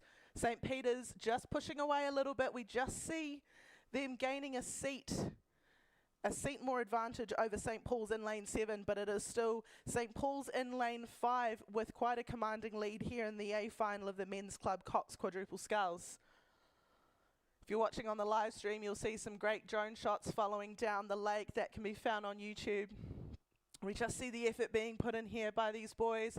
Lovely straight course there by the coxswain, Hugh Trower, for St Paul's, and they are closing in on the final 100 metres. So it is still St Paul's in lane 5 with the lead, and St Paul's in lane 7 making a lot of Oh, Becky, a huge issue from Cambridge in lane 3. St Paul's looking to take the 1-2 on the dais today. Let's see if Cambridge Rowing Club can hold them off. But it is definitely St Paul's in lane 5. They're currently in the lead.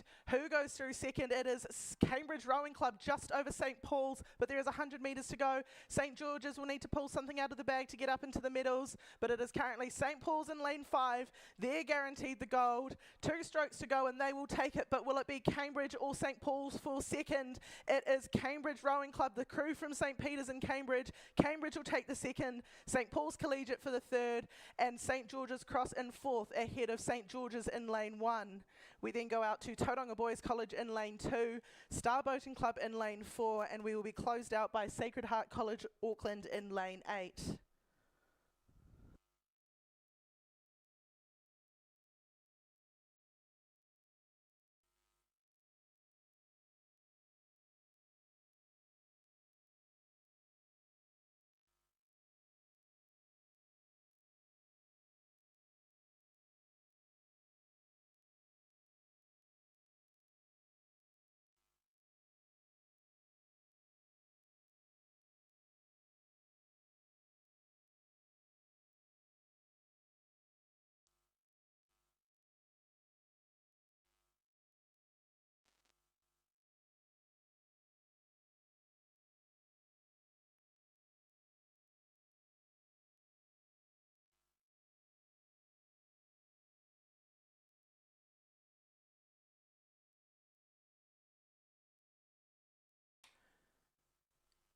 And approaching the 1,000-metre mark now, the final of the men's senior coxless pairs. In lane 1, Tauranga Rowing Club. Lane 2, Whanganui Collegiate. Lane 3, St George's number 2. Lane 4, North Shore number 2. Lane 5, Waikato number 2. Lane 6, Waikato number 1. Lane 7, North Shore number 1. And Lane 8, North Shore number 3. Looking to the middle there, it is the crew from North Shore and the crew from Waikato. Lanes 4 and lanes 5 currently battling it out for first place. North Shore just with the edge over Waikato, but there is not a lot in it. The North Shore crew of Blake Bradshaw and Ethan Blight, and the Waikato crew of Ethan Stain and Ari Magasiva. North Shore, though, just with a bow ball ahead as they come through the 1,000-metre. They are rapidly approaching the 1,500. So that is your number 1 and 2 at the moment. Currently sitting in third place, though, another Waikato crew. That is Waikato number 1 in lane 6, Charlie McIntosh and Adam Wilson. They're sitting in third place with their closest competition coming from St George's in lane 3. That is Fraser McGillivray and Luke Sanders, coached by John Cook, who you have heard commentating just before I jumped on. We've also got another North Shore crew out in lane 7, Tyg Farrick and Callum Booth. They're sitting out there battling for 4th and 5th, currently sitting in 4th, though, ahead of the crew from St George's, as we see quite a cool view coming from the drone on the live stream. But North Shore, though, North Shore of half a boat length on Waikato Rowing Club, Blake Bradshaw and Ethan Blight, currently sitting 3/4 of a boat length now over Ethan and Ari, as they come down to the final 500 metres of the final of the men's senior coxless pairs. So we see there Blake and Ethan, Blake Bradshaw, Ethan Blight. They will cross through the 1,500 metres ahead of Waikato. They've just extended their lead again here. Waikato in second place. They have clear water over their club mates Charlie McIntosh and Adam Wilson on their outside. They're currently sitting in third place.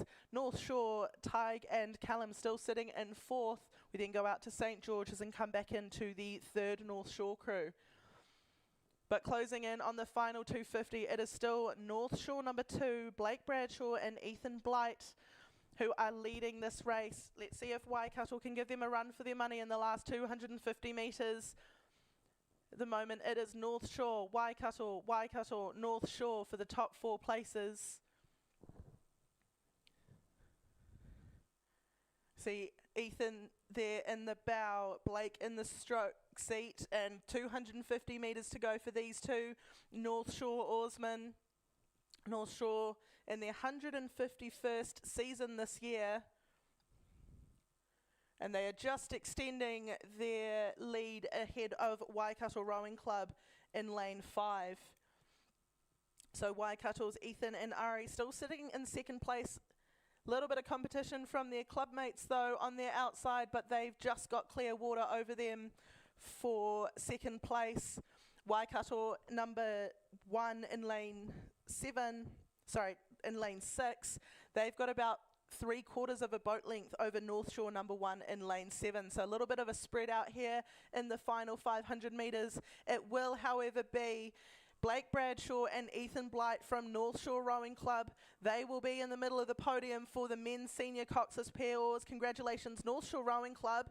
Just next to them will be Waikato Rowing Club, as well as another Waikato Rowing Club crew, North Shore number 1, just narrowly missing out on a medal there, but some great racing shown by them. We then come down to St George's in lane 3, who will cross ahead of North Shore in lane 8, before we come down to Tauranga in lane 1 and Whanganui Collegiate.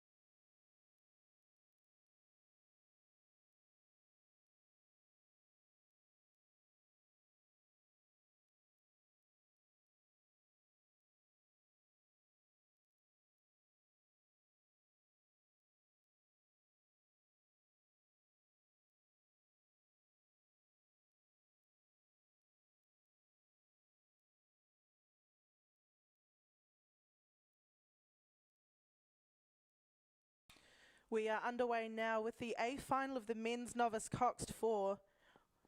In lane 1, King's College number 3, lane 2, Hamilton Boys High School number 2, Lane 3, St Kentigern College number 1. Lane 4, King's College number 1. Lane 5, King's College number 2. Lane 6, Hawke's Bay number 1. Lane 7, Hamilton Boys High School number 1. And Lane 8, Hamilton number 2. So 2 Hamilton Boys High School crews in this, 3 King's College crews in this. That means there's a lot of bucket hats in this race now. Now they're just approaching the 500 metre mark, so for those of you watching on the live stream, you'll see a great overhead shot. For those watching on the bank, you'll just see a few dots in the distance. But at the moment, it's the 3 crews in the middle, lanes 4, 5 and 6. That is King's College and Hawke's Bay currently sitting in the lead.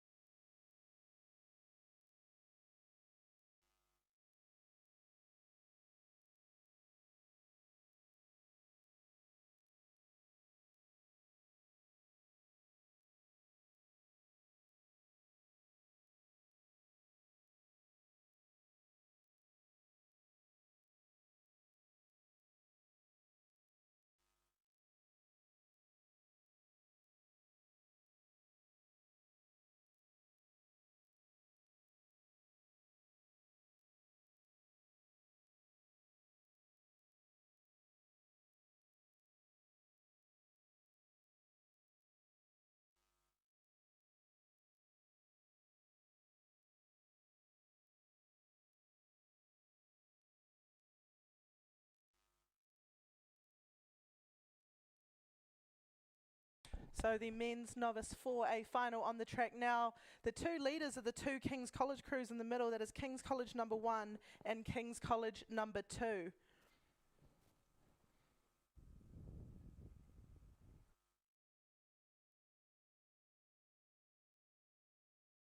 So King's College 1 and 2 currently sitting in the lead, with Hawke's Bay in lane 6 sitting in 3rd place, but it is a battle of the King's College rowers here. Currently lane 4 is over lane 5, that's King's College 1, is just ahead of King's College 2, and they are putting quite a distance on the rest of the field here.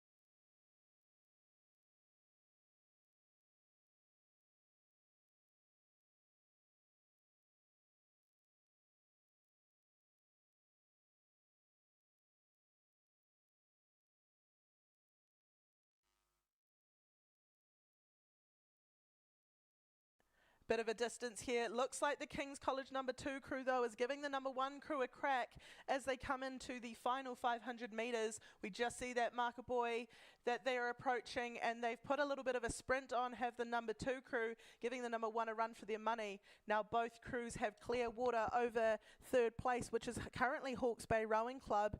And Hawke's Bay, in turn, are sitting ahead of St Kentigern College in lane 3. We then go out to lane 1, which is King's College number 3, before we come into Hamilton Boys High School number 2 and Hamilton Boys High School number 1. But it is still King's College in the lead, King's College number 1 and King's College number 2 battling it out for first and second place, but the number 1 crew is still in the lead, just trying to push away again. They've managed to put a little bit more distance in between the number 2 crew and themselves, but the number 2 crew not letting them go down without a fight. The crew in lane 5, their bow ball is back on the bow canvas of the number 1 crew, and they are slowly gaining as they enter the final 250 metres. It's 250 metres and not a lot separating these two crews. It is King's College versus King's College. Hawke's Bay are still in third place. St Kitts, though, St Kitts are starting to come up as well as King's College in lane 1. Remember, there are 3 King's College crews in this race, but Hawke's Bay still sitting in third place. Hopefully they can hold off King's College and St Kentigern there in lane 3. But we see the King's College rowers down on the boat ramp. Great to see that there's some great rowing happening at King's College through to the final 100, and the number 1 crew is just ahead of the number 2, but it is going to come down to the wire. The number 2 crew in lane 5, they've lost their bow number, but they haven't lost their speed. They are trying to come up on the crew in lane 4. We see a big push there from lane 4, and they've managed to edge out the number 2 crew, and it looks like they'll just push away. They have 1 stroke to go, and King's College number 1 will take out the men's novice 4. King's College number 2, big thumbs up there across the 2 crews, big rounds of applause. And King's College number 3, what an upset. Is it going to be a King's College podium? King's College 1, 2 and 3, and it will be 3 King's College crews just to edge out Hawke's Bay right at the end. That was an amazing sprint there from King's. King's finish in front of Hawke's Bay, who in turn finish in front of St Kentigern College. And Mark Clemo, the head of King's College Rowing, will enjoy that, considering today is his 40th birthday. So congratulations, Mark Clemo, on your 40th birthday. You've got a 1, 2 and 3 in the men's novice coxed 4.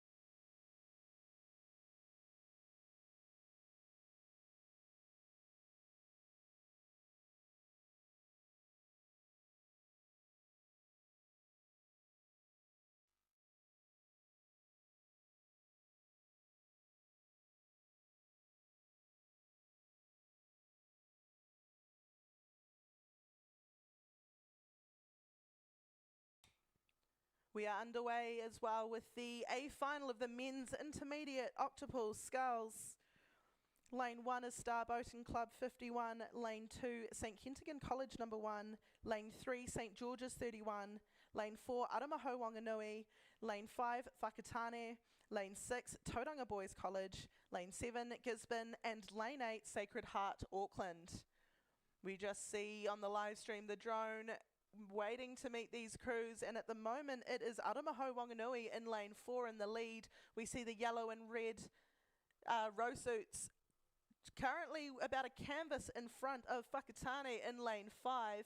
That's your 1 and 2 at the moment. Battling it out for third is Tauranga Boys College and Gisborne, currently neck and neck, with Gisborne just I think, having the edge over Tauranga Boys College. We then go back to St George's in lane 3, St Kent's in lane 2, and Star Boating Club in lane 1. So they've all just gone through the 500 metre mark, 1500 metres to go. And we just see Aramaho Wanganui pushing out in front a little bit more, but Whakatane on their outside going with them in the A final of the men's intermediate octuple sculls.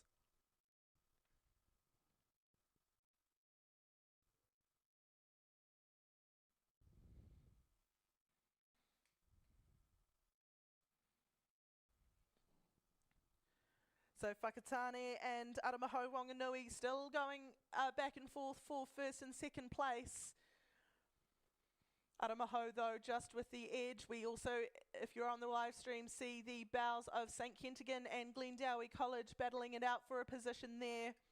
Both these schools row on the Tamaki estuary, and actually their rowing clubs face each other. So it's a little bit of a local derby out there, but it is still Aramaho Wanganui and Whakatane for first and second. Third place is Gisborne in lane 7. They've got about a canvas over Tauranga Boys College in lane 6. So it's a little bit spread out there with between 1, 2, 3 and 4. But 1 and 2 is in a battle and 3 and 4 is in a battle. So it'll make for it a very exciting second half of the race.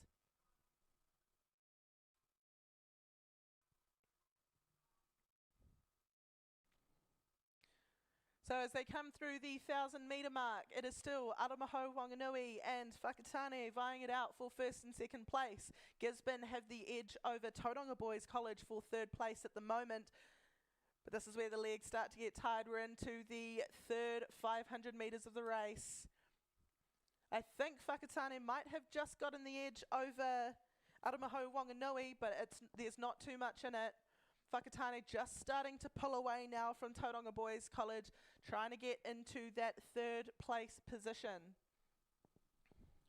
So we just see them approaching the 1,500 metre mark.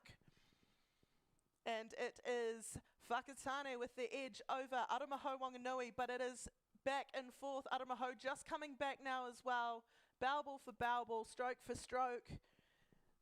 This could be a very exciting final 250 metres to watch from the spectator bank. Aramaho now back with their nose in front, but only just Whakatane right there next to them. And we just see them coming up to the 1,500 metre mark. So almost 500 metres to go. Will it be Whakatane or will it be Aramaho Wanganui? At the moment, I think Whakatane's just done a push and are just getting their nose ahead. Here we go. We're going to see the start of the sprints very soon. Coxswains are there almost side by side, looking across at each other. We just see a little sneak peek there from some of the Whakatane rowers trying to see where they're sitting. So Whakatane versus Aramaho. We also have the Gisborne crew in third place in lane 7. Gisborne in lane 7 trying to hold off Tauranga Boys College in lane 6, as well as a big push by St Kentigern College in lane 2.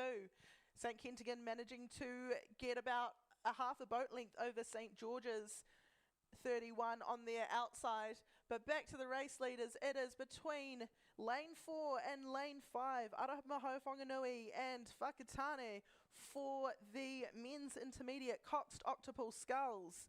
There's a lot of stripes out there on the water, but who will take it out? We just see the ratings start to lift. They're coming into the final 250 metres. Who's going to get through first? I think it's Aramaho just ahead of Whakatane, 250 metres to go.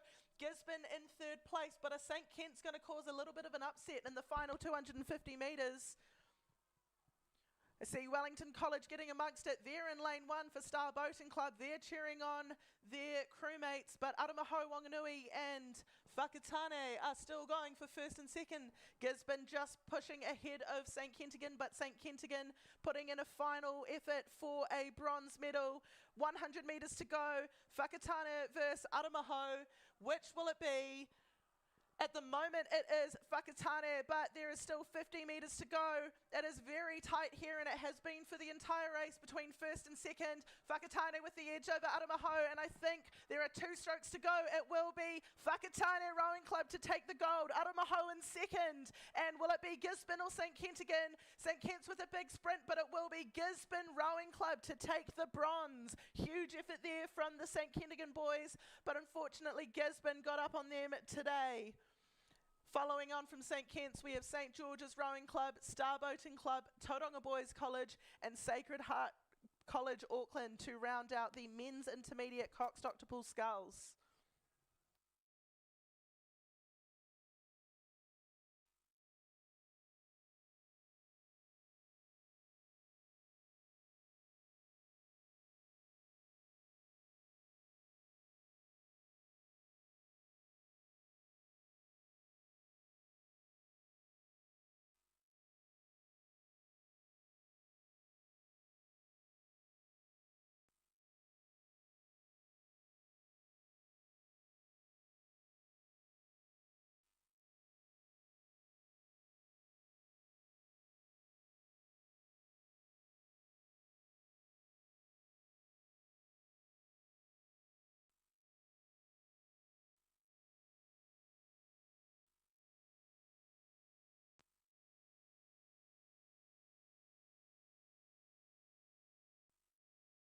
Just to give you some margins there, Whakatane beating out Aramaho Wanganui by 0.36 of a second. So less than half a second in it.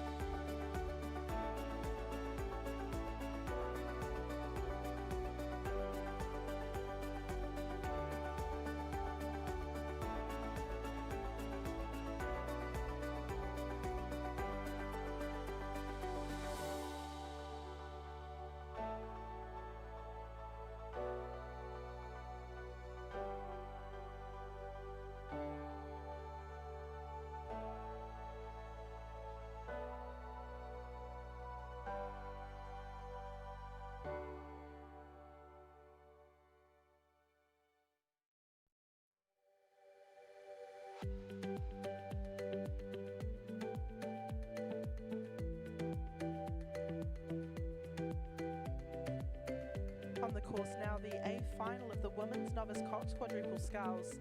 In lane 1, Mercer Rowing Club. Lane 2, Hamilton Girls High School. Lane 3, Clifton number 2. Lane 4, Clifton number 1. Lane 5, Bay of Plenty Coast. Lane 6, Aramaho Wanganui. Lane 7, Counties Manukau. And Lane 8, Wanganui Collegiate. Looking down the course though, it looks like Bay of Plenty Coast currently sitting in the lead in lane 5. They've got half a boat length over second place, which is currently between Aramaho in lane 6, as well as Hamilton Girls High School in lane 2. So those two crews very close together. We then go back to the crew in lane 4, that is Clifton number 1, before we come out to Wanganui Collegiate in lane 8. See them approaching the 500 metre mark though, and it is Bay of Plenty Coast number 1. They will cross over through that buoy first. So Bay of Plenty Coast go through now, and it is still very tight between lanes 2 and lanes 5. Again, that is Hamilton Girls High School and Bay of Plenty Coast.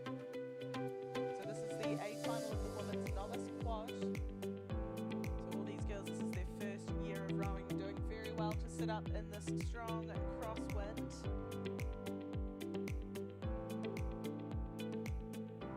And Bay of Plenty Coast just pushing out a little bit further. They had a half boat length lead.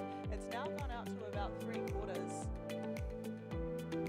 And it does look like Hamilton Girls High School might just be ahead of Aramaho Wanganui as they approach the middle of their race.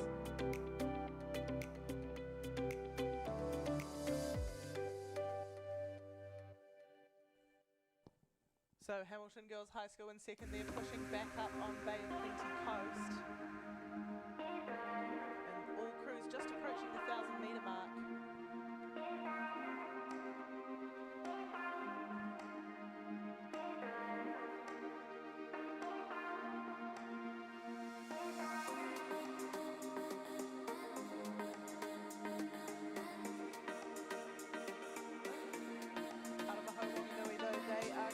On Hamilton Girls High School, and they have about a canvas over them. So Aramaho sitting in second place at the moment. Bay of Plenty Coast in lane 5, sitting in first.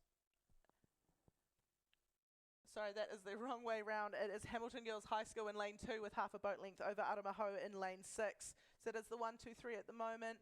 In fourth place, half a boat length behind Aramaho is Clifton number 1. We then come out to the crew in lane 8, that is Wanganui Collegiate. We then cross over to Mercer in lane 1 and count back to Counties Manukau in lane 7. These crews just coming through the 1,000 metre mark now, but it is still Bay of Plenty Coast. The crew of Evelyn, Nakala, Bella, Sophie and Olivia, coached by Kaylee Cataley, have just extended their lead again. They've got 3/4 of a boat length over Hamilton Girls High School in lane 2, who in turn have about half a boat length over Aramaho Wanganui. But the crew from Clifton, they're starting to move up the Aramaho boat and into third place. Aramaho still with the edge over them, but there is still about 750 metres to go here in the A final of the Women's Novice Cox Quadruple Sculls. We then go back to Wanganui Collegiate. They are managing to hold off Counties Manukau in lane 7.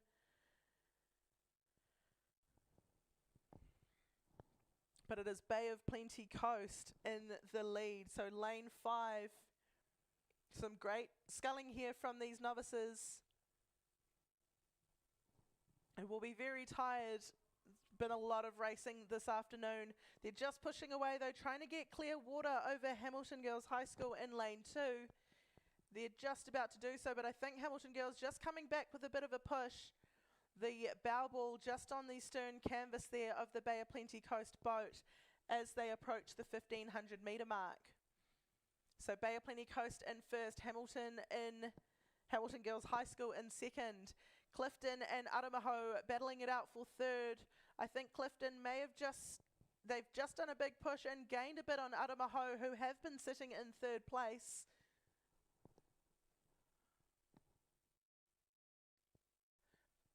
But it is a bit spread out here in the A final of the women's novice Cox quadruple sculls. No doubt about Bay of Plenty Coast though, they have led right from the start and they are coming through to their final 500 metres. Hamilton Girls High School pushing up though, trying to make sure they stay ahead and stay in second place. Aramaho just dropping back to fourth. Clifton has come up. Clifton number 1 has come up into third place. They're currently in bronze medal position. We then have Wanganui Collegiate and Mercer Rowing Club, the outside and inside lanes, before we go back to Counties Manukau and Clifton number 2. Great push up there from Clifton though. They were sort of lurking in fourth and fifth, but they've pushed up to a bronze medal. They now have 3/4 of a boat length over Aramaho. Bay of Plenty Coast though, they've extended their lead into a clear water lead over the rest of the field. Still Hamilton Girls High School in second though. Clifton going to try and push up into that second place position. There is 250 metres to go. I don't think anyone's going to catch Bay of Plenty Coast at this stage. The Bay of Plenty Coast boat, they go through the final 250 now. So they are through. Hamilton Girls High School still ahead of Clifton, but Clifton with a massive push here. They are gaining seats on Hamilton Girls High School. They are coming for that second place medal. Aramaho trying to cling on as well. They've just got contact with Clifton still, but they're going to have to do a big push to get up into a medal position. Bay of Plenty Coast though still looking cool, calm and collected out there. Some very calm sculling from these novices, and they are approaching the 100-metre mark. They have led right from the start and it looks like they will lead all the way to the end.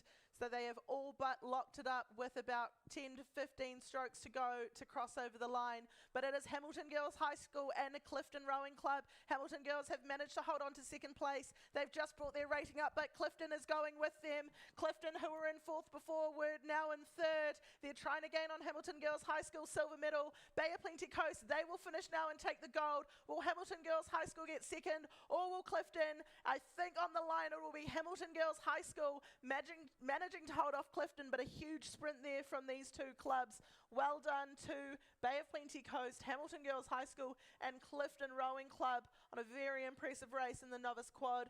Aramaho just missing out on a medal there. Mercer crossing in fifth ahead of Wanganui Collegiate, who in turn will finish ahead of St Cuthbert's and Clifton number 2.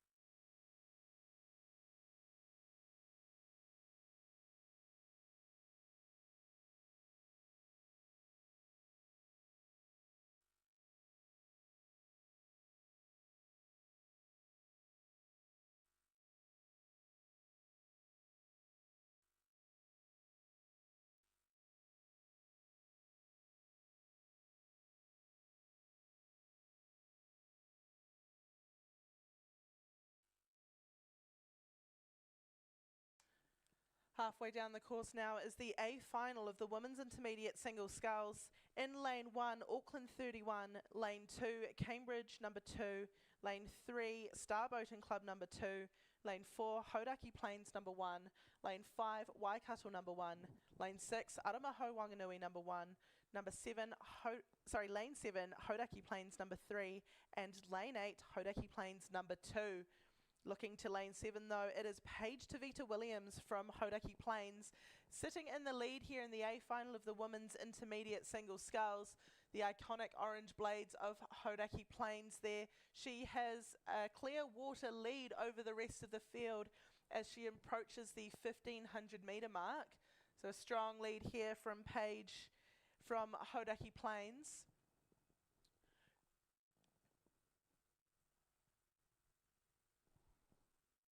We then go back to Lily Cameron from Cambridge Rowing Club. Lily Cameron in lane 2, sitting in second place ahead of another Hauraki Plains single sculler in lane 4, that is Taylor Gibbs. So Paige Tavita Williams still very much in the lead, and she's actually looking like she's extending away a little bit further as she approaches the final 500. Second place is Lily Cameron, followed closely by Taylor Gibbs from Hauraki Plains. We then come back to Isabella Coney from Auckland Rowing Club, that looks to be like Auckland Diocesan there in lane 1, before coming back out to another Hauraki Plains single sculler, Lily Hammond in lane 8. Don't discount Abigail Roy though from Aramaho. Aramaho is in there too, just behind Louise Goodwin from Waikato Rowing Club. But without a doubt, Paige Tavita Williams just extending her lead again out there in the A final of the women's intermediate single sculls. Hauraki Plains have 3 single scullers in this event, so there's something going on in the Piako River up there. But Paige Tavita Williams, dominating performance here in the A final of the women's intermediate single, sponsored by Sportsbox. She's just in the final 500 and has about 350 metres to go here to take out the gold medal.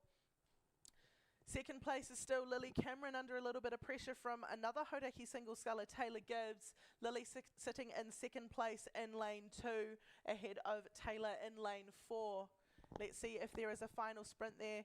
Isabella Coney in lane 1 from Auckland Diocesan. She is just behind them as well. But it is Paige Tavita Williams. You just see them start to lift their rating as they come into the final wind. Paige crosses through the 1750 mark now. She's got about 3 or 4 boat lengths of clear water ahead of Lily Cameron from Cambridge. Lily still sitting in second place, but Isabella Coney is coming up and challenging for a medal. She is challenging Hauraki Plains' Taylor Gibbs there in lane 4. She's putting in a big sprint finish here, but Taylor Gibbs is managing to hold her off. Paige Tavita Williams, though, don't forget about her. She is rapidly approaching the final 100 metres, looks to have pushed away again. Isabella Coney down here on the inside, though. She is coming up on Taylor Gibbs from Hauraki Plains. Lily Cameron still in second place, but there's about 120 metres to go for these single scullers. Paige Tavita Williams is through to the final 100 metres without a doubt, with about 80 metres to go. She will take out the A final of the women's intermediate single sculls, and what a great display of sculling from Paige from Hauraki Plains here. But is it very exciting for places 2 and 3. Lily Cameron in second from Cambridge Rowing Club. Isabella Coney from Auckland Diocesan, though, giving Taylor Gibbs a run for her money. Congratulations to Paige Tavita Williams. She will take out the women's intermediate single sculls. Isabella Coney, though, there's been a bit of an upset here. Second place will be Lily Cameron, and Isabella Coney will take the bronze medal in the women's intermediate single sculls. She will take it away from Taylor Gibbs, but a valiant effort there from another Hauraki Plains single sculler. Aramaho Wanganui will cross over just after them, as well as Lily Hammond from Hauraki Plains, followed by Louise Goodwin from Waikato and Rui Powdrill from Star Boating Club. But what an insane sprint there from Auckland Rowing Club's Isabella Coney. The little pocket rocket down in lane 1, coming through for a bronze medal.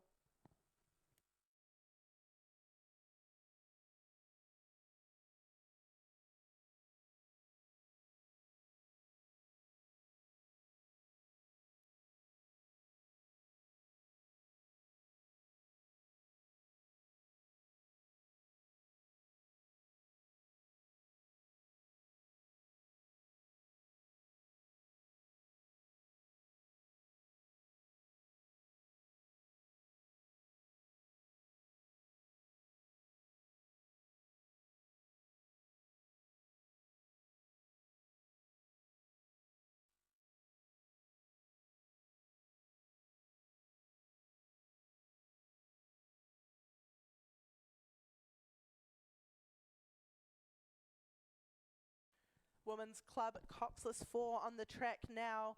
8 crews here in lane 1. We have Hamilton, lane 2, Auckland, lane 3, Starboating Club number 1, lane 4, Cambridge, lane 5, Waikato number 1, lane 6, Waikato number 2, lane 7, Starboating Club number 2, and lane 8, West End number 1.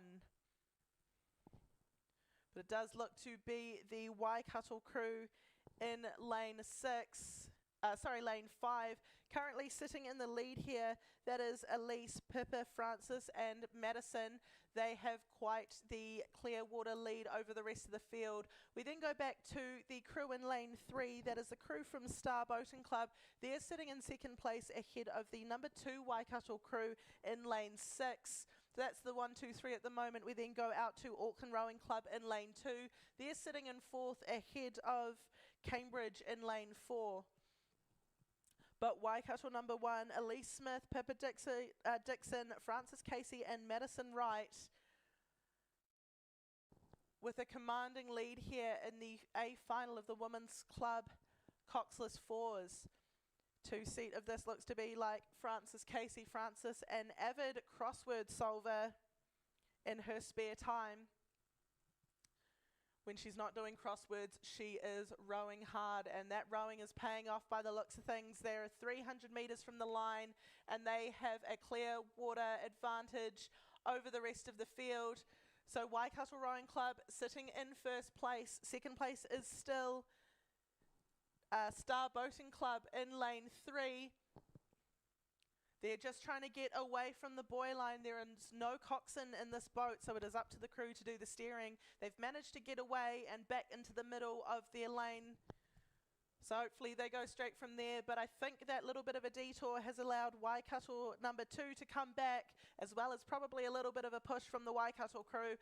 So it is currently Waikato number 1, Waikato number 2 and Star Boating Club in your 1, 2, 3 position.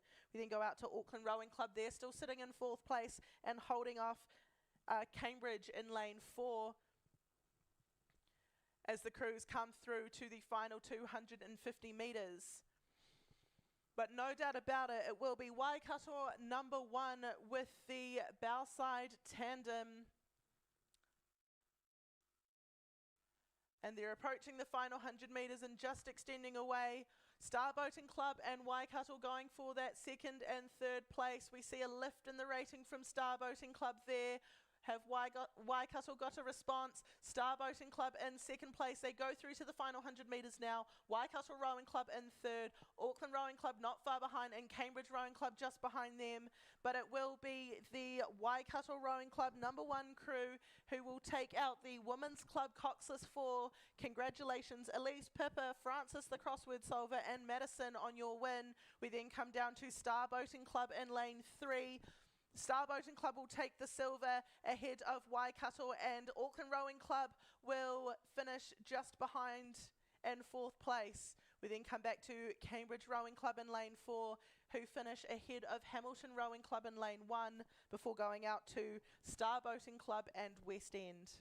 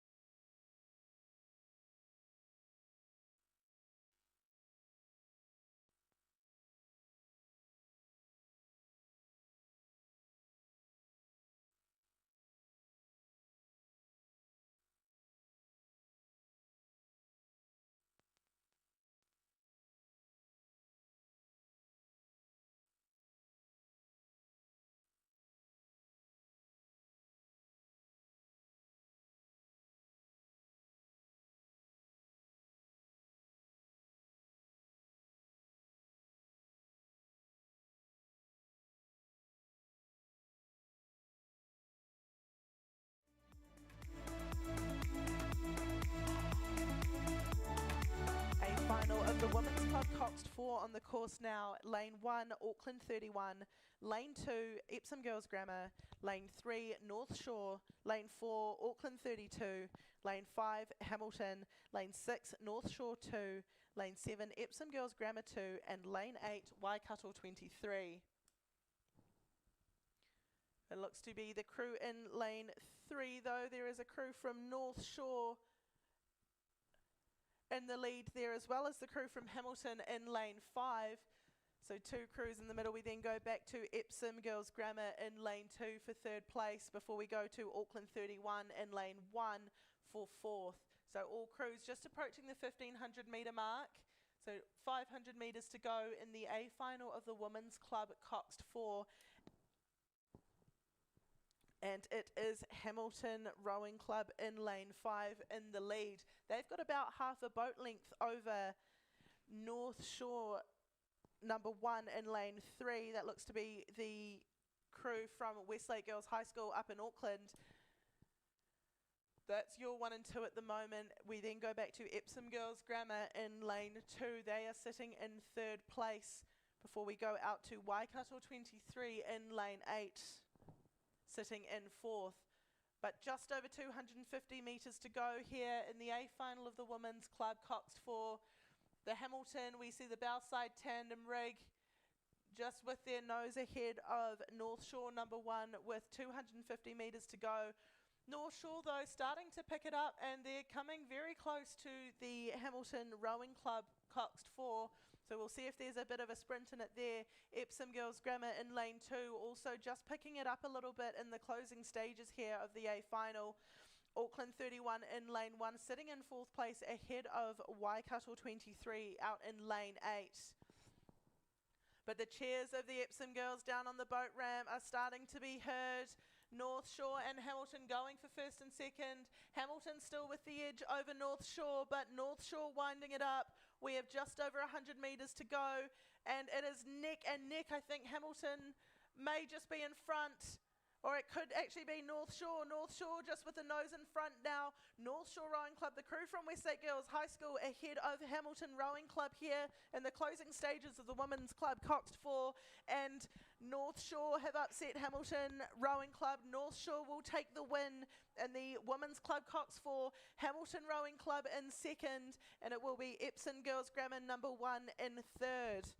We then come down to lane 1, Auckland Rowing Club. That it's the girls from Auckland Diocesan in lane 1 to take 4th place.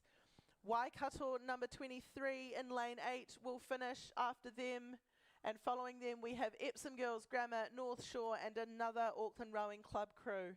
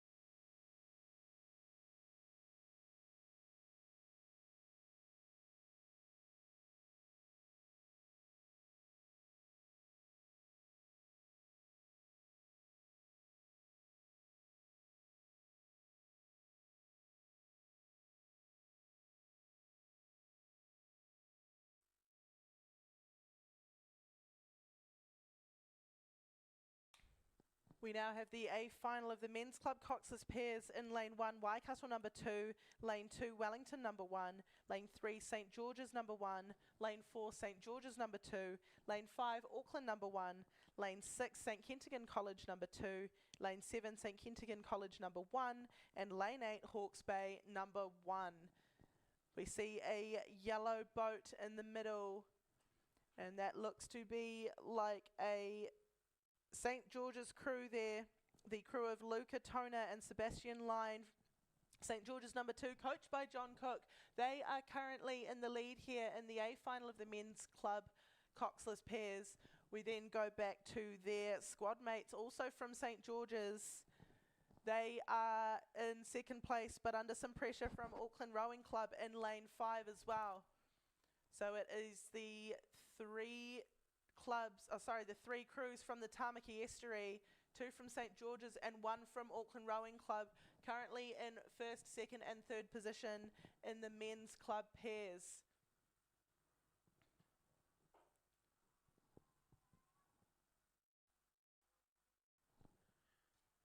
So they're just approaching the final 100 metres now, and it is Luca Tona and Sebastian Line from St George's currently in the lead. They are ahead of Finlay Dickens and Daniel Taylor, also from St George's, in lane 3. So it'll be a St George's 1-2. Wellington, though, with a big sprint here and trying to come up alongside Auckland in lane 5.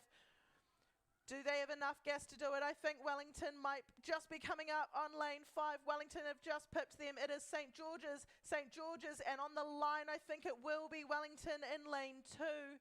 Who have just pipped it. We will wait for the judges to confirm, but congratulations to John Cook and St George's Rowing Club for taking out the men's club coxless pair oars as well as second place.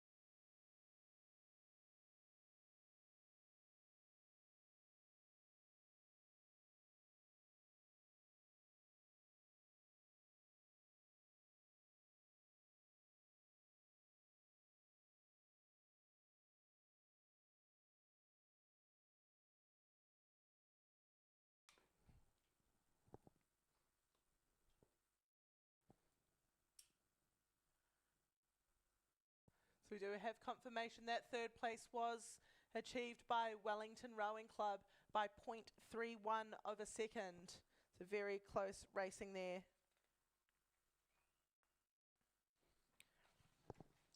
We now move on to the A final of the men's senior single sculls. In lane 1 we have Tauranga Rowing Club, lane 2 Aramaho Wanganui, lane 3 Clifton, lane 4 Toyota Borshuku, lane 5 Aramaho Wanganui number 2, lane 6 Clifton number 2, lane 7 St George's number 2, and lane 8 Auckland number 1. But it looks like Liam Cassidy from St George's out in lane 7 with a half a boat length lead over the rest of the field. He is under a little bit of pressure from Luke Brock from Clifton Rowing Club in lane 3, as well as the other Clifton rower Liam Cox, who is just on his inside. But Liam Cassidy still there in the lead. We also have the rower from Toyota Borshuku, that is Makoto. He is pushing up on the race leader. He's in second place, going back and forth with Luke Brock from Clifton. Pushing ahead of St George's, it is Toyota in lane 4 and Clifton in lane 3, side by side, just pushing ahead of St George's Liam Cassidy. Toyota still in the lead there and just approaching the 1,000 metre mark.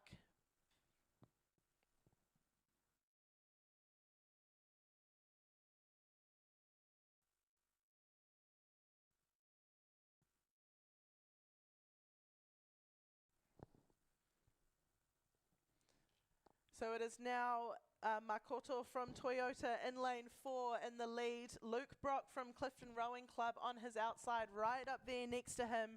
That is the number 1 into at the moment. It is then between lanes 7 and 8. That is Liam Cassidy from St George's and Liam Cox from Clifton for 3rd and 4th position. We then go out to lane 1 and 2. That is Tauranga Rowing Club's James Hollard and Herbie Austin Baker from Aramaho. So the middle of the field is quite close, but as they approach the 1,000-metre mark, it is Toyota out in the lead. That is Makoto from Toyota over in Japan with now a 3/4 of a boat length lead over Luke Brock from Clifton Rowing Club. And Luke Brock just sitting there in 2nd place ahead of his club mate Liam Cox from Clifton and Liam Cassidy from St George's. So it'll be a very interesting second half of the race here in the men's senior single sculls A final.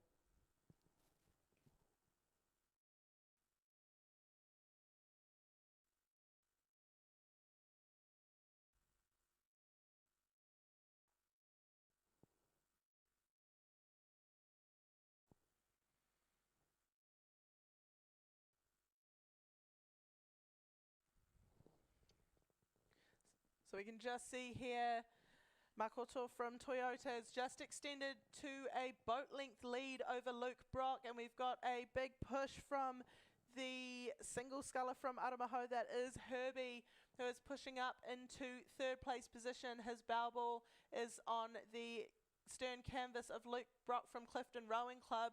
So he's done a big push there through the last 250 metres. Aramaho currently sitting in 3rd place, and we see Clifton's Liam Cox in lane 6 also pushing up ahead of St George's Liam Cassidy and Tauranga's James Hollard. So the field's starting to spread out a little bit here in the A final of the men's senior single sculls, but it is still Makoto from Toyota in Japan in the lead. Just managing to hold a bit of clear water in between himself and Luke Brock from Clifton. He's extended his lead again, and he is through to the final 500 metres here. Luke Brock comfortably in 2nd. He's crossed through the final 500. Herbie from Aramaho, he's pushing up, as well as Liam from Clifton. So it's starting to spread out a bit, but we've had a last-minute challenge from Aramaho and Clifton number 2. They're starting to race away from the rest of the pack. It is still Aramaho in 3rd place though, Toyota in 1st and Clifton in 2nd. So approaching the final 250 metres.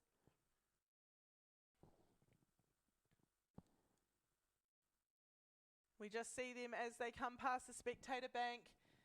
Makoto from Toyota still in the lead and extending away a little bit, but Luke Brock, little bit of a push here as he comes into the final 250, trying to stay ahead of the challenge from Aramaho single sculler Herbie Austin Baker in lane 2. So he's just managing to catch up to the Toyota single sculler, but will he be able to catch him by the line to claim the gold medal? Let's see what kind of a sprint these single scullers have in them. Aramaho up into 3rd place, challenging Clifton's Luke Brock. Liam Cox from Clifton also on the outside there. Currently just sitting outside of the medals, but there's about 120 metres to go. Luke Brock just pushing up back on the Toyota single sculler Makoto. Makoto is through. He has about 80 metres to go, and he's just done a little lift there again. And he is currently surging away. There he goes. He's lifted his rating up. Some big power strokes there to finish it off, and it will be Toyota Boshoku Rowing Club to take the win in the men's senior single sculls. Luke Brock from Clifton Rowing Club under pressure from Aramaho, but he will take the 2nd, and Herbie Austin Baker from Aramaho Wanganui to take 3rd. Clifton number 2 will cross over in 4th place ahead of Aramaho in lane 5 before we come down to Tauranga Rowing Club and St George's, as well as Auckland Rowing Club to round out the men's senior single sculls.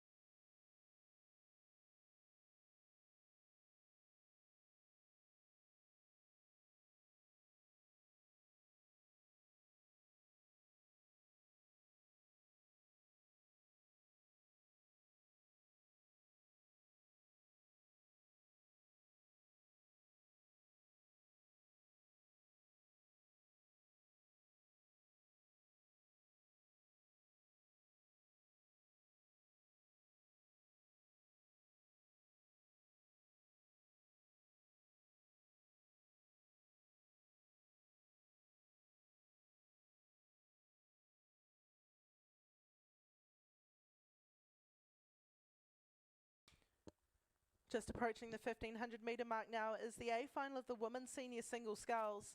In lane 1, Onslow College, lane 2, Aramaho Wanganui, lane 3, Waikato 21, lane 4, North Shore, lane 5, Waikato number 3, lane 6, Waikato number 1, lane 7, Waikato number 7, and lane 8, Waikato number 4. So there are 4 Waikato Rowing Club crews in this, 1 Waikato Diocesan crew in this, Onslow, Aramaho and North Shore.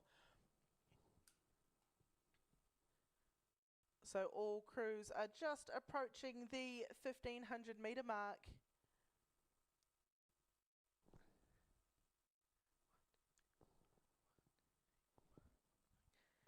And at the moment it is Charlie's Tutbury in lane 5 from Waikato Rowing Club in the lead. She's got clear water over the rest of the field. We then go back to Waikato 21 in lane 3. That is Angalikani from Waikato Diocesan. She is sitting in second place and she goes through the 1500 metre mark now.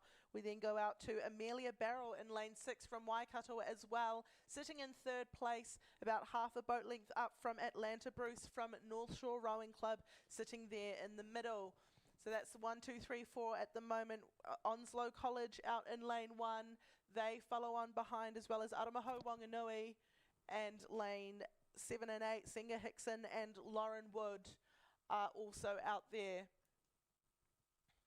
But it is Charlie's Tutbury. Charlie's just pushing away again as she approaches the 1750 metre mark, and it looks like a little bit of a move here from Amelia Barrell from Waikato Rowing Club, just trying to get her bow ball in front of Angalikani from Waikato Diocesan in lane 3. So it is a Waikato 1, 2, 3 at the moment. We just see the tricolours out there. Atlanta Bruce from North Shore currently sitting in 4th place, just a little bit behind the 2 Waikato crews. Let's see if she can push up in the final 250. But it'll be Charlie's Tutbury and the white boat in the middle there for Waikato Rowing Club, looking to take out the A final of the women's senior single sculls. Just see Angalikani and Amelia Barrell also battling for second and third. I think Amelia Barrell has the edge over Angala at the moment, and it looks like she does. She may have just pushed away again. But it is without a doubt Charlie's Tutbury as she approaches the final 100 metres. Charlie's goes through now, and she is followed closely behind by Amelia Barrell. Amelia goes through now, and Angala goes through now. So they are closing the gap on Charlie's, but they may run out of water to catch her for the gold medal. Angala with a quick look across, and she just digs her blades in a little bit harder. Final sprint here from the single sculler from Waikato Diocesan. I don't think she has enough to catch Charlie's, but she may have caught Amelia. Charlie's will take out the women's senior single sculls, but will it be Angala or Amelia for second and third? Oh, I think Angala may have gotten it on the line, but we will wait for confirmation from the judges. North Shore's Atlanta Bruce will cross over in 4th place ahead of Olivia Martin from Onslow College. And Olivia in turn will finish ahead of Singer Hickson in lane 7. We then come back to Robin Van Dyke from Aramaho, and then out to Lauren Wood from Waikato. So very close there in the final of the women's senior single sculls. Congratulations, Charlie's Tutbury. She will take the win, and it is between Angalikani and Amelia Barrell for second and third place. I think it might have been Angala right on the line, but we will wait for the times to come through to confirm that result.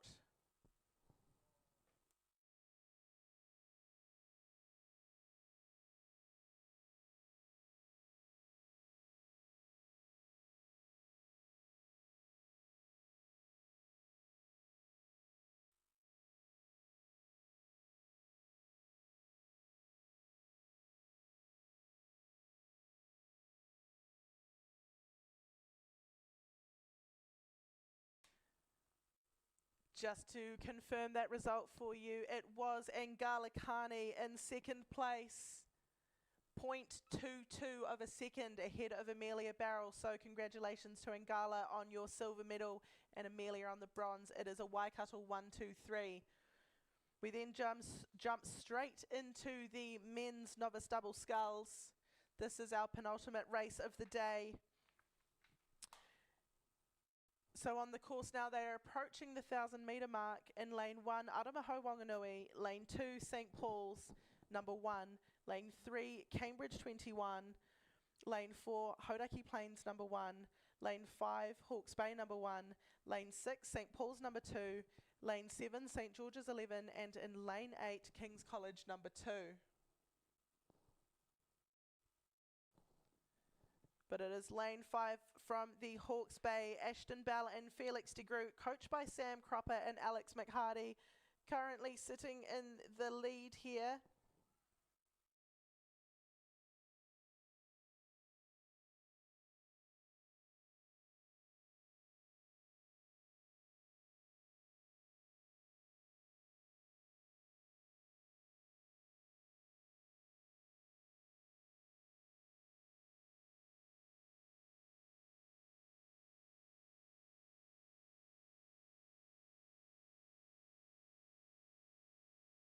So Ashton and Felix from Hawke's Bay Rowing Club currently sitting in the lead in the A final of the men's novice double sculls. Just in the middle there we see the black row suits with the white stripe through them, and they've got quite a good course on them considering they're novice rowers and in quite a strong headwind. They are under a little bit of pressure from lane 3, that is Cambridge Rowing Club, Bradley Vanderbilt and Matthias Everett, currently sitting in second place. They don't quite have clear water, but they are close to doing so. Coming back into third place, we have the crew from St George's in lane 7. St George's currently sitting in third with 3/4 of a boat length over St Paul's in lane 2.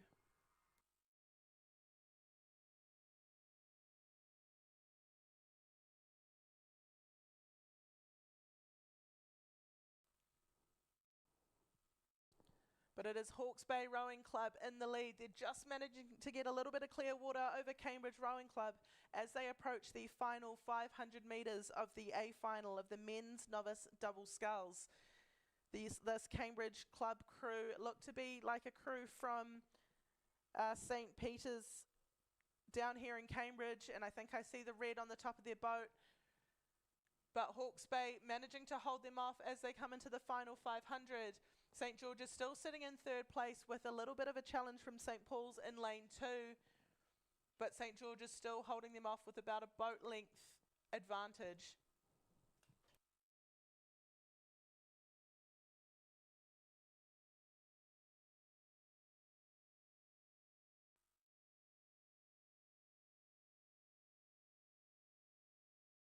So we just see them approaching the 250 metre mark to go. They've got about 300 metres left. It is still Hawke's Bay, but the Cambridge Rowing Club crew are starting to gain on them. They've got about half a boat length to go before they overtake them. Hawke's Bay, though, trying to stay in front and stay in that gold medal position. The local boys, though, they've brought their rating up and they're looking nice and smooth as they come into the final 250.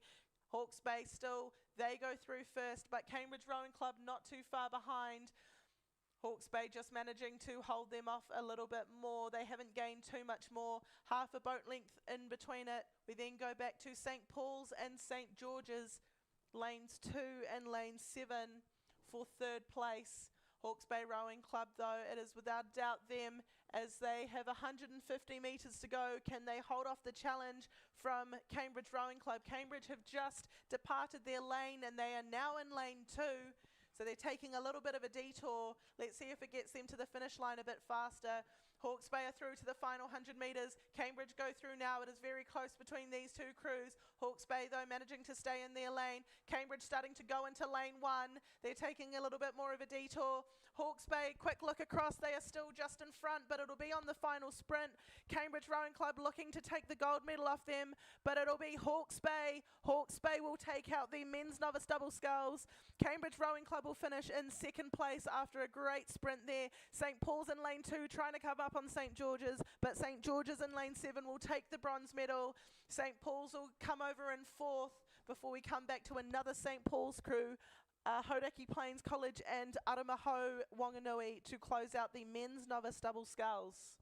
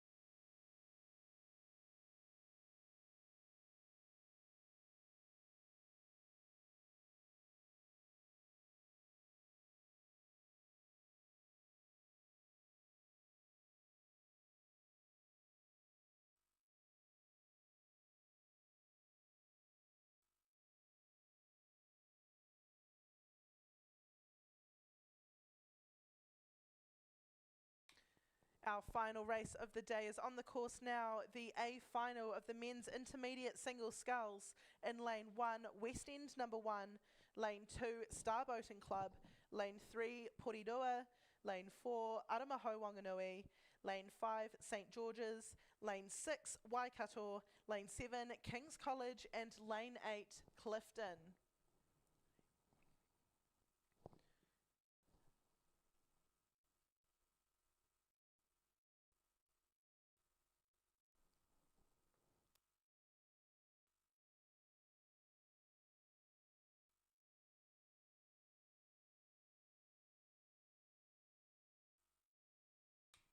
Sitting in the lead though, it is Waikato Rowing Club, that is Jasper Mailing out there in front.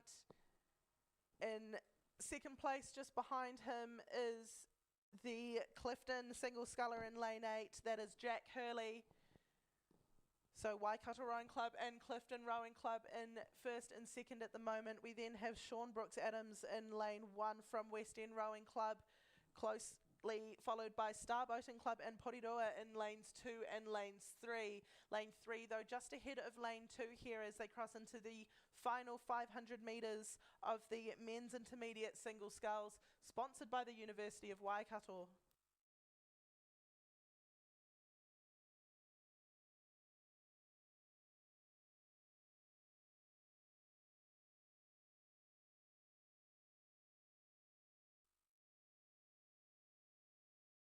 So Jasper Mailing still in the lead here in the A final of the men's intermediate single sculls. That is Waikato Rowing Club out there in the green boat. He is followed by Clifton's Jack Hurley sitting in second place, and West End Rowing Club down here in lane 1 in third. He's then followed by Porirua's Jack Clark in lane 3, and then Matthew Kavanagh from Starboating Club. We then go out to Alex Fahey from St George's in lane 5, and Henry Mann from King's College in lane 7. But Jasper Mailing has been holding the lead for most of this race, and we just see him lift his rating a tiny bit there, looking nice and calm as he comes into the closing stages of the men's intermediate single sculls. He has managed to hold off Jack Hurley for most of this race from Clifton. And Jack, in turn, is looking across managing. He is checking that he is holding off Sean from West End down here in lane 1. Big sprint here, though, from the Porirua single sculler. Jack Clark in lane 3, trying to come up into a middle position. He is just behind West End at the moment. Let's see if he can catch him in the final 100 metres. But it will be Jasper Mailing from Waikato Rowing Club. Jasper Mailing in the lead. Porirua here with a massive sprint against West End. It is still Clifton in second place. Jasper Mailing will take it out. Clifton will be in second, but will it be Porirua or will it be West End Rowing Club? And I think West End got him on the line. A massive effort there from Jack Clark, but Sean Brooks Adams will take the bronze medal there in the men's intermediate single sculls. Following on from them, we have Matthew Kavanagh from Starboating Club. He crosses the line in front of Alex Fahey from St George's, who in turn will be followed by Henry Mann from King's College. And that will wrap up racing at the 2025 North Island Rowing Championships. There is no racing tomorrow due to the weather, so all A finals have been completed. Thank you all for coming and enjoy the extra day off.